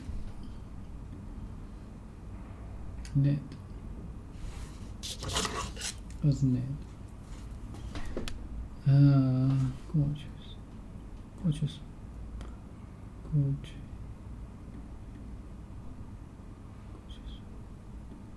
need. He was need to control a group of you counter.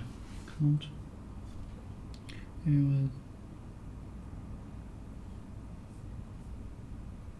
being influenced. It was out of the courtroom was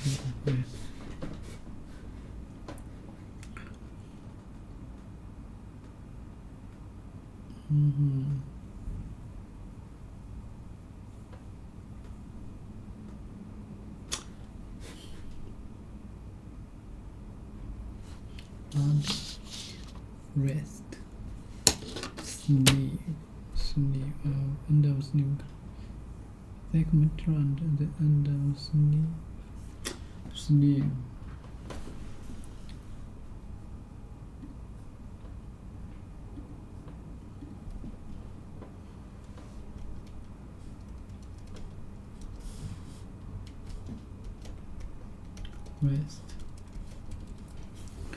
Rest. Okay. Rest.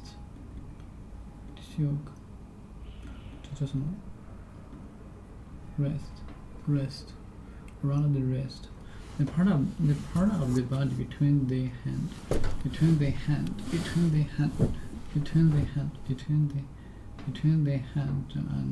arm. Between the hand arm.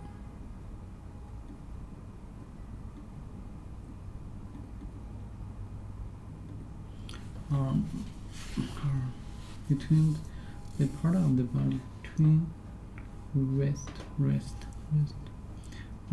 or in a pair of the okay they turned up part of the butt, the neck, part of the butt, or they turn up part of the hair.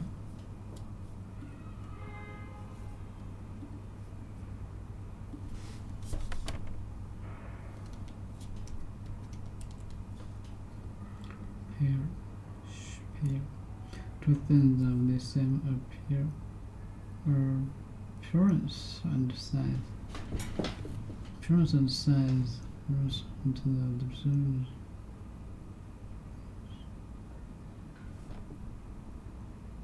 Appearance that are intended to be used. The person that you are going to know as a plan, to have as plan operos here. Tend to be used to be used together. Intended are intended to be used together, or something that consists of two parts joined together.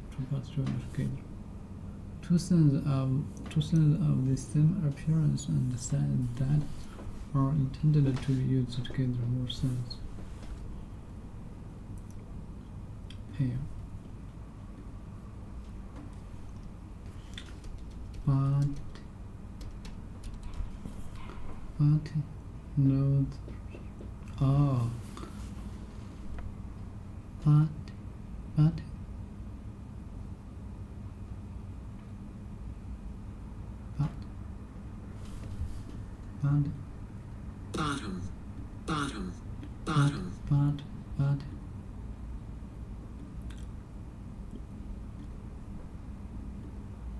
bottom, bottom, button, bottom, body, bottom, bottom, bottom,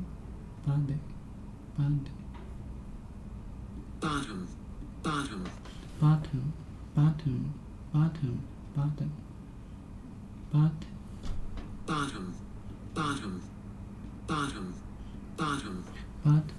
bottom,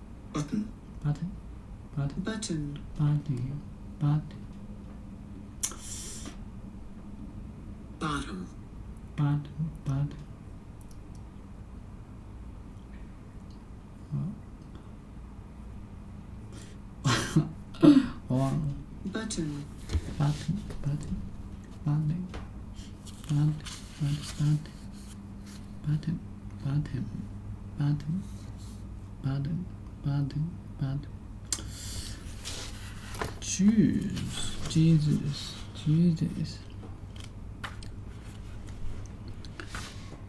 Oh. Tak.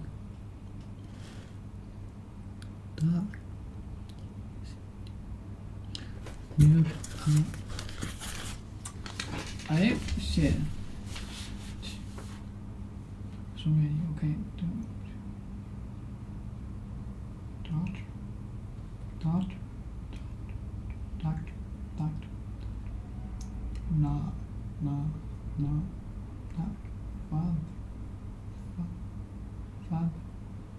God.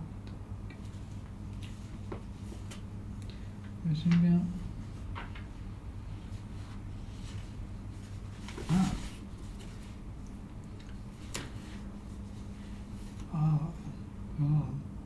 身边舒克着 talk but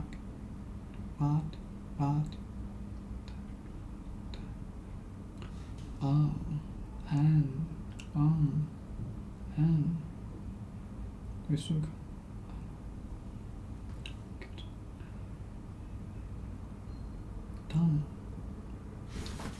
Okay. Suka. But.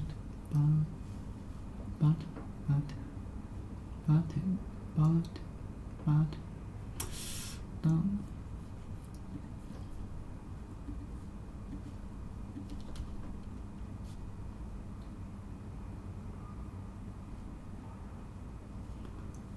Jeez.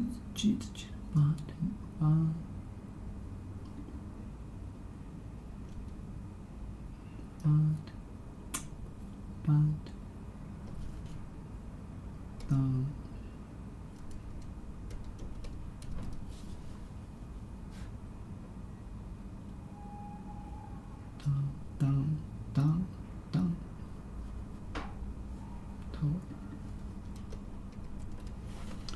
头没吹的声音 down 头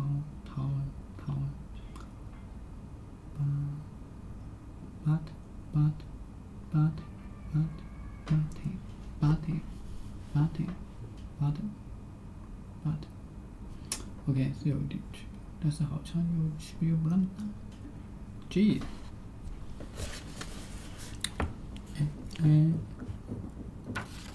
bad， 就是那里那个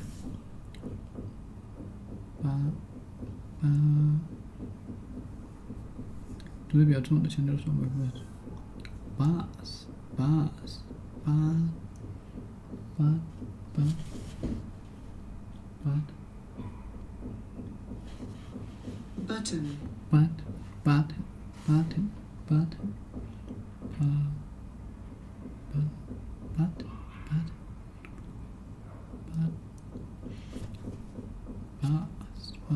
OK， bus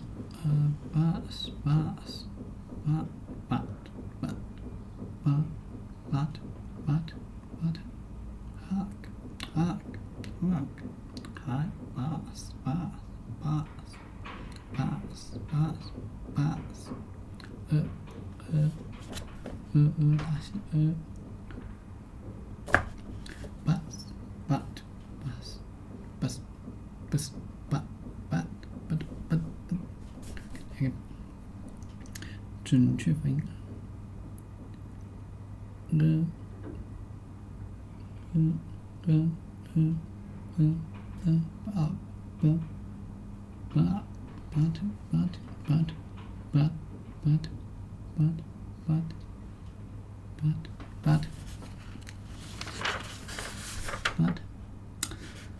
OK。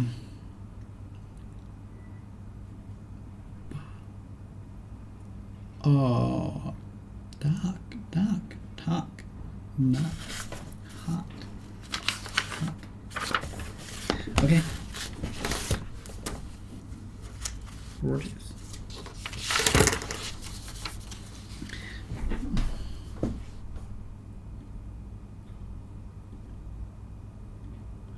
Indecent. Indecent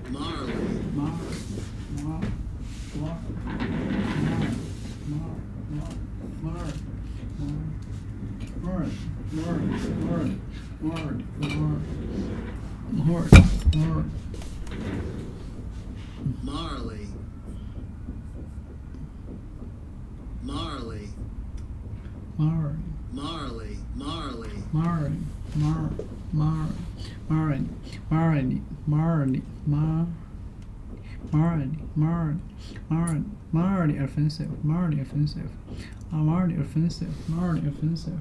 Offensive or based. Super. Offense, more offensive. Purple cause offense. Cause offense. Crime, the negative offense. Cause offense, offensive. More offensive or program. Some told some really offensive. She told some real 62. Offensive.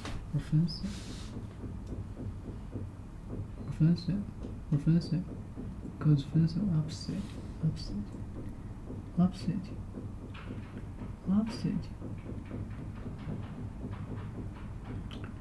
Upsetting was means. Upsetting, offensive.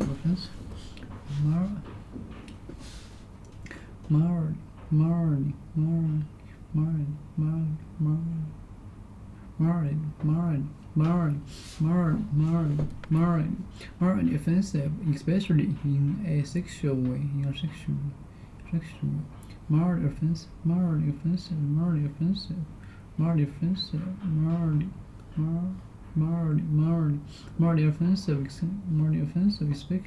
especially in a sexual way. Mildly offensive, especially in a sexual way. Mildly offensive, especially in a sexual way. Mildly offensive, especially in a sexual way. Mildly offensive, especially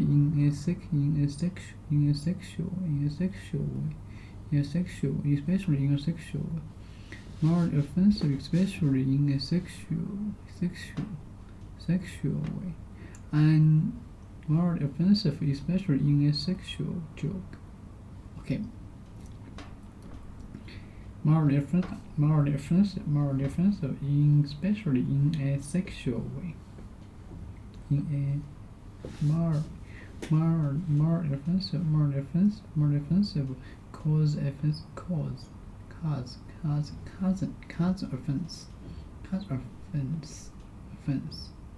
offense. Offensive.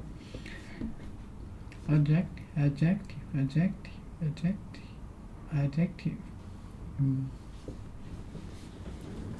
Mildly offensive, especially in a sexual way. And indecent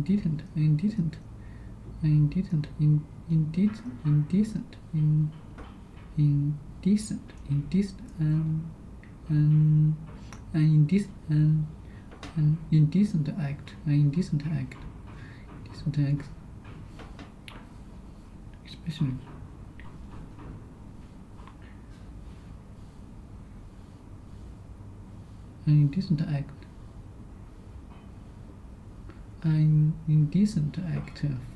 an indecent act photographs. More offensive, especially in a sexual way.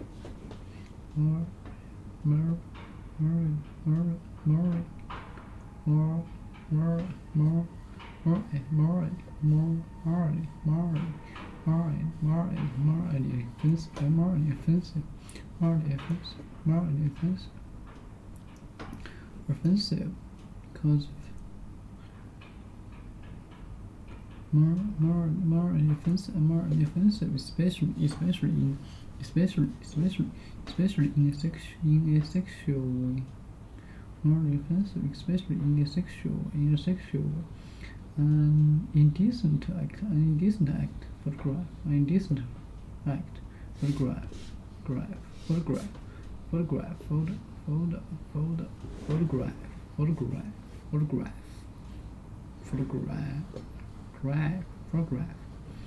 She accused making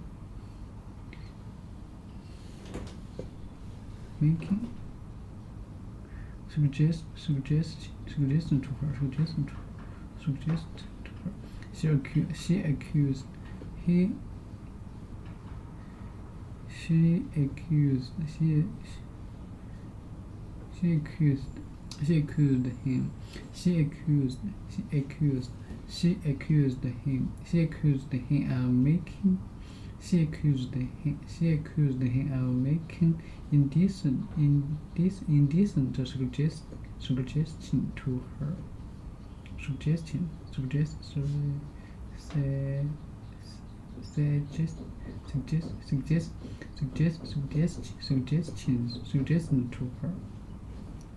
She accused him of making indecent suggestion to her. Suggestions to her. She accused him of making indecent suggestions to her. She accused him of indecent. She accused him of making indecent indecent, indecent, indecent, indecent, indecent, indecent, indecent, indecent, indecent, indecent suggestions to her. Okay, adjective not suitable or correct.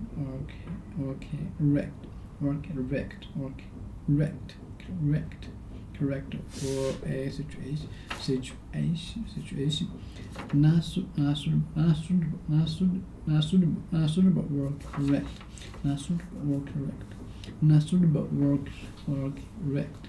Not suitable or correct.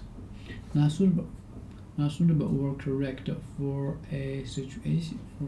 For a situation. Not suitable or correct. Not suitable or correct for a situation. Indecent. Okay. Indecent has. Indecent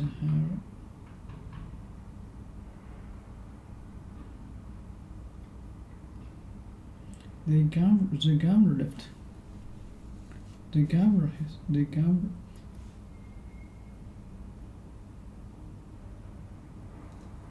The governor left his house. Is indecent.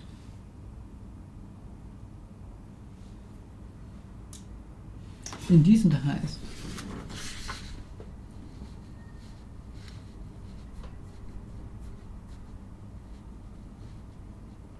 Indecent has.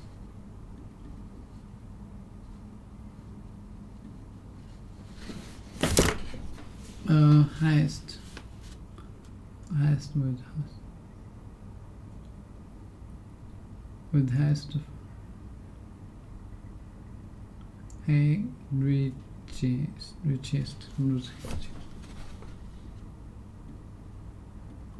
Highest. Speed. Unfortunately, they report. Speed. Haste. Speed. Great speed. The act of telling your employer that you are leaving your job.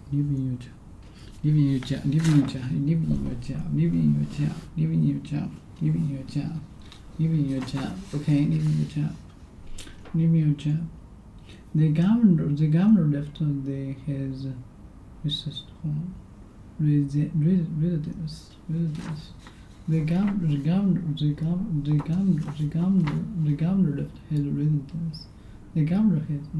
left his residence. The governor left his residence with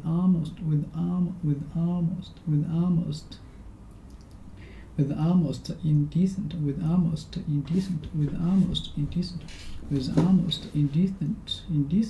haste. With almost indecent haste. With almost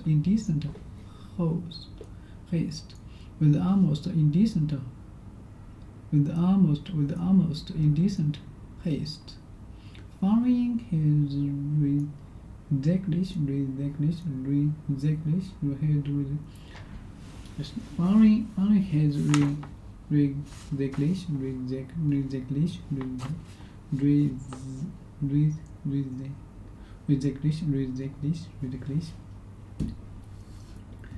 The governor left his.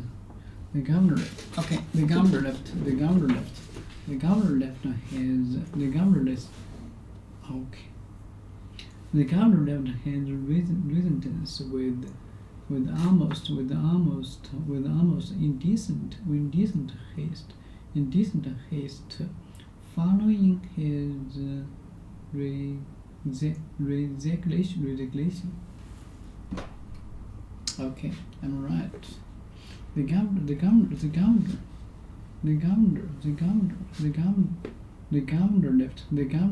his residence. The governor.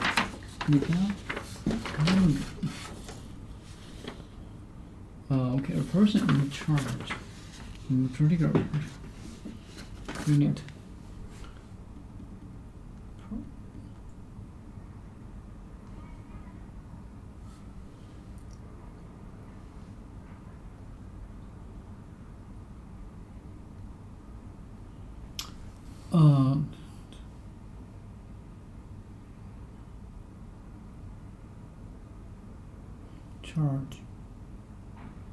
Charge our finger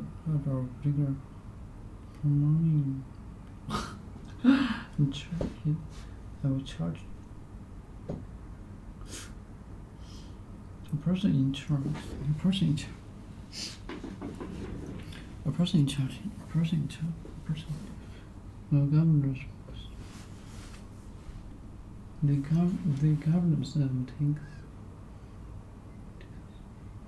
The governor the governor of Microsoft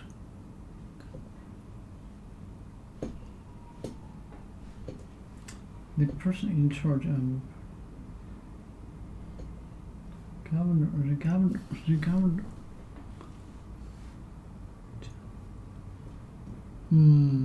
the governor has residence home residence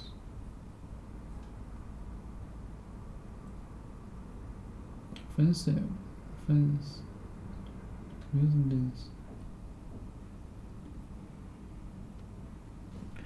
residence at home the governor's official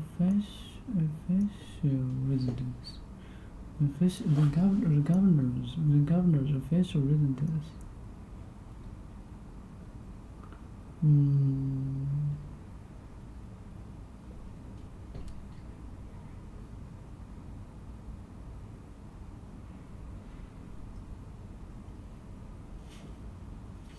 residence officially staying or living somewhere. The Queen is in residence at the palace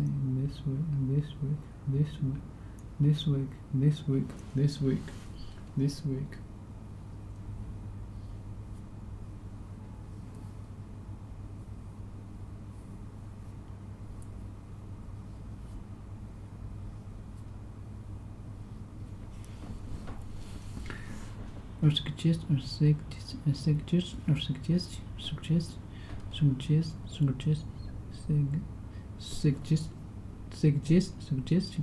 Suggestion, proposal, or suggestion, sometimes a written one, or suggesting, sometimes a written one, sometimes a written one, sometimes suggesting, sometimes a written one.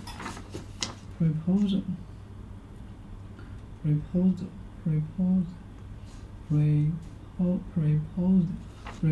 suggesting, sometimes a written one, sometimes a written one, sometimes a written one. Okay, sometimes a written one.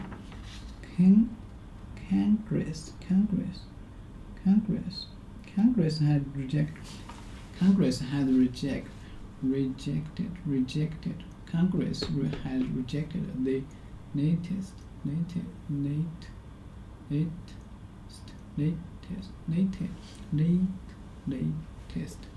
Congress had rejected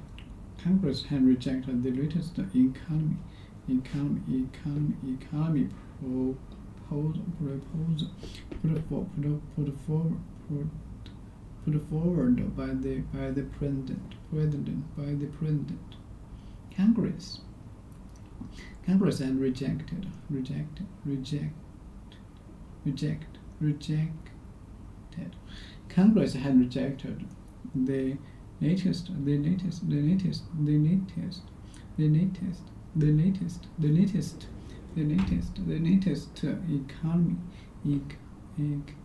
had rejected.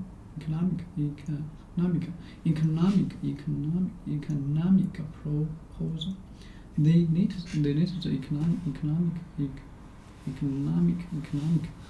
The latest Congress had rejected.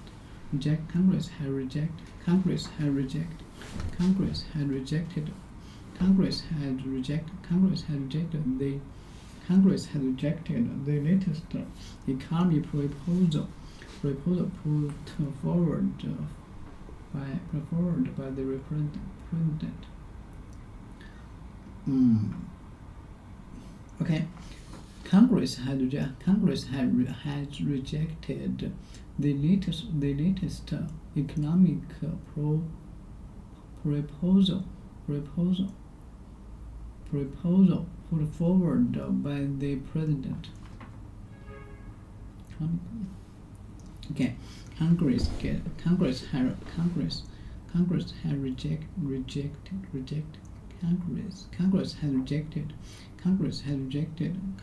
rejected the latest economic proposal put forward by the president.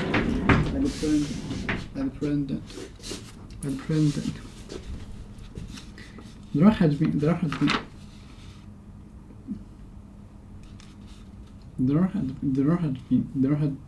an angry reaction. There has been an angry reaction to the government's proposal.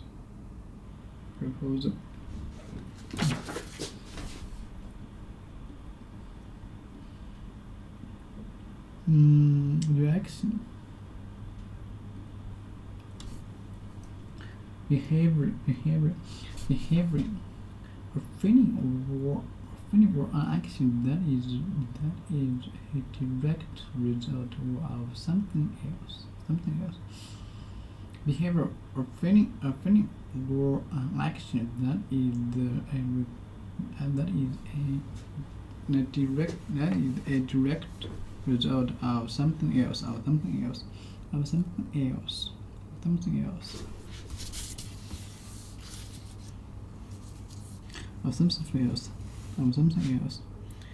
Some proposal or a suggestion, sometimes a right.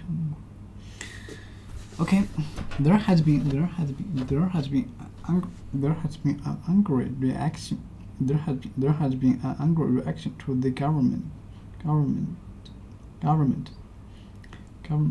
There has been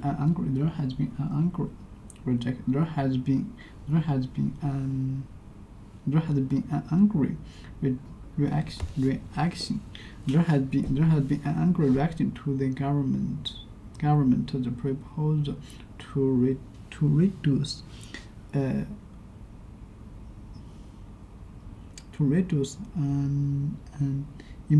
unemployment benefits.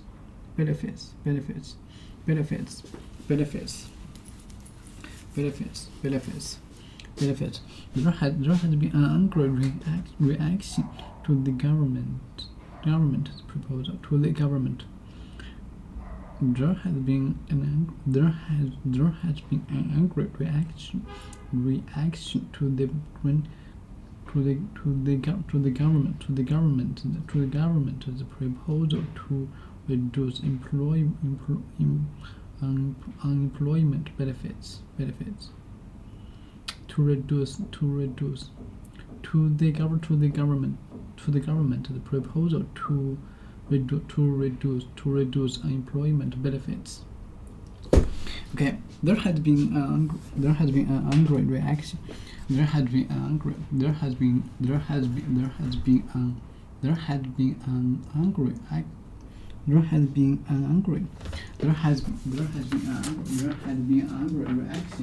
to the government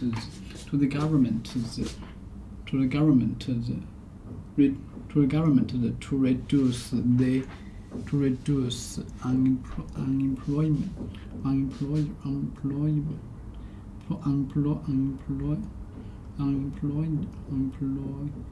benefits. Unemployment proposal.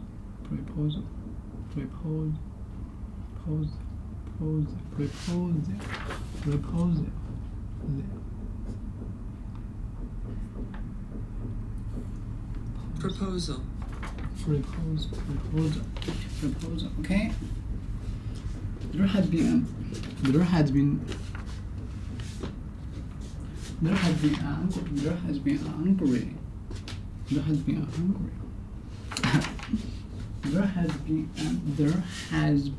an angry reaction to the government the proposal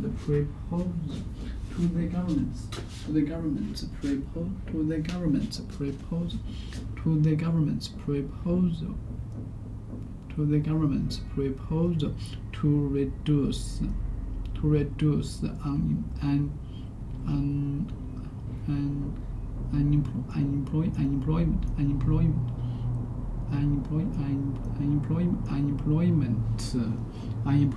unemployment benefits. There has been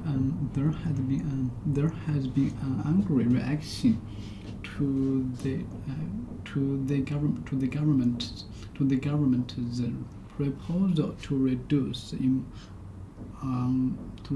unemployment benefits.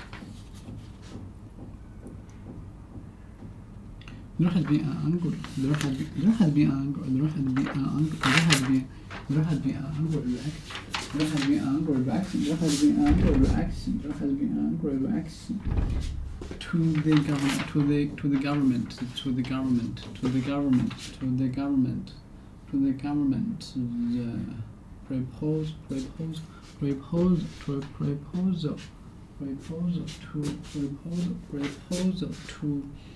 proposal to reduce unemployment benefits.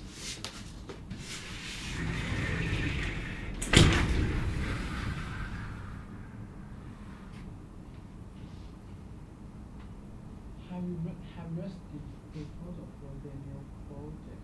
Have you read Steve's proposal for the new project? Have you read Steve's proposal for the new project? Have you read Steve's? Have you read Steve's? Have you read Steve's? Have you read Steve's proposal for the new project? Okay. Have you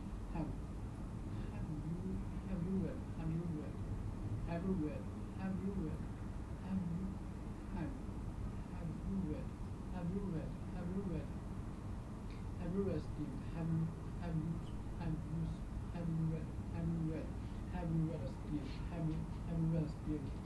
you read Steve the proposal for the new project? Yeah.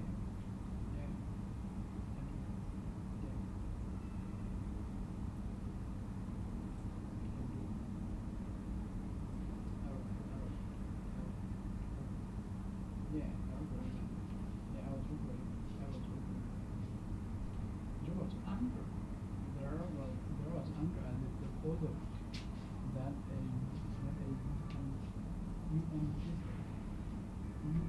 unconfiscated force should be sent to the area.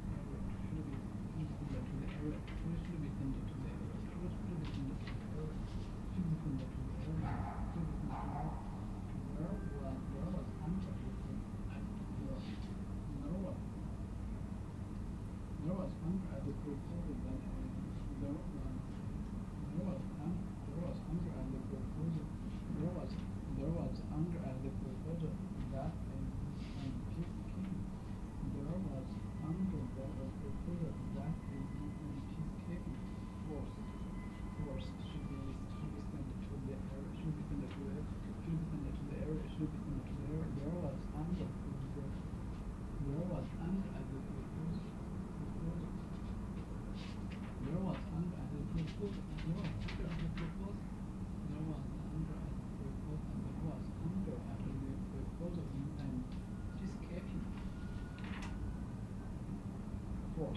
force should be sent to the area.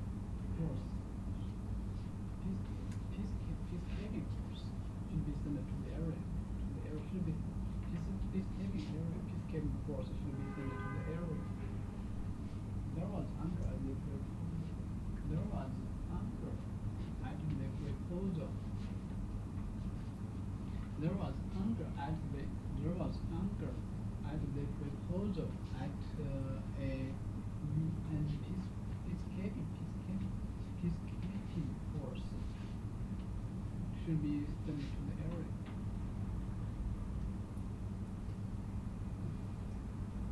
There was anger at the proposal. There was anger at the proposal. There was anger at the proposal that peacekeeping force should be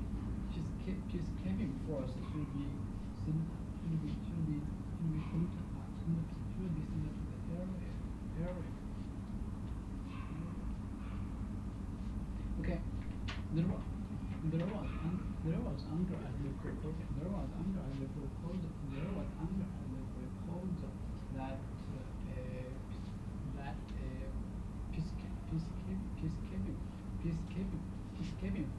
peacekeeping force should be similar to the area. Should be similar to the area. So cold. Oh, geez. Should be similar to the area. Okay. Right. Should be similar to the area. Okay. Should be similar to the area. Anger.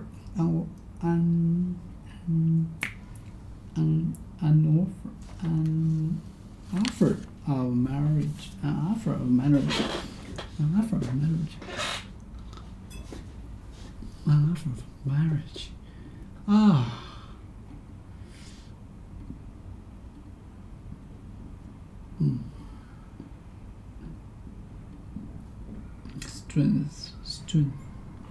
Strength.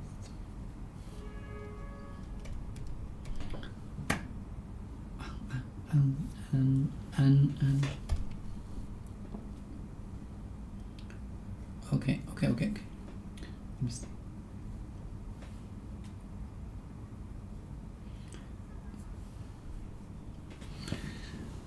An offer of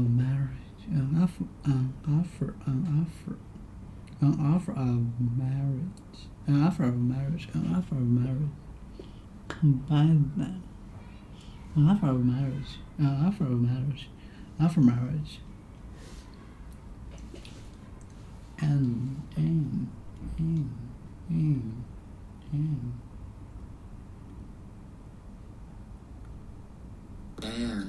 And use it instead of when the following word begins well.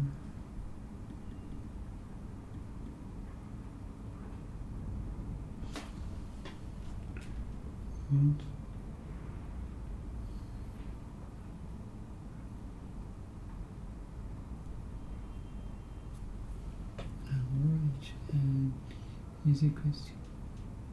I'm interested. America.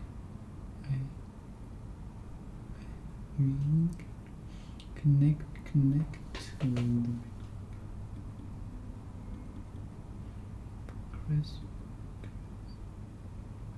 with Canada. America.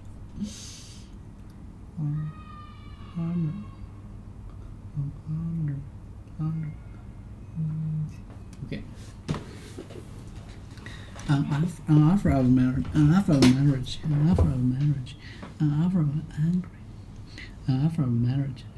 Right.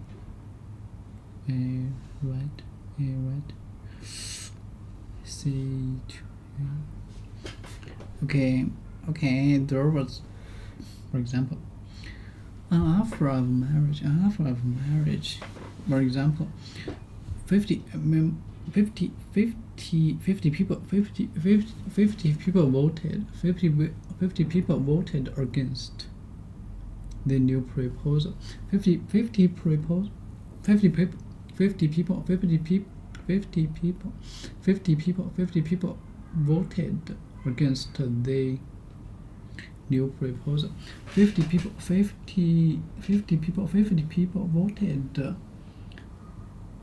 the new proposal. 50 people voted against for the proposal. 50 people voted against the new proposal.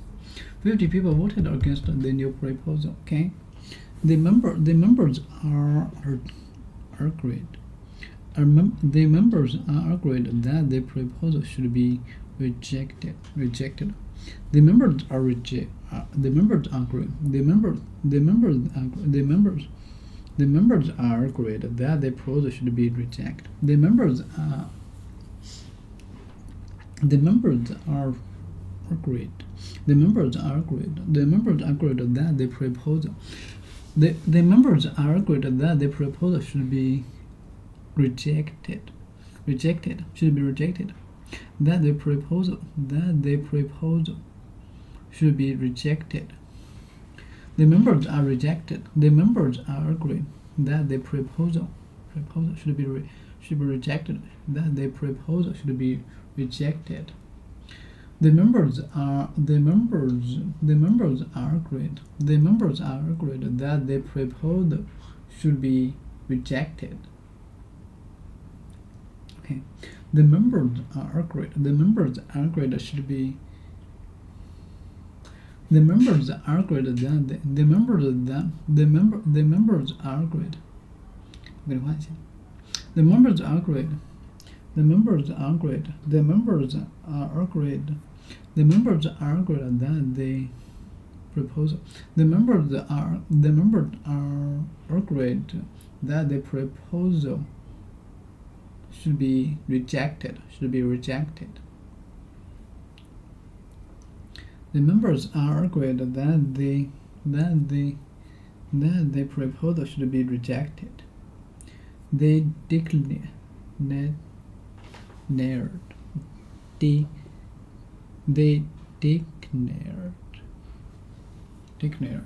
public. They declare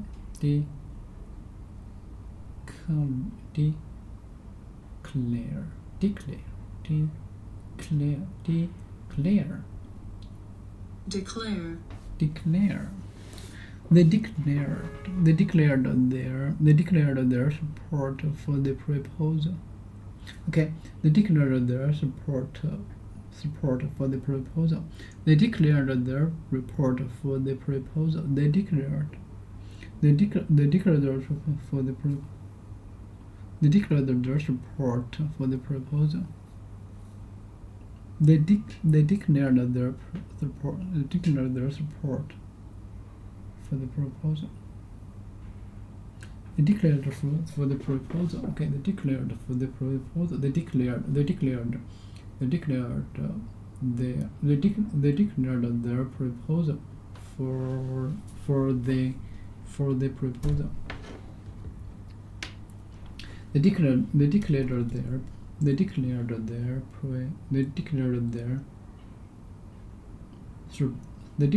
their support for the proposal.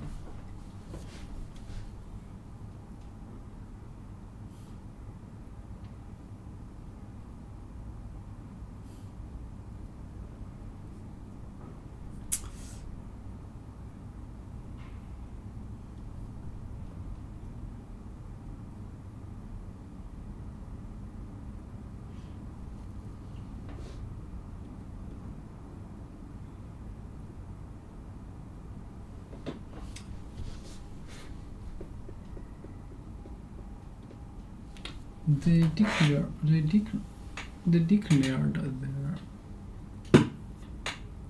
support. They declared for the proposal. Okay.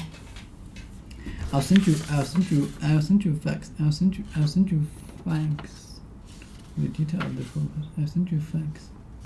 Okay. I'll send you a facts. Facts. I'll send you a fax. I'll send you a fax with the detail of the proposal. With the details of the proposal. I'll send you a fax. I'll send you a fax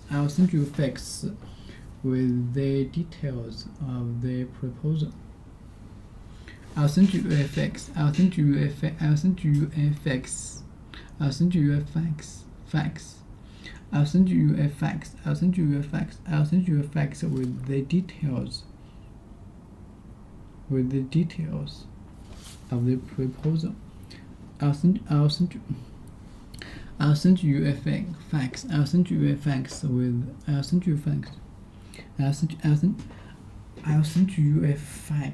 with the details.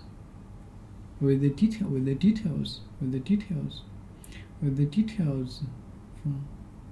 of the proposal. I'll send you a fax. I'll send you a fax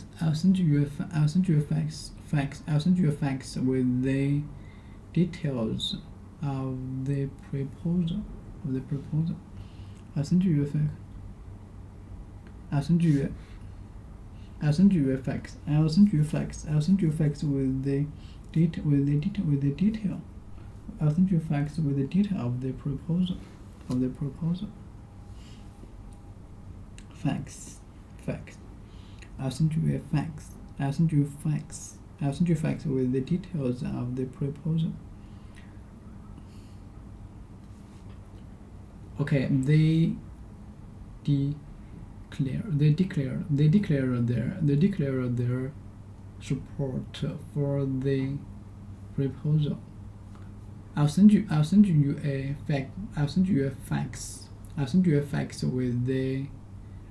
fax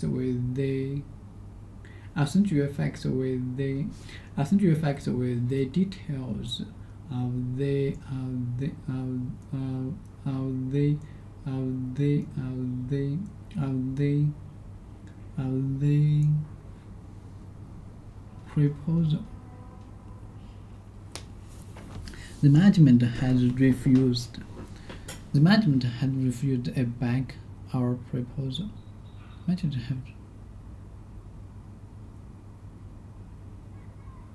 The management has refused to back our proposal.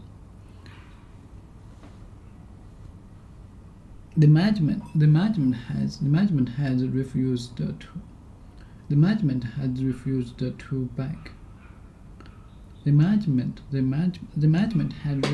to back. The management has refused to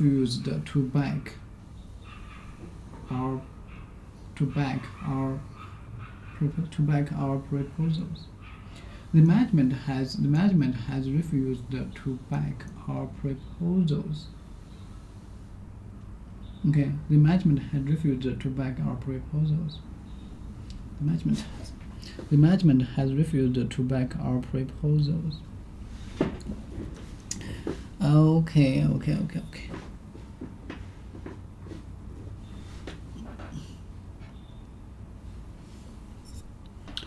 稍微休息一下下。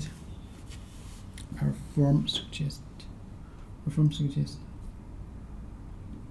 Easy. With the Amazon Smart Lighting Bundle, you can turn your home into a smart home in just minutes. Setup is super easy. You don't need any extra equipment. You just connect your new smart bulb to the Echo Dot and you're all set. You can set it to every possible mood with over 16 million light colors to choose from. Or you can control the lights in your home with the sound of your voice. You just say, Alexa, turn on the lights. Pretty amazing. My mom would love it. You can also set lighting routines to gently wake you up in the morning, help you wind down at night, or completely turn off at a certain time. Basically, these are the lights that were promised to us in the Jetsons. So right now, you can get 20% off your Amazon Smart Lighting Bundle, only at Amazon.com/off-camera. Every bundle includes an Echo Dot smart speaker and a signified color-changing light bulb. That's Amazon.com/off-camera to get 20% off and take advantage of this amazing smart home deal. Once again, that's Amazon.com/off-camera. Now back to the show. You know, you said that the cold, you don't like the cold, and I read something where you were talking about how you were going to make sure that you were just as tough as everyone else on the crew in Wyoming. Oh, yeah. And I think that dovetails perfectly with your personality. Yeah. I mean, is a big part of your personal, like the way you sleep at night, going, I proved that I worked as hard as everybody else, and that I can not let my work stand for itself? It's more so that I don't want to complain. Right. Like, I don't want to be the person that gets bothered by something that that is something I can deal with or something. It's that, but it's also that I work hard. And my Mark Abraham is now my friend who directed I Saw the Light. He always refers to me as a serious person. I'm like, oh God, Mark, don't introduce me. Don't tell someone, like, when you talk about me, she's a really serious person. Like, no one likes serious people. Like, no, everyone's boring. That's not, like, good dinner conversation. Like, stop calling me a serious person. He was like, no, but you're serious about what you do. And he was like, and people respect people being serious about what they do. And I was like, yeah, but I also think people, like, would rather be with someone who's a little bit more playful about what they do. But I do take it seriously. I do take anything that I'm going to stamp my name on or my creative anything on, I'll take it really seriously, because if it's something that I love and care about, I'm going to take it seriously. And is that for yourself too, like when you're in prep and when you are trying to figure out, like you said, like trying to figure out how to hold a gun so that people understand?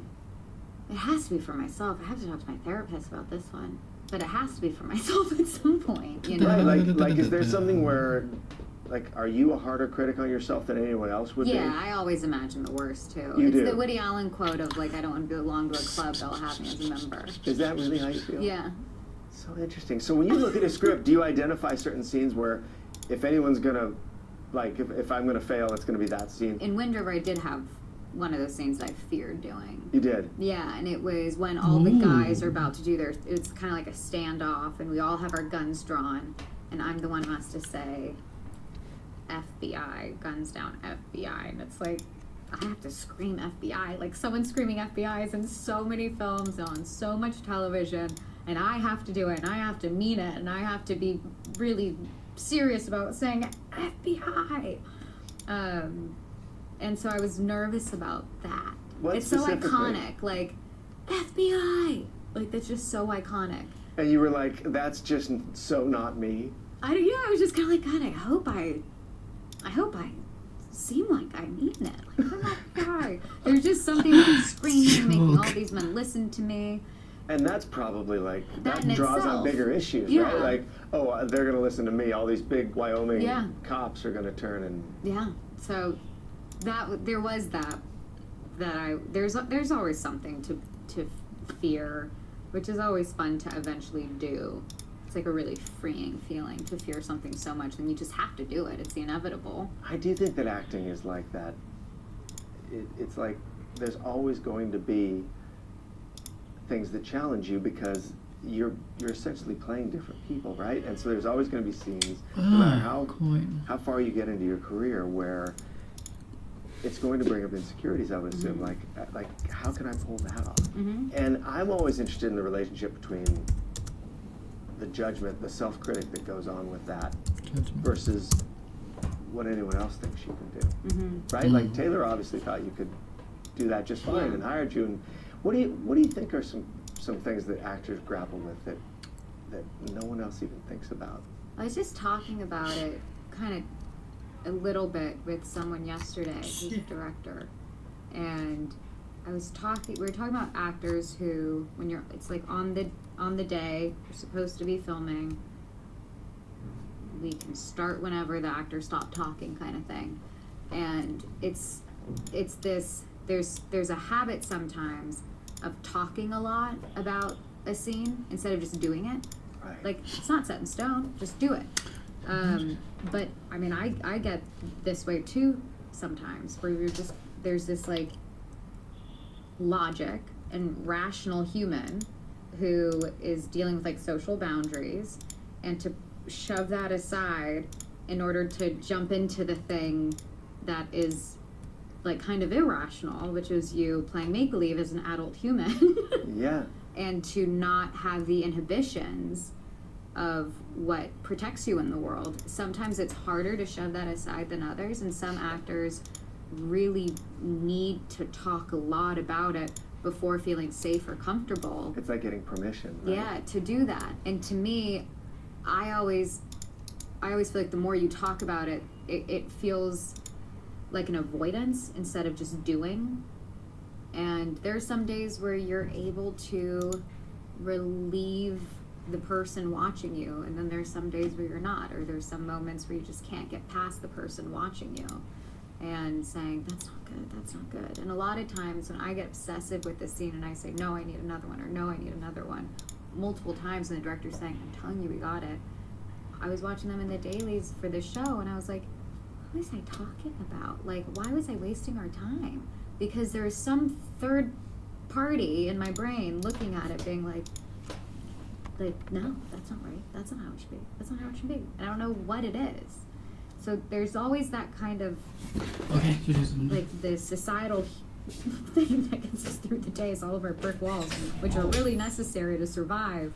You just need to kind of shove them away and, like, deep dive into this really uncomfortable, but then once you're there, there's this freedom in it. There's this sense of freedom in this box. That's the mystery of the profession, right? Because on the surface, you learn your lines, and when the other character says their line, then you say the line you memorize. Try and say, like, that sounds like how people talk.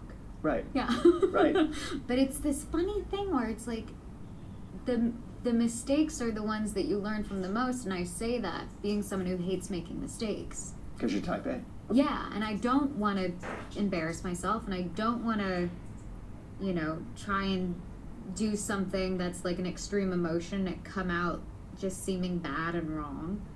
But you just got to do it, because then you'll get to the other side of it sometimes, and it doesn't feel great to embarrass yourself. But that's when you need a great director. That's when you need a great crew. That's when you need the structure of the box to feel really supportive, so that you know that it's okay to fail. You know that that's not gonna define anything. Has your self-critical voice changed or evolved into a either more benevolent or more intellectual self-critical voice as you've become more experienced and done this for a number of years? Oh my God. So you know what? I miss the idea of making something in like the purity of making something for the first time. Is the purity that you don't know? That you don't know what's going to happen to it, that you don't realize people are going to watch it. Like when we filmed Martha, Marcy, and Marlene. Good job. I was a kid who was still in theater school, who got this job opportunity. I didn't understand camera angles. I didn't understand Was that lenses. Like really your first film? It was my second job, but still not having seen something I've been in on camera, still not really understanding the structure of filming, and being really uncomfortable with it. But also there's a freedom of not having any knowledge. There's a freedom of, I understood independent films to be the films that occasionally made its way to the Encino Lemley. Like, I didn't think of it, there were like 5 movies, and sometimes they were foreign films. I never thought of it as something that got reviewed and people would see and it would move up the ladder. I never knew the politics of it. And so making it, you don't think about critics. You don't think about, is this a step in the right direction for my career? It's so pure. And that kind of first experience you never get again. Yeah. And the critical part of my brain now is just now more informed and educated, but also at the same time trying to make something in that kind of like purity again. Like trying to get that back or capture whatever it was that was magical about that. Yeah, that feeling of like there's something that's safe and not knowing any of this shit. Like when they said we got into Sundance, I was like, I know Sundance is that film festival. Like, I think I've heard of it. And then we went, and everyone was like, this is going to change your life. And I just thought, you guys are all insane. You guys are like living in a snow globe. You guys think that this is what the world is. And it's just not. And that's what I kept thinking. And then it did change my career. And so it was this funny thing where I thought, oh, you don't know. But like, I didn't know. Right. Right. And it is just an aspect of the world, but it's the aspect of the world that I'm a part of. But at that time, I just thought, you guys are all crazy. Like, I just didn't... You had no idea. I had no idea. I think Which is really stupid, because people think, how? You grew up in LA and all this stuff. But independent filmmaking to me wasn't a political land or world that I understood. But I think what you're describing is when you do something for the first time, you have an opportunity to make a choice that's not based on anything. Mm-hmm. And so it has a chance to be something totally new. Yeah. Now, if you're going to make a choice, it's in a body of work. It's in comparison to the last choice you made. Yeah. Can you still make it mysterious for yourself? Like, is that sort of the goal now, is to figure out ways to actually get away from those constructs or that experience? There is something that is in a goal that, like with Sorry for Your Loss, there is this idea of these were limits I had. Let's try and like break those down. Like now I'm producing, and now I can see behind the curtain of post-production and all those things I'd never really seen before. So it's almost like for me to create more opportunities, it's like pulling more curtains down in a way, which makes it feel more tangible in some odd sense, and also terrifying because there is this feeling of, oh, maybe if I were to do this, if I were to direct, or if I were to, I guess if I were to direct something, now I have these tools I didn't have before, but do I really want to be the person who makes all these decisions? I don't know. Because just being a part of the group that makes decisions was really fascinating also. And I like group dynamics. I like working with people. I like the ensemble aspect of the job. Right. Which was what we were talking about before with like the painter can go paint or the musician can go play. I really benefit from working as an ensemble or teamwork. Right. You're in this place where at the beginning, when you just say yes because you're happy to get the job and you don't know anything about being on a film set, and you make these interesting choices, there's that freedom of the mystery to it. Mm-hmm. But then when you know everything, you're sort of also responsible for everything. Yeah, right? then you become responsible for the decisions you make, and then I mean there are moments in my life where I've been like, oh, I wish I had that information at the beginning of my career. I would have held out for other jobs. Maybe there would have been a different path, or if I said no to this, I would have been available for this other thing, and that would have been maybe a different road. But you can't like always do that. Are you pretty good at letting that stuff go? No. I'm not, but I try.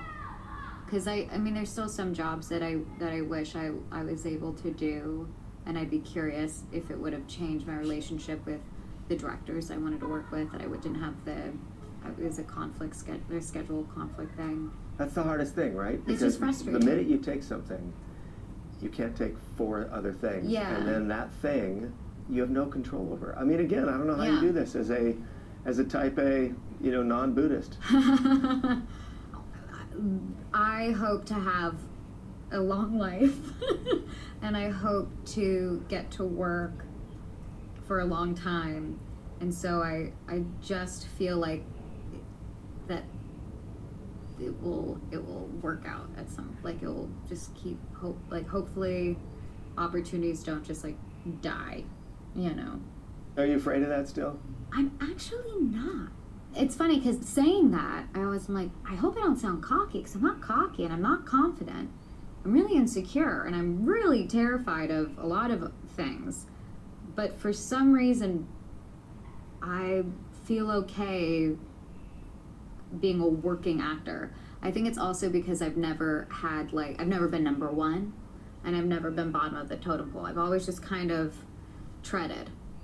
And I feel like that's a place I'm comfortable being in. But I think when you see the top, when you see the number one, I think the way down looks a lot scarier. And I've never seen the top.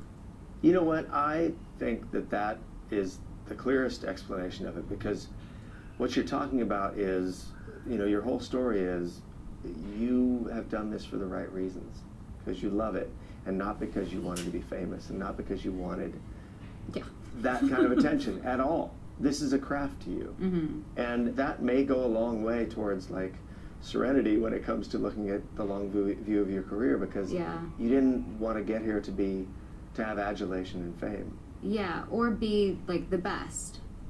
Because I think some people do want to be the best at a job. Right. And I've always thought of the best as being for the most part it's a phase, unless you're Meryl Streep, but like for the most part it is, you're the best for a moment, and then either people there's oversaturation or whatever it is, it changes. There's like a drop, there's a lull, maybe it gets to go back up again.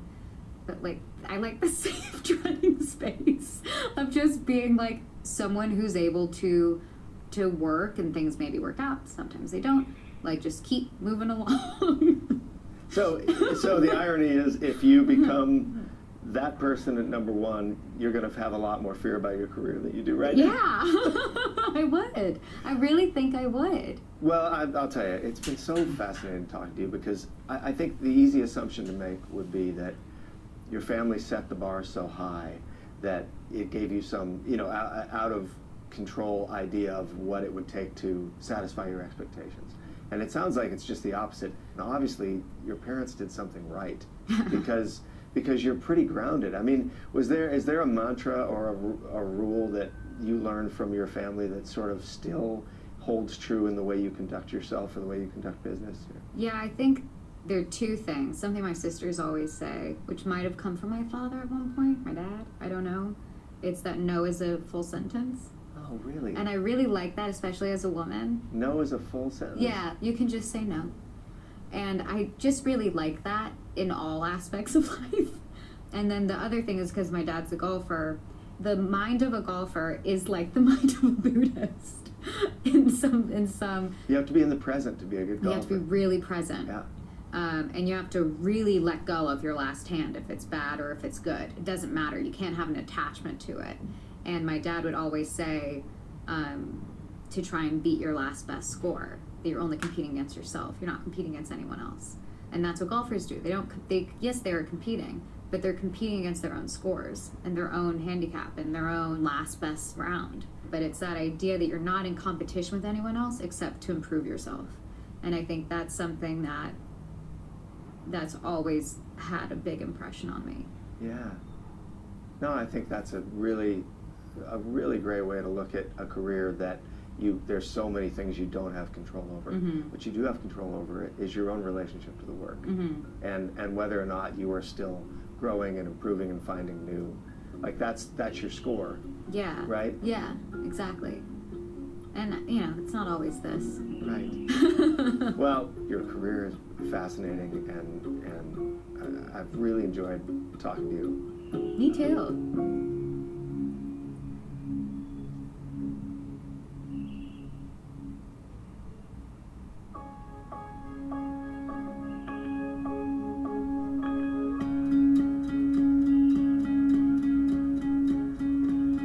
Hey folks, that's our show.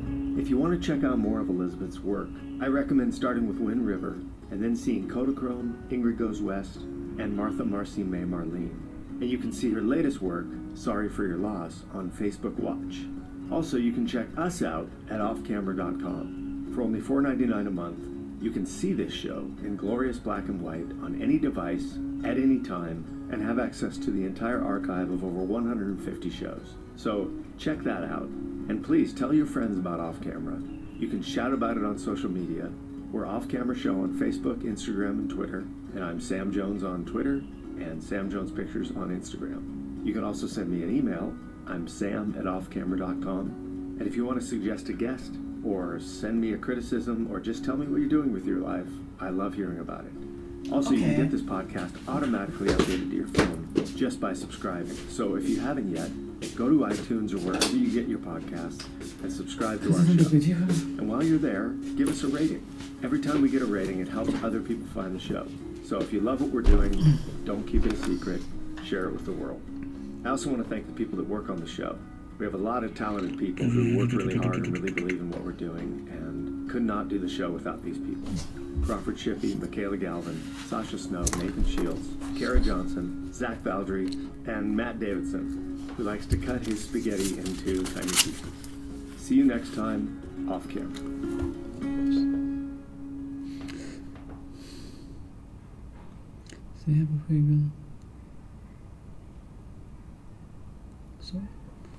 He leads by saying, academics think of themselves as trailblazers, explorers, seekers of the truth. Any fundamental discovery involves a significant degree of risk.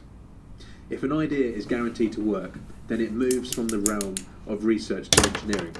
Unfortunately, this also means that most research careers will invariably be failures, at least if failures are measured by objective metrics like citations. So,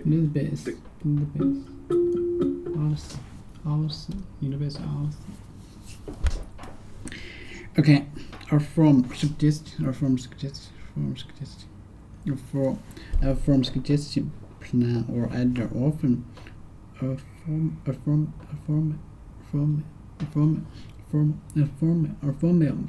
formal suggestion plan or idea often a written one. Okay, a formal suggestion plan.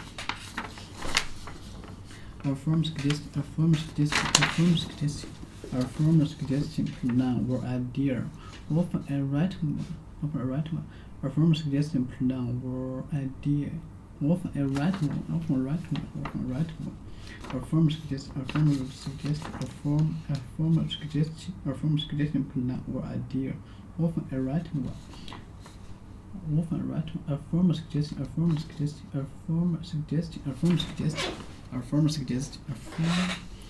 A formal suggestion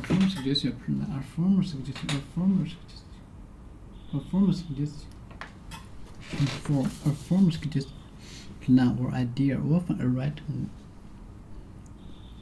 A formal suggestion plan or idea often a written one. A formal suggestion plan or idea or written one. Often a written one. Often a written one. A formal suggestion plan or idea often to write one. Often a written one. A formal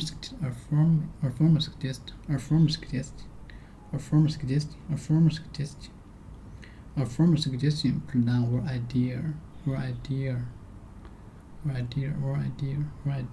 often a written one. A formal suggestion plan or idea suggest often a written one.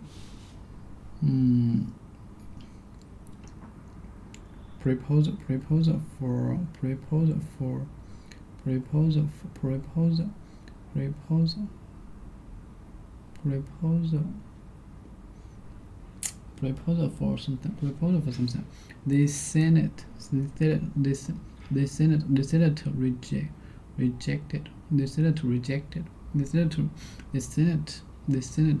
The Senate rejected the proposal for rise in Brazil's minimum wage.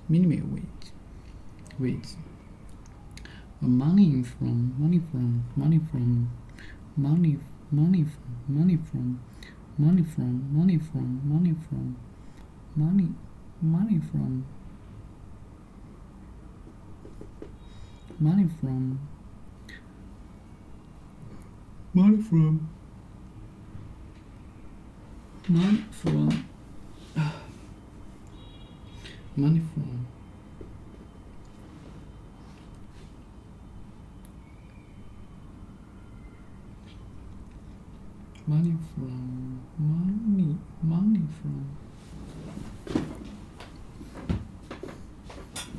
the Senate rejected the proposal for the rise. The Senate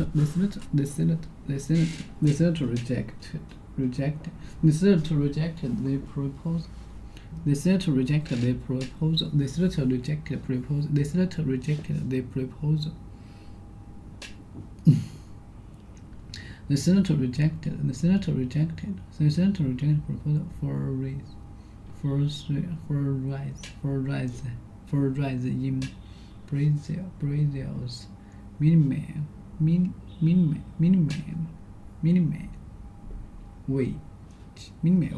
minimum wage.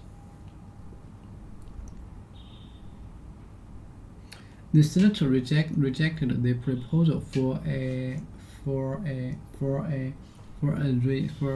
for a rise in Brazil's minimum wage.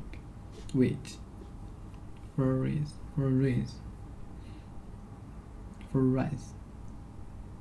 Okay, the senator rejected the senator rejected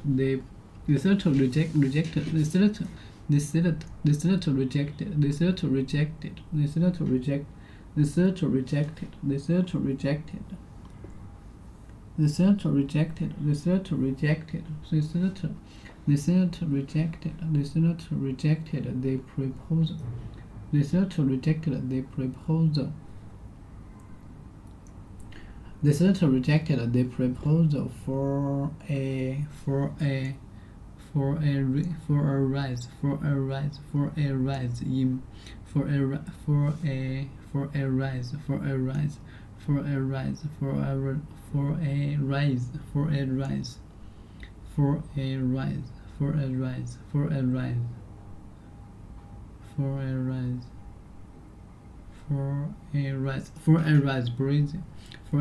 in Brazil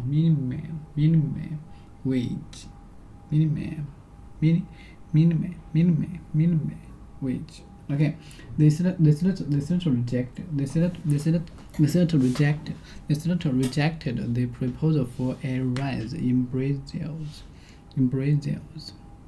The senator rejected the proposal for a rise in Brazil's minimum wage.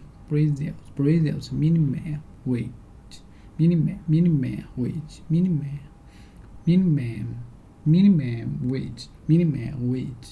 minimum wage. The senator rejected the proposal for a rise in Brazil's minimum wage. A proposal to do something. A proposal to do something. A proposal to do something. A proposal to do something. A proposal to do something. A proposal to do something. Management has made a proposal to cap overtime. Management has made a proposal to cap overtime. Management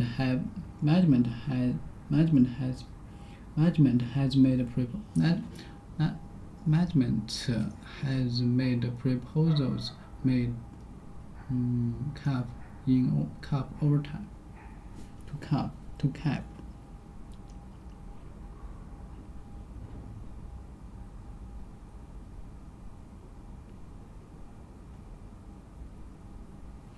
Has made cap to overtime.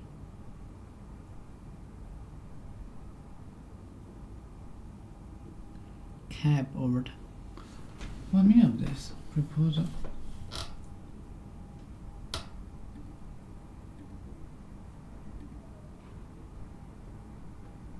Fix. Refuse. Select. Raise. Minimum.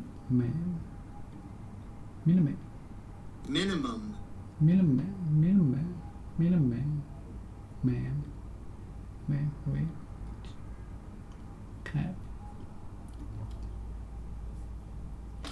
Cap.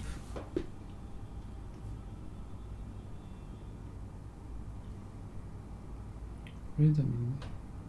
Management has made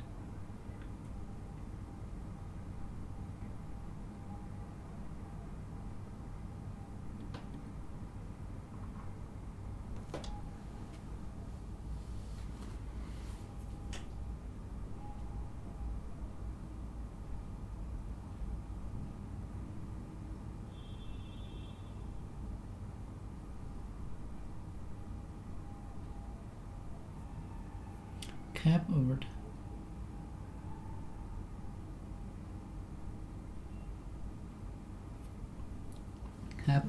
Cap overtime has made.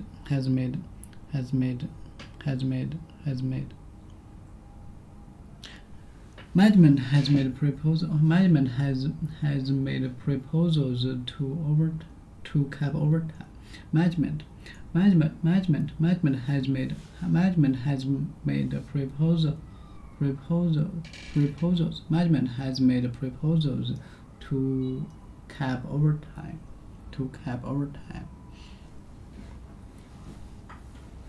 Engine.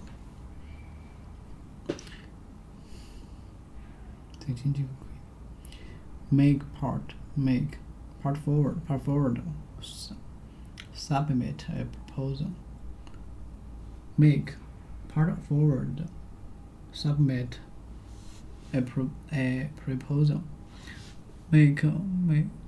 Make part forward. Submit a proposal. None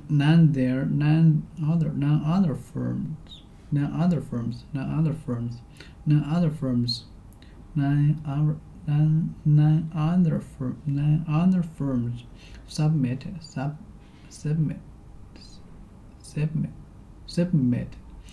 submitted the proposal.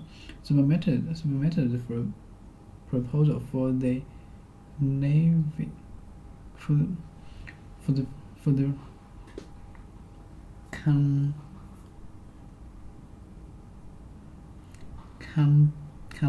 complex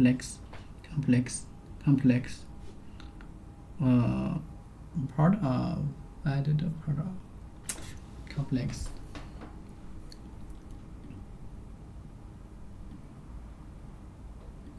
merge. Involving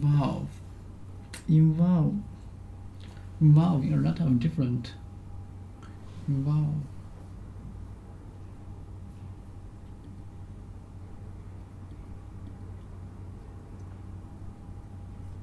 involving are not different but related part. Involve a lot of, okay. For the naval complex naval sea force for the navy complex for the navy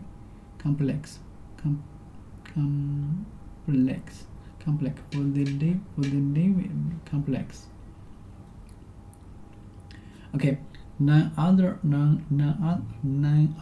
firms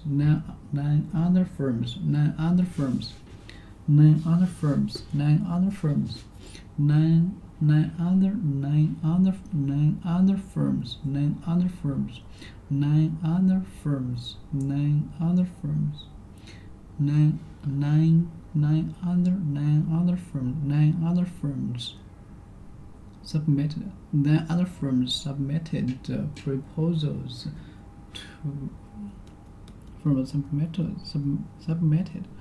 submitted proposals for the Navy complex. Nine other firms submitted proposals for the Navy complex. Nine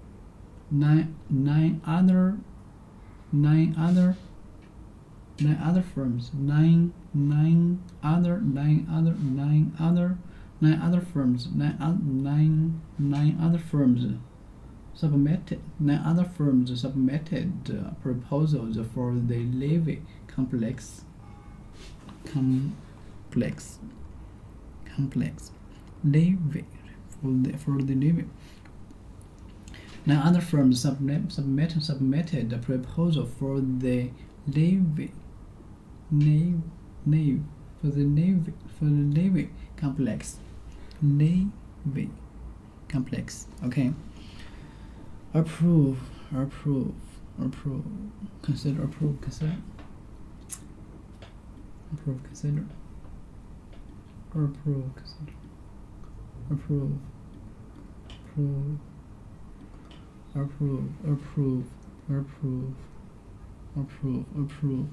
Consider.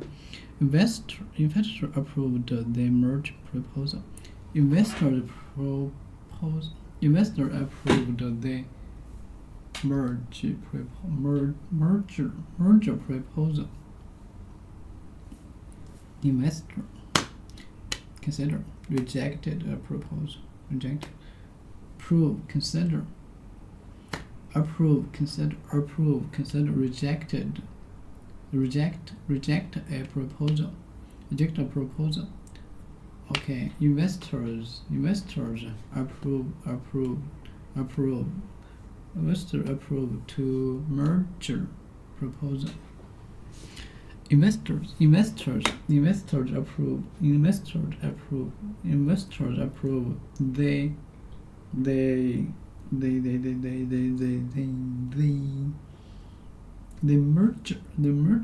The merger proposal. Investors.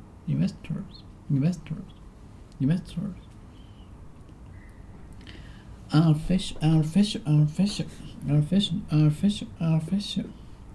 Okay, position and responsibility. Position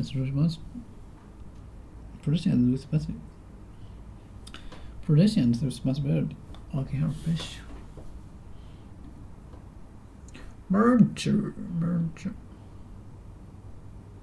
Occasion. Property. Unite. Connect. Operate. Education. Submit. Firm. Hard. Type. Vague. Minimum. Complex. Involve. Cage. Involve. I've included.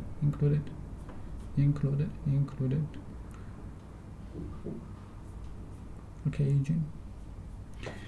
A cage, a particular time, especially when something happens or has happened. For example, something happens.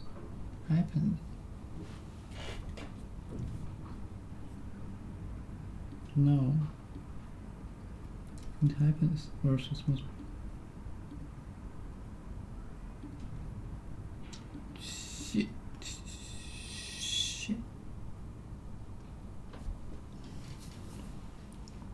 Okay, unofficial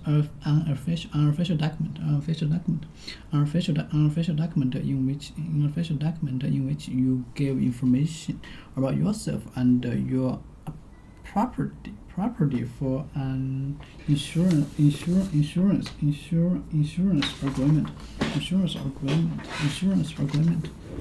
agreement. Happens.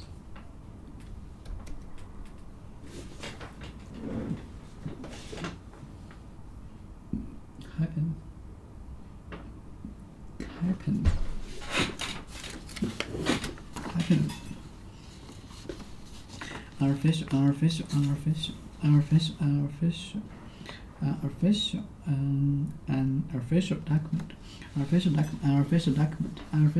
in which you give information. Official document in which you give information about yourself and your property for an insurance agreement.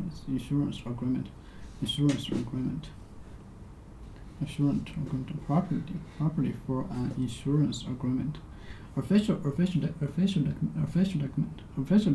which you official document in which you give official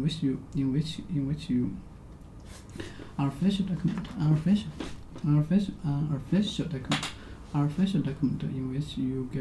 which you give information. In which you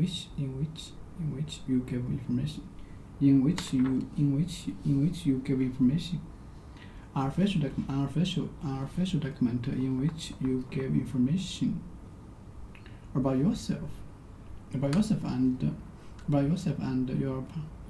your property. and your property. About yourself and your property for an insurance agreement. Unofficial document in which you give information about yourself and your property for an insurance agreement. Okay, unofficial document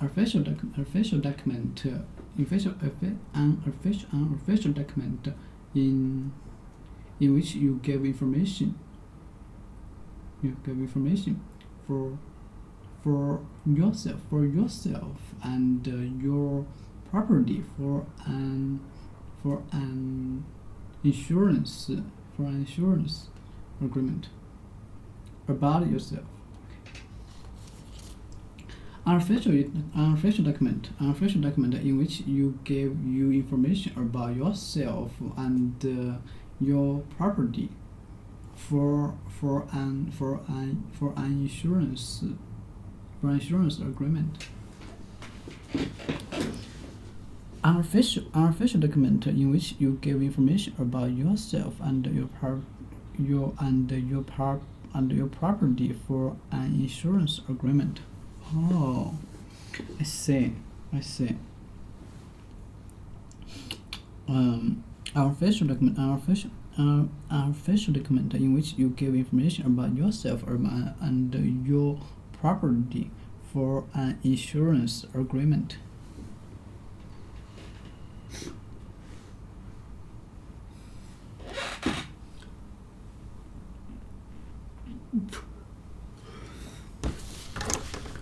It's okay.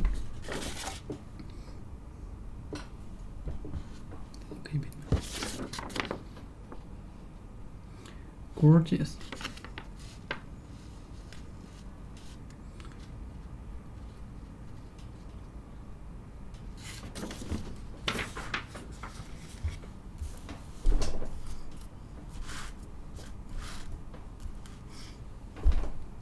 We're beautiful, we're present. We're beautiful, we're present.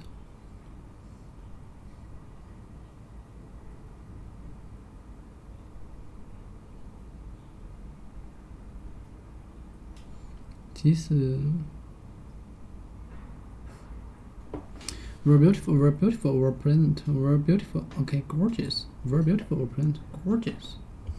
What a gorgeous room. We're beautiful. Why? We're beautiful.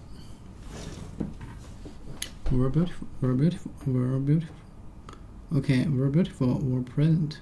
Gorgeous. Okay, gorgeous. We're beautiful. We're present. We're beautiful. We're present. We're beautiful. Present. We're beautiful. We're present. We're beautiful. We're present. We're beautiful. We're present. We're beautiful. We're present. We're beautiful. We're present.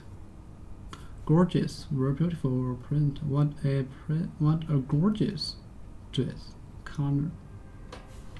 Room. What a gorgeous corner. The brand look gorgeous. The brand look gorgeous. The bride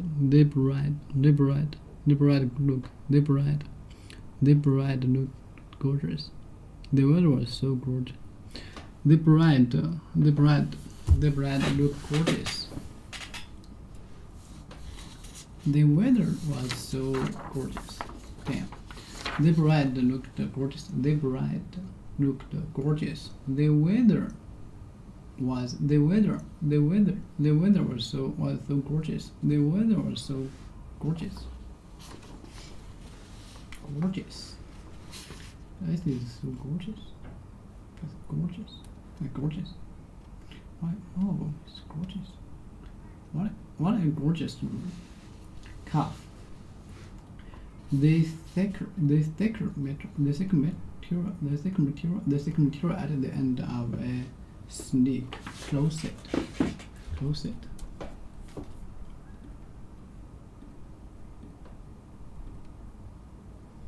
Gorgeous calf.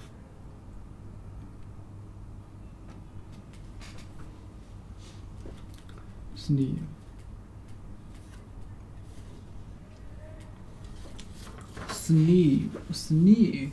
Okay, this thick material at the end. This thick material at the end.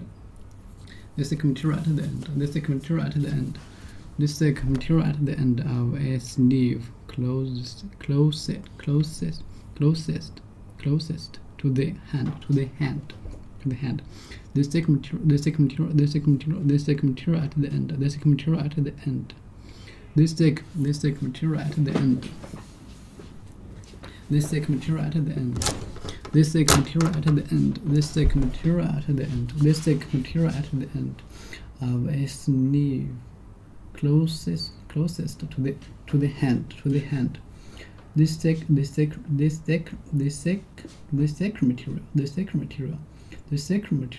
the end. This thick material at the end of a sleeve, closest to the end of a sleeve closest to the end. At the end of a sleeve.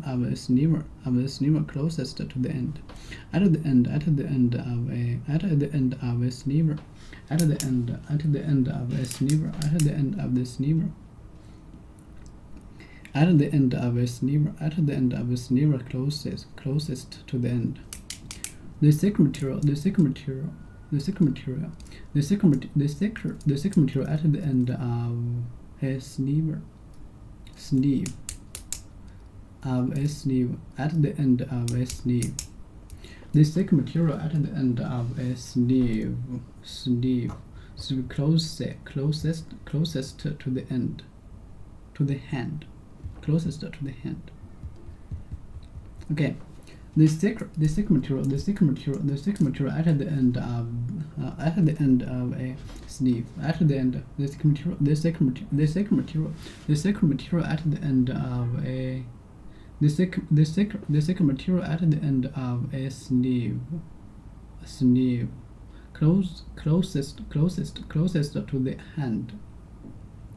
to the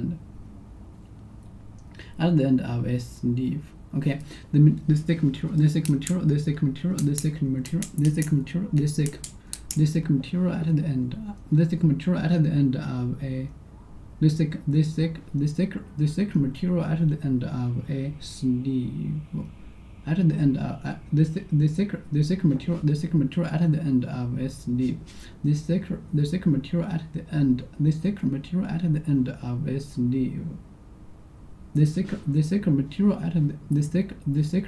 at the end of a sleeve. Okay, this thick material at the end of a sleeve closest to the end,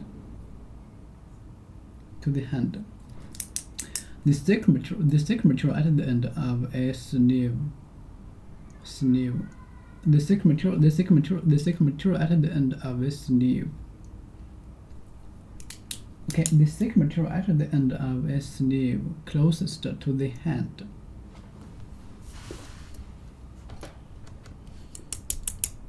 The thick material at the end of a sleeve closest to the hand. Okay, he buttoned his cuff. He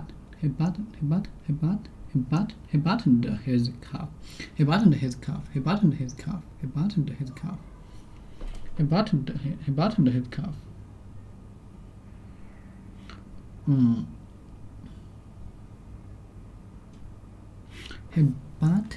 cuff. He buttoned his cuff. He buttoned his cuff. He buttoned his cuff. He buttoned his cuff. He buttoned his cuffs. He buttoned his cuffs. He buttoned his cuffs. A black shirt with white cuffs. A black shirt with white cuffs. He buttoned his cuff. A black shirt with white cuffs. He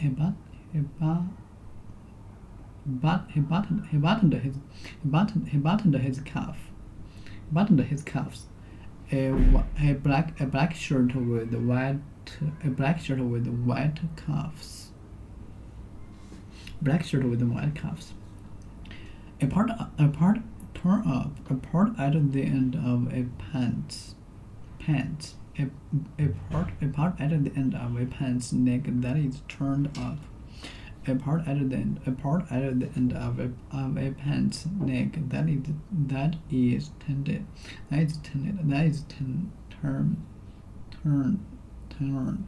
turned up that is turned up. A pant's neck.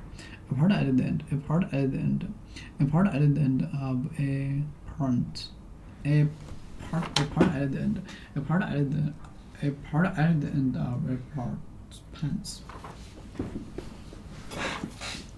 A part at the end of a pant's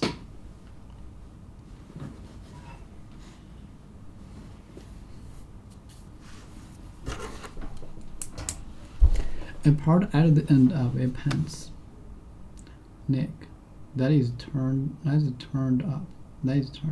up. A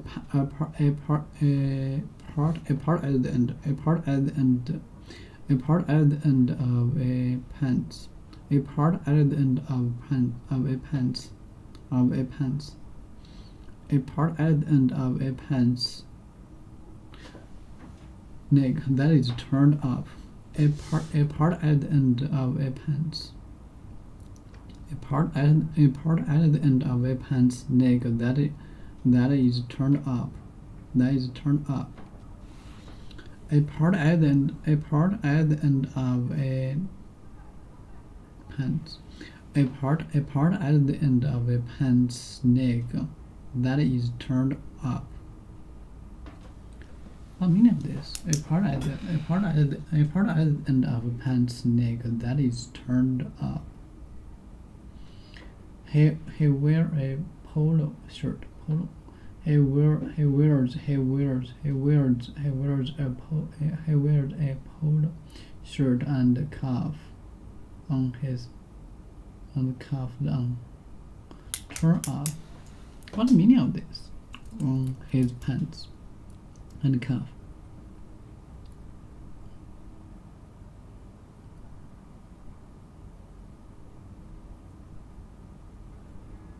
He wears a polo shirt and cuffs on his pants. He wears a polo shirt and cuffs on his pants.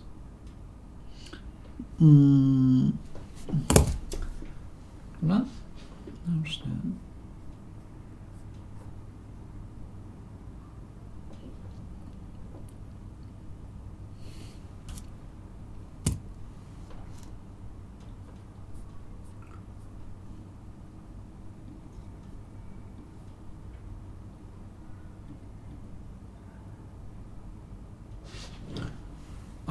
And his pants.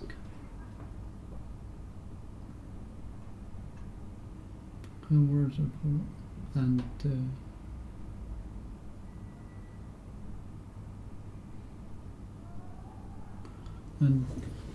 cuffs on his pants. Cuffs. He wears a polo shirt and cuffs on her pants. The act of hitting. Turn up.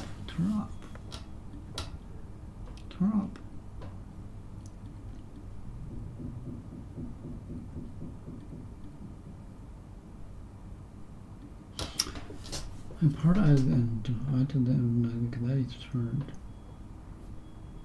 turned up.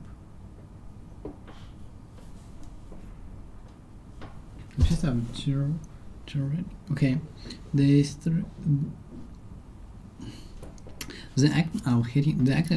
act of hitting someone with your hand in a night, jokingly. The act of hitting someone with your hand in a night, jokingly. The act of hitting someone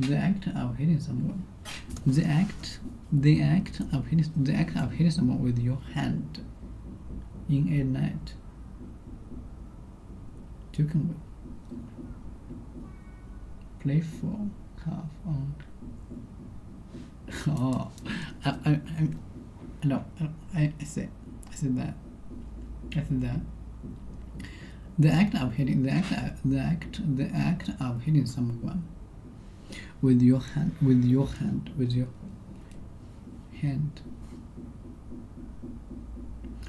The act of hitting someone with your hand in a night. With your hand in a night. With your hand in a night. With your hand in a night. Jokingly. The act of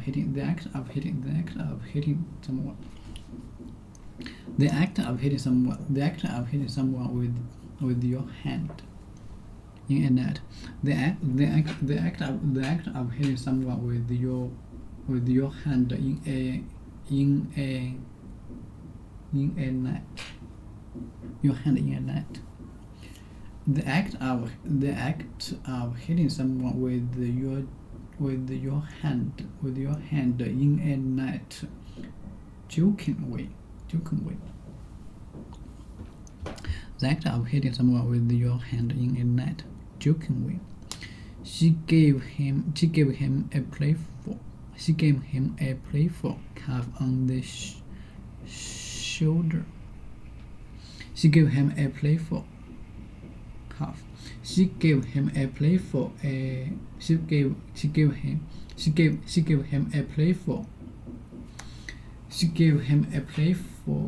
cuff on the shoulder. Okay. She gave him a playful cuff on his shoulder. On the shoulder. She gave him a playful. Okay, I know. She gave him playful cuff on his shoulder.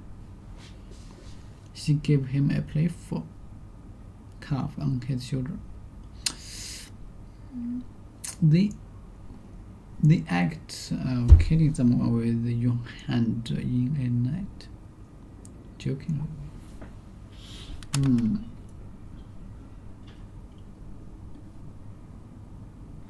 With your hand in a night. 还有一种是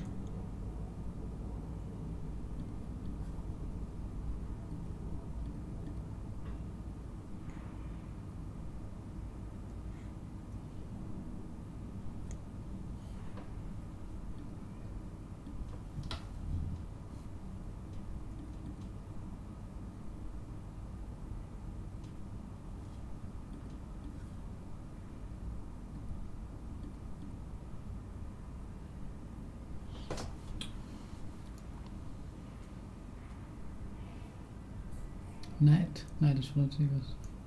Give him playful.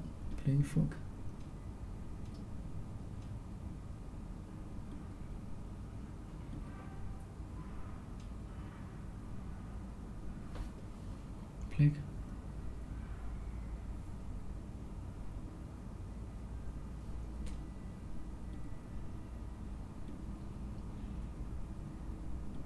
Playful calf.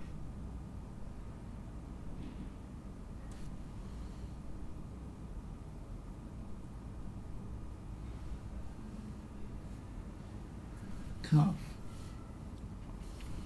Playful. Gentlemen, playful. Put in handcuffs. Informal.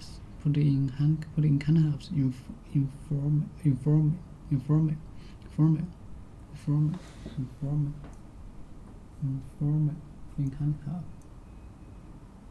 Informal.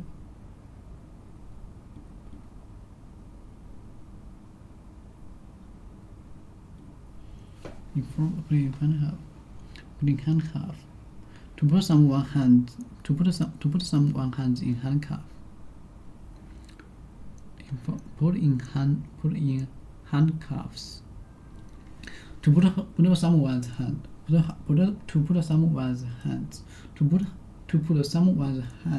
in handcuffs. To put someone's hands in handcuffs. To put someone's hands in handcuffs. 程式需要3个基本条件 ：time, environment, people.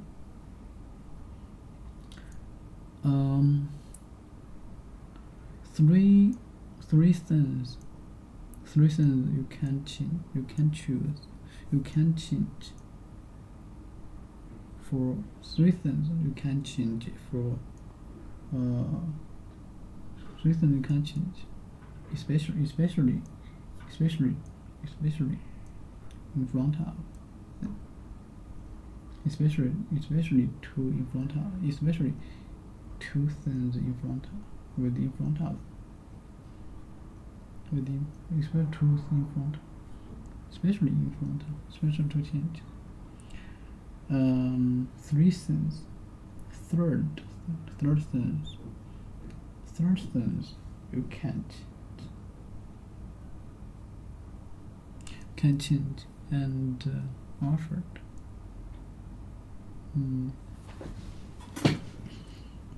Okay. To put someone's hand in handcuffs, he was led out of the courtroom. He was led out of the courtroom with his hand cut off behind his. He was out of the. He was led out of the courtroom. He was led out of the courtroom. He was led out of the courtroom. He was led out of the courtroom with his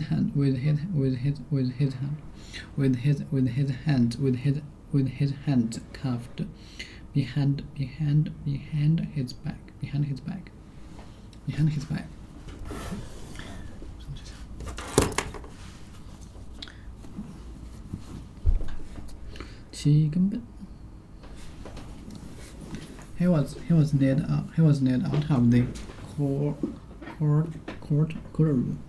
He was led out of the courtroom. He was led out of the courtroom with his hands cuffed behind his back. With his hands cuffed behind his back. He was led out of the courtroom. He was out of the courtroom.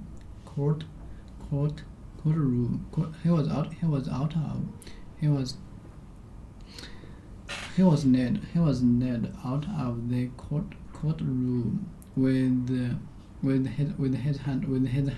his hands behind his back. With his hands cuffed behind his back.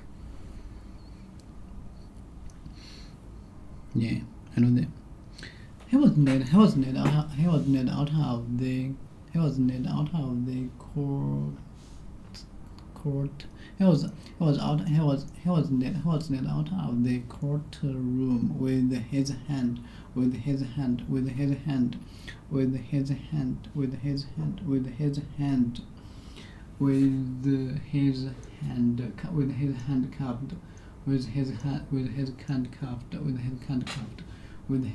cuffed behind his back. Yeah. Material in a shirt. This thick material around wrist, ankle, around wrist,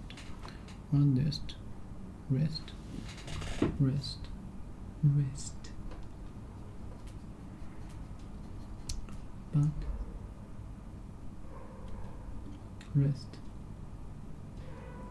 wrist, ankle, wrist, rest, and at the end, the thick material at the end of the sleeve. The thick material at the end. The thick material at the end. Sleeve around the wrist. A thick material at the end of the sleeve. At the end of a sleeve around the wrist. A thick material at the end of a sleeve. The thick material at the end. The thick material at the end of a. The thick material at the end. The thick material at the end of a sleeve. Around the wrist. The thick material at the end. The thick material at the end of a sleeve. Around the wrist. A thick material at the end of a sleeve. The thick material at the end of a sleeve. A thick material around the wrist. Around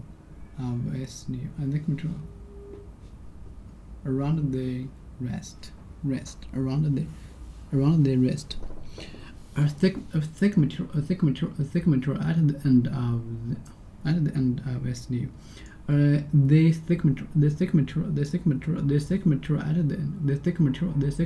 A thick material at the end of a sleeve. The thick material at the end of a sleeve. Around the wrist. The thick material at the end of a sleeve. Around the wrist. 你好，对我不是去，但是实质的讲，对，成绩来讲，但从成绩角度来讲，正确是可以，正确是基本可以被学习的正确。他们说是一个。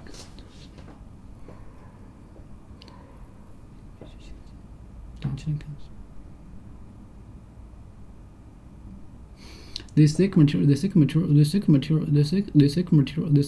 the end. The thick material at the end of a sleeve around the wrist.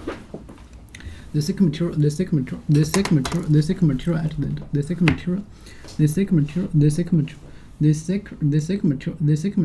end. The thick material at the end of a sleeve. The thick material at the end of a sleeve.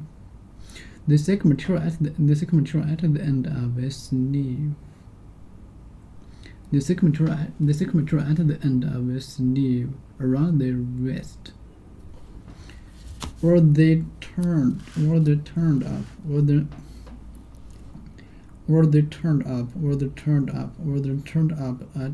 bottom of a neck. Or they turned up part at the bottom at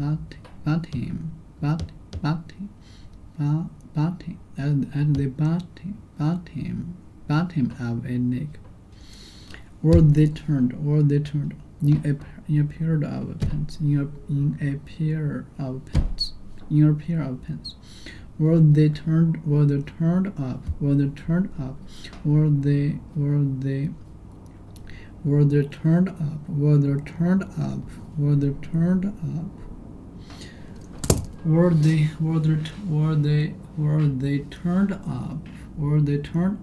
at the end, at the bottom, turned up part at the bottom of a neck.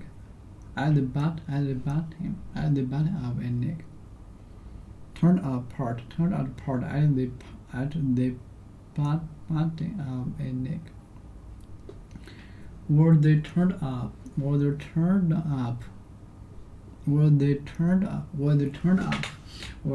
turned up part of a neck. were they turned up part, were they turned up part at the were they turned up at the bottom of a neck. Okay, your shirt. The thick material at the end. The thick material at the end of a neck. Okay, the thick material at the thick material at the end of a sleeve around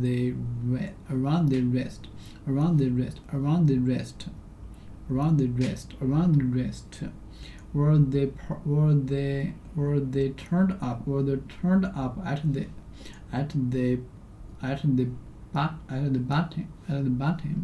the bottom of a neck, around of a sleeve. Okay, around the wrist, were they turned up part. Okay, let me see. The thick material at the end of a the thick material at the end of a sleeve around the wrist, were they turned up part. Were they turned up part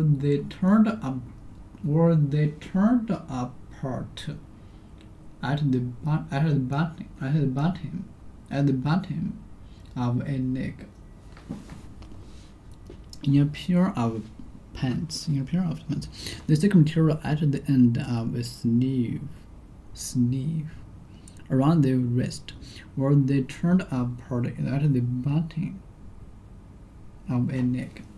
Okay, over it. Okay， 2小时可以读完，其实。4点半，排队1个半小时，3个小时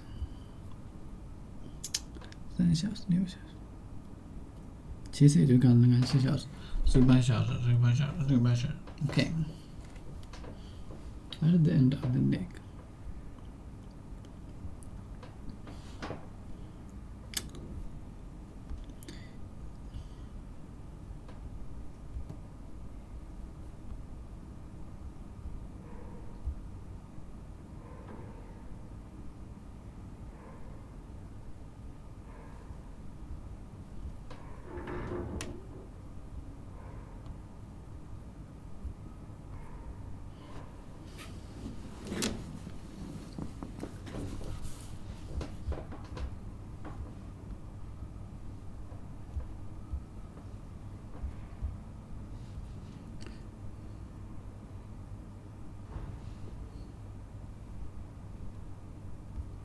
Let me see. I'm practicing my language. Just listen and say that again.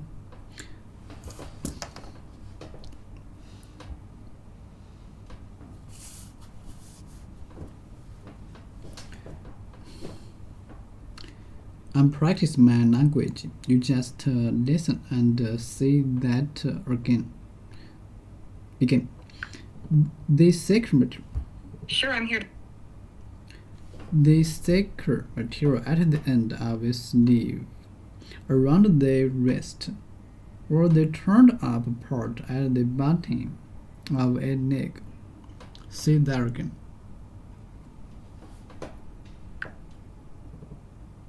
It sounds like you're describing cuffs. Cuffs are the thicker material at the end of a sleeve around the wrist, or the turned over part at the bottom of a neck, like on a shirt or a jacket. They can be decorative or functional, adding structure to the garment. Is there anything specific you want to know about cuffs?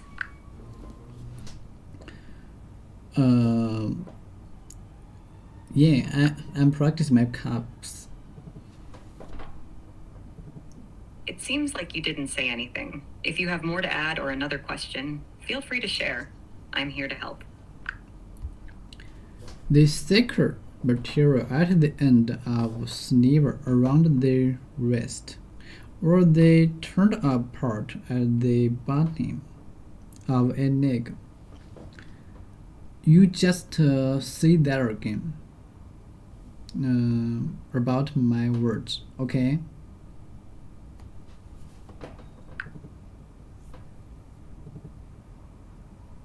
You're referring to the thicker material at the end of a sleeve around the wrist or the turned up part at the bottom of a neck. These are known as cuffs. They are commonly found on shirts and jackets to provide structure and style. Is there anything more you'd like to know about this? Yeah, tell me about cuffs, mean, and examples. Example limited 3, okay? Sure, curves refer to a continuously bending line without angles. In different contexts, they can mean different things. For example, 1, mathematics.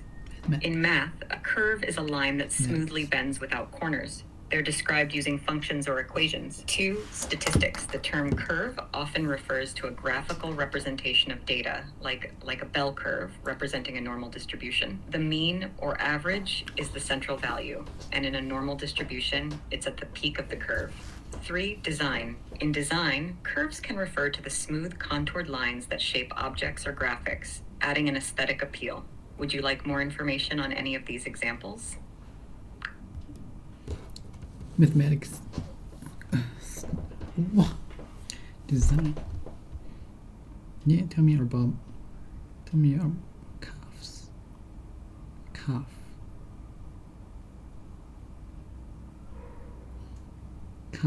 Cuffs. You refer to the thicker material. You refer to the thicker. You refer to the thicker. You refer to the thicker. Okay.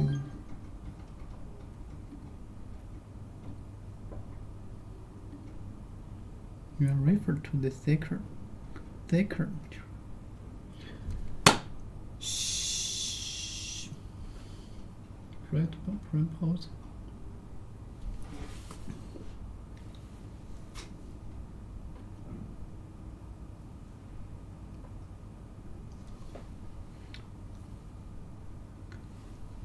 The thicker material. It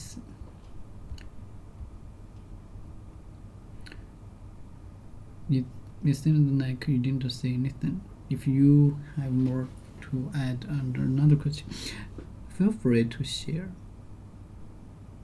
I'm here to help. The thicker material at the end. The thicker material at the end of a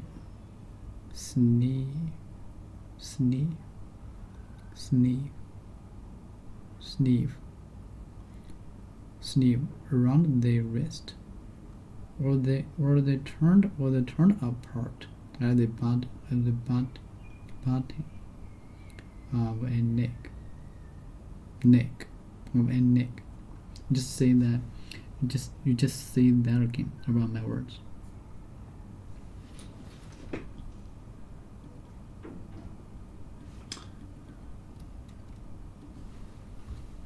You're referring to the thicker material.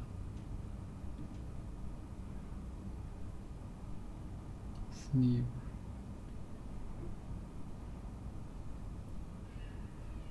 Of a neck.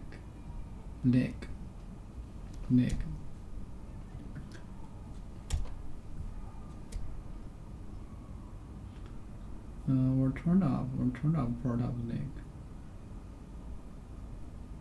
There are known as cuffs. Cuffs.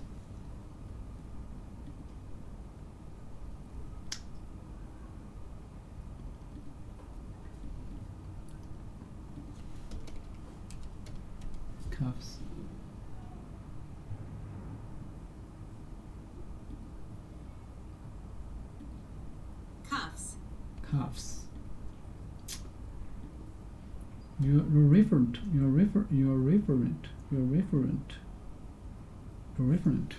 Okay.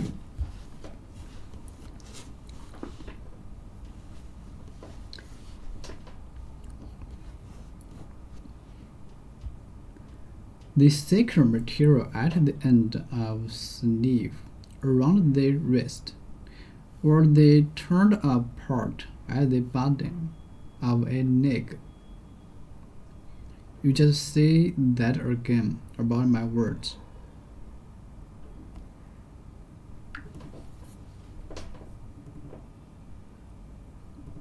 You're talking about the thicker material at the end of a sleeve around the wrist or the turned up part at the bottom of a neck. These are called cuffs. They're a common feature on many shirts and jackets, providing both function and style. Is there anything else you'd like to know about cuffs? The thicker material at the end of a sleeve, around the wrist, or the turned up part at the bottom of a leg. Say that again, okay? Leg.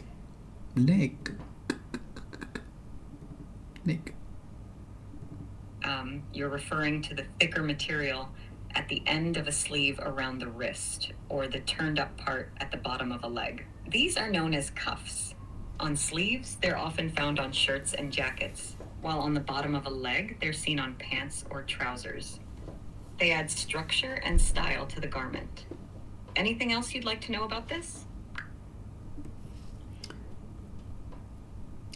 You're referring to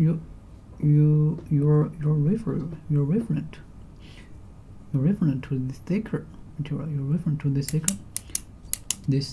the thicker material at the end of a sleeve, around the wrist, or the turned up part of a neck. These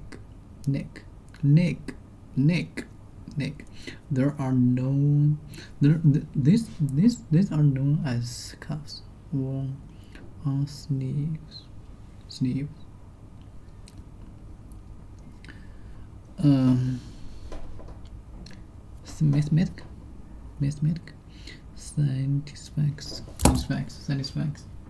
Satisfacts. Okay.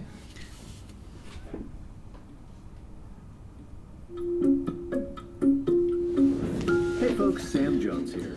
Welcome to another edition of Off Camera, the show where I get to talk to iconic, creative, curious artists and find out how they got that way. And in this episode, I sit down with actress Elizabeth Olsen. It's safe to say that Elizabeth Olsen did not have a normal childhood.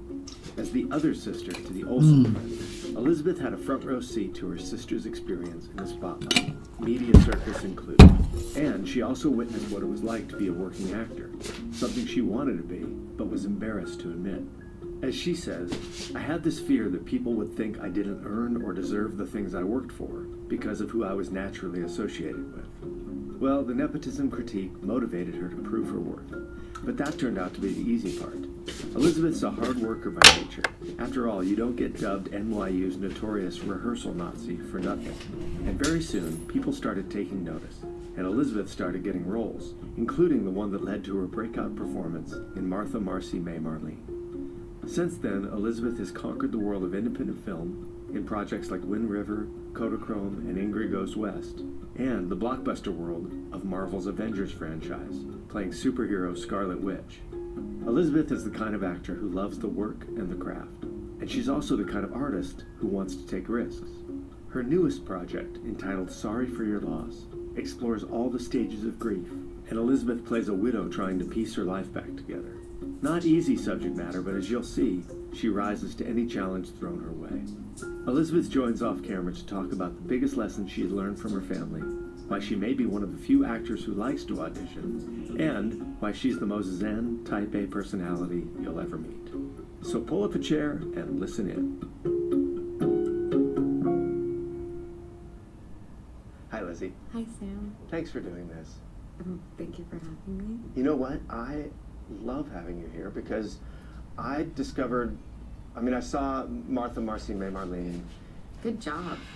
Good job saying your name. I know, right? I feel pretty good about that. That's not the easiest title to remember. Well, I saw that. That was my introduction to you.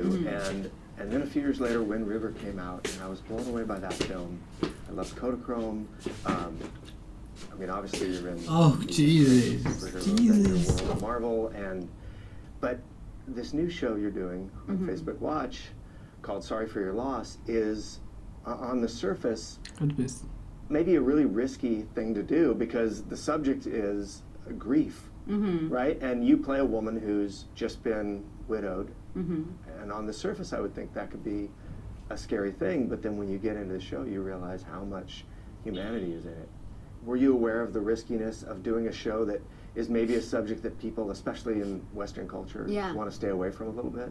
I think that's what made me want to do it, because it seemed like a whole of storytelling that we don't, there isn't a show about. There has been shows about someone with an illness, dying, and dealing with coming to terms with being mortal and death, and grief usually it's like some sort of pocket of, these are the steps you go through and then you find love, or these are the steps you go through and then you're over it. Or it's also like has just like a happy ending. And I also think it's one of the most universal experiences besides taxes. It's death, dealing with losing people. And that idea and being able to tell an authentic story of how people deal with it and how you don't just get over it was something I wanted to be a part of. And when I think of grief, I think of like we all walk through life with like my favorite metaphor or analogy is that we all have this backpack of like all of our like trauma or loss that we just carry with us, and it's like a certain weight, and then someone dies and then the weight changes, and you don't ever lose that weight, you just figure out how to walk differently through life.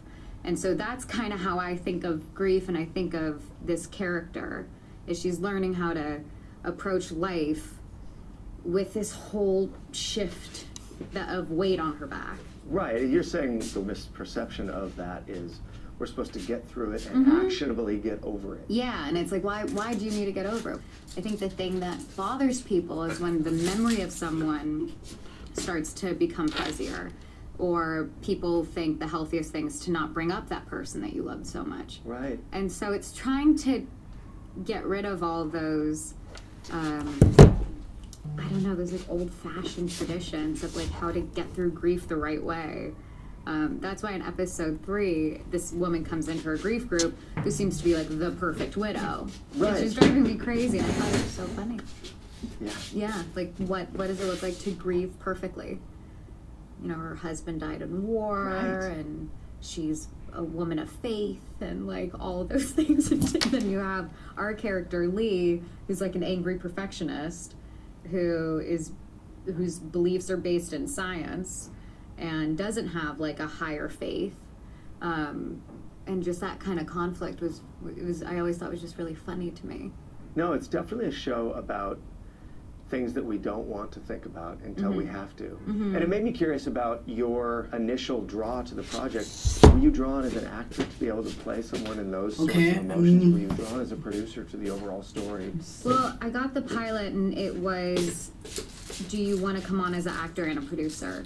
And so the producer part of me is, I see this opportunity, this is a hole in storytelling that needs to be filled and should be in a genuine way, not in kind of like a cheesy way or really depressing or something. And I loved the character because I just thought that she was this like type A personality, a really hard woman to console while grieving. And this I was kind of like, well, I don't have to put a voice on. I know this girl, she's from LA, and she has a goal of being a creative and making that a job, and she's in love, and there's just something simple about her story that I was excited to go back to and just kind of drop into someone's life. Are you type A? Me, yeah. Very much so. Yeah. How does that work? How does being type A work with being an actor and being so sort of susceptible to outside forces? So the way I think of like my favorite way of performing and acting is all the things that you can do inside structure. It's all the energy. If you were to have molecules in a box, and really, just a normal box, and nothing's open, it's a lot of hot kinetic energy. And if you were to lift open a box, it becomes like random dispersed energy. So to me, I like feeling creative within structure and form in a controlled atmosphere.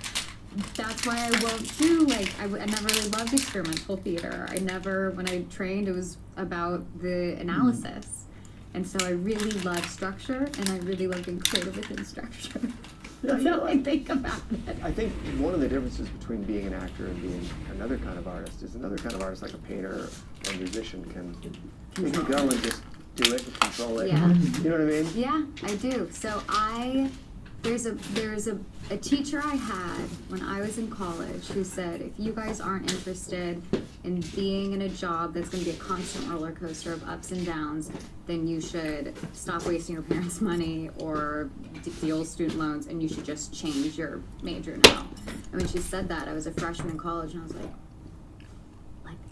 I can do that. And it felt like a challenge to me. Yeah. And also with a lot of, I don't know, yoga and certain Buddhist philosophies, just knowing the things that you can control, as a control freak, I know the things that I can control and the things that I can't control, and being okay with the things that I can't control. I can't control how many no's I get. I can't control if someone likes what I do. I can't control the edit. I can't control, there's certain things you can't control, but you can control how prepared you are on set. You can control the decisions and choices you make as an actor. You get to control saying no. And so there's those kinds of things I just know, I just try and forget all the things that are out of my control. I mean, that's a really evolved type paper.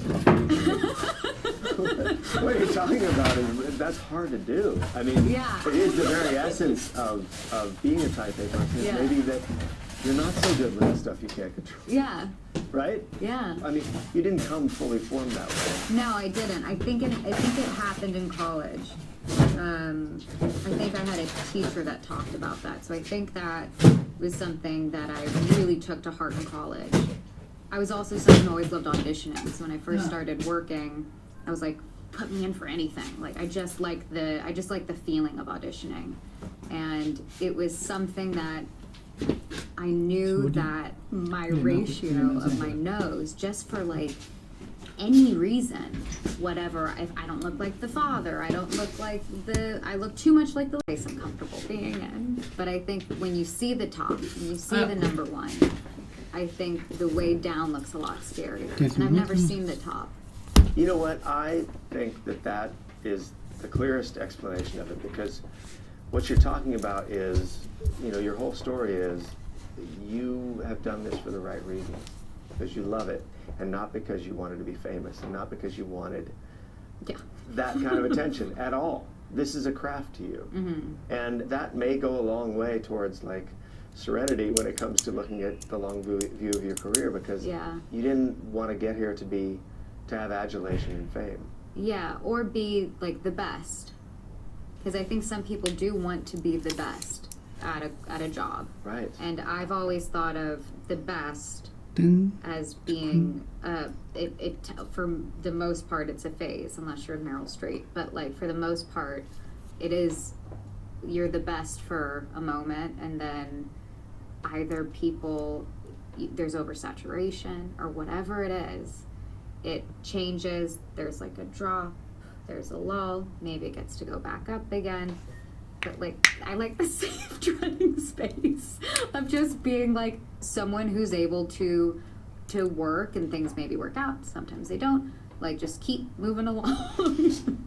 So the irony is, if you become that person at number one, you're going to have a lot more fear about your career than you do right now. I would. I really think I would. Well, I'll tell you, it's been so fascinating talking to you, because I think the easy assumption to make would be that your family set the bar so high that it gave you some, out of control idea of what it would take to satisfy your expectations. And it sounds like it's just the opposite. Now, obviously, your parents did something right, because you're pretty grounded. I mean, is there a mantra or a rule that you learned from your family that sort of still holds true in the way you conduct yourself or the way you conduct business? Yeah, I think there are two things. Something my sisters always say, which might have come from my father at one point, my dad, I don't know. It's that no is a full sentence. Oh, really? And I really like that, especially as a woman. No is a full sentence? Yeah, you can just say no. And I just really like that in all aspects of life. And then the other thing is because my dad's a golfer, the mind of a golfer is like the mind of a Buddhist. in some. You have to be in the present to be a good golfer. You have to be really present. Yeah. And you have to really let go of your last hand if it's bad or if it's good. It doesn't matter. You can't have an attachment to it. And my dad would always say to try and beat your last best score. Cool. That you're only competing against yourself. You're not competing against anyone else. And that's what golfers do. Yes, they are competing, but they're competing against their own scores and their own handicap and their own last best round. But it's that idea that you're not in competition with anyone else except to improve yourself. And I think that's something that's always had a big impression on me. Yeah. No, I think that's a really great way to look at a career that there's so many things you don't have control over. Mm-hmm. What you do have control over is your own relationship to the work. Mm-hmm. And whether or not you are still growing and improving and finding new, like that's your score. Yeah. Right? Yeah, exactly. And it's not always this. Right. Well, your career is fascinating and I've really enjoyed talking to you. Me too.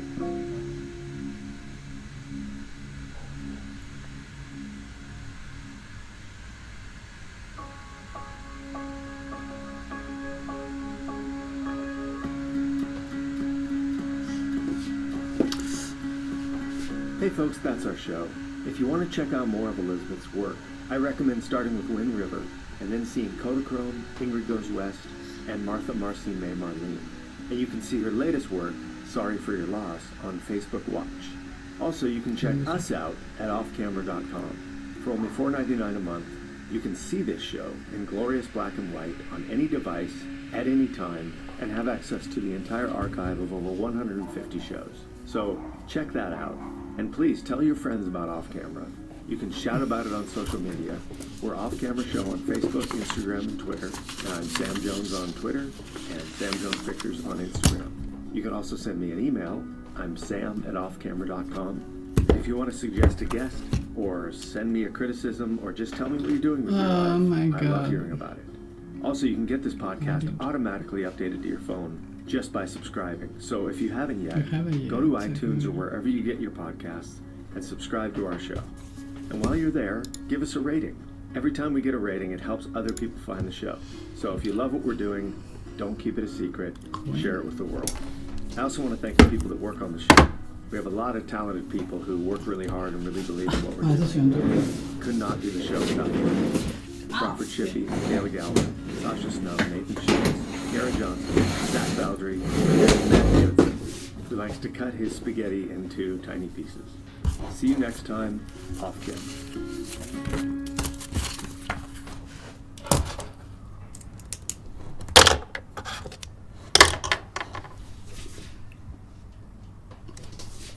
The construction of academia was predicted on providing a downside hedge or safety net for researchers where they can pursue.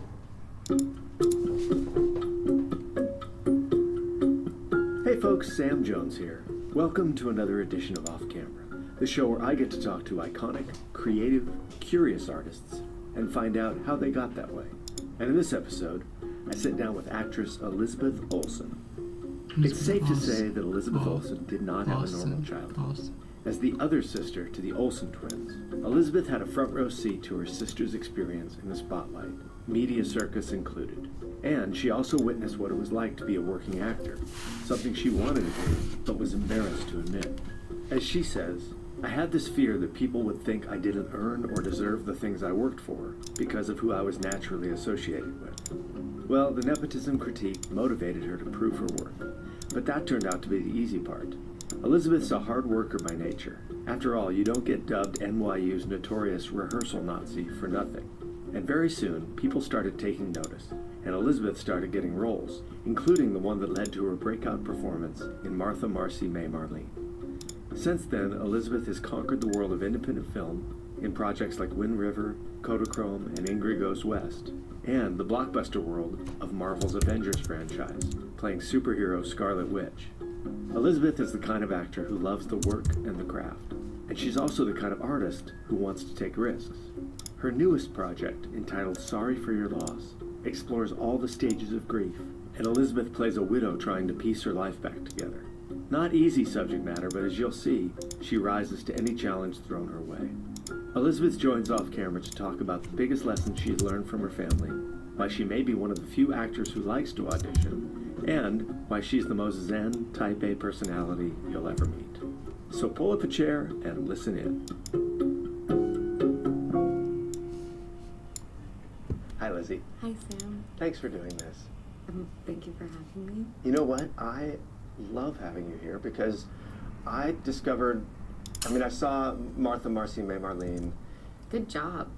Good job saying that. I know, right? I feel pretty good about that. That's not the easiest title to remember. Well, I saw that. That was my introduction to you. And then a few years later, Wind River came out, and I was blown away by that film. I loved Kodachrome. Obviously, you're in the crazy superhero Avenger world of Marvel, but this new show you're doing on Facebook Watch called Sorry for Your Loss is, on the surface, maybe a really risky thing to do because the subject is grief, right? And you play a woman who's just been widowed, and on the surface I would think that could be a scary thing, but then when you get into the show you realize how much humanity is in it. Were you aware of the riskiness of doing a show that is maybe a subject that people, especially in Western culture, want to stay away from a little bit? I think that's what made me want to do it, because it seemed like a whole of storytelling that we don't. There isn't a show about. There has been shows about someone with an illness, dying, and dealing with coming to terms with being mortal and death, and grief usually.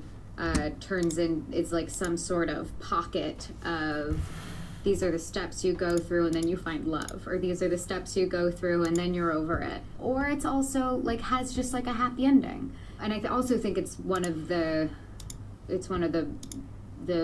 most universal experiences besides taxes. It's death, dealing with losing people, and that idea and being able to tell an authentic story of how people deal with it and how you don't just get over it was something I wanted to be a part of. And when I think of grief, I think of like we all walk through life with my favorite metaphor or analogy is that we all have this backpack of like all of our like trauma or loss that we just carry with us, and it's like a certain weight, and then someone dies and then the weight changes, and you don't ever lose that weight, you just figure out how to walk differently through life.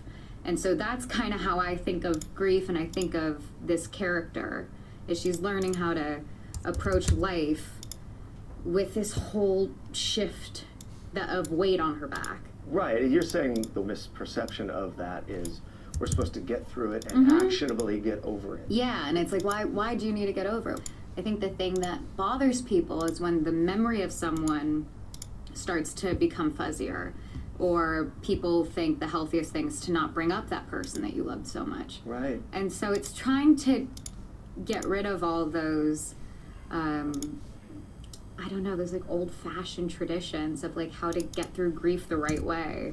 That's why in episode 3, this woman comes into her grief group who seems to be like the perfect widow. Right. And she's driving me crazy, and I thought it was so funny. Yeah. Yeah, like what does it look like to grieve perfectly? You know, her husband died in war, and she's a woman of faith, and like all of those things. And then you have our character Lee, who's like an angry perfectionist, whose beliefs are based in science and doesn't have like a higher faith, and just that kind of conflict was I always thought was just really funny to me. No, it's definitely a show about things that we don't want to think about until we have to. And it made me curious about your initial draw to the project. Were you drawn as an actor to be able to play someone in those sorts of emotions, or were you drawn as a producer to the overall story? Well, I got the pilot, and it was, do you want to come on as an actor and a producer? And so the producer part of me is, I see this opportunity, this is a hole in storytelling that needs to be filled and should be in a genuine way, not in kind of like a cheesy way or really depressing or something. And I loved the character because I just thought that she was this like type A personality, a really hard woman to console while grieving. And this I was kind of like, well, I don't have to put a voice on. I know this girl, she's from LA, and she has a goal of being a creative and making that a job, and she's in love, and there's just something simple about her story that I was excited to go back to and just kind of drop into someone's life. Are you type A? Me, yeah. Very much so. Yeah. How does that work? How does being type A work with being an actor and being so sort of susceptible to outside forces? So the way I think of like my favorite way of performing and acting is all the things that you can do inside structure. It's all the energy. If you were to have molecules in a box, in a really, just in a normal box, nothing's open. It's a lot of hot kinetic energy. And if you were to lift open a box, it becomes like random dispersed energy. So to me, I like feeling creative within structure and form in a controlled atmosphere. That's why I won't do I never really loved experimental theater. When I trained, it was about the analysis. And so I really love structure, and I really love being creative within structure.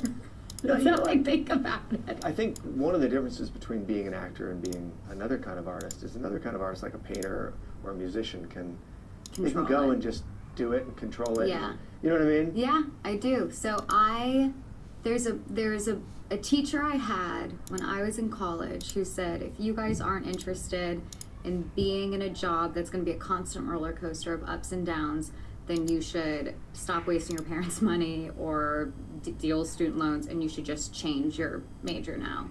And when she said that, I was a freshman in college, and I was like, I can do that. And it felt like a challenge to me. Yeah. And also with a lot of, I don't know, like yoga and like certain Buddhist philosophies, that just knowing the things that you can control, like as a control freak, I know the things that I can control and the things that I can't control, and being okay with the things that I can't control. I can't control how many no's I get. I can't control if someone likes what I do. I can't control the edit. I can't control, there's certain things you can't control, but you can control how prepared you are on set. You can control the decisions and choices you make as an actor. You get to control saying no. And so there's those kinds of things. I just try and forget all the things that are out of my control. I mean, that's a really evolved type A person, because what you're talking about that's hard to do. I mean, it is the very essence of being a type A person, is maybe that you're not so good with the stuff you can't control. Yeah. Right? Yeah. I mean, you didn't come fully formed that way. No, I didn't. I think it happened in college. I think I had a teacher that talked about that. So I think that was something that I really took to heart in college. I was also someone who always loved auditioning. So when I first started working, I was like, put me in for anything. Like I just like the feeling of auditioning. And it was something that I knew that my ratio of my nose, just for like any reason, whatever, if I don't look like the father, I don't look like I look too much like the lead character, whatever it is, all those things aren't in your control. But what's in your control is being prepared and knowing your shit and making your decisions. Right. And so it was just something that I really honed in at the beginning of working. And I still get obviously annoyed and frustrated if something doesn't turn out the way I was hoping it would. But that's just natural. But you can't be that mad about it, because you know that that's not part of your job. Right. I think a lot of people look at auditioning as sort of judgment. Yeah, and I think of it as the director, if you walk in and you do a good job, they're so relieved, because everyone's so uncomfortable watching people audition. All they want is for you to do a good job so that they can be done with their day. They want to find the person and get out of there. And then the other thing is like, even today, If someone is just going on general meetings, or if they're not sure what they're looking for, I will say, I'm happy to read if you want me to. Because if I'm not working, I'm not doing my job really. And if someone's gonna tell me, do you wanna come in for a day with like good material and do some scenes and act, even though it's like with a casting director's assistant or the casting director, that which is a little awkward, but it's still like a day I get to do my job when I'm not working on something. And to me, it's like meditation. To me, when you're acting, you're focused on something that has nothing to do with the 99% of recycled thoughts.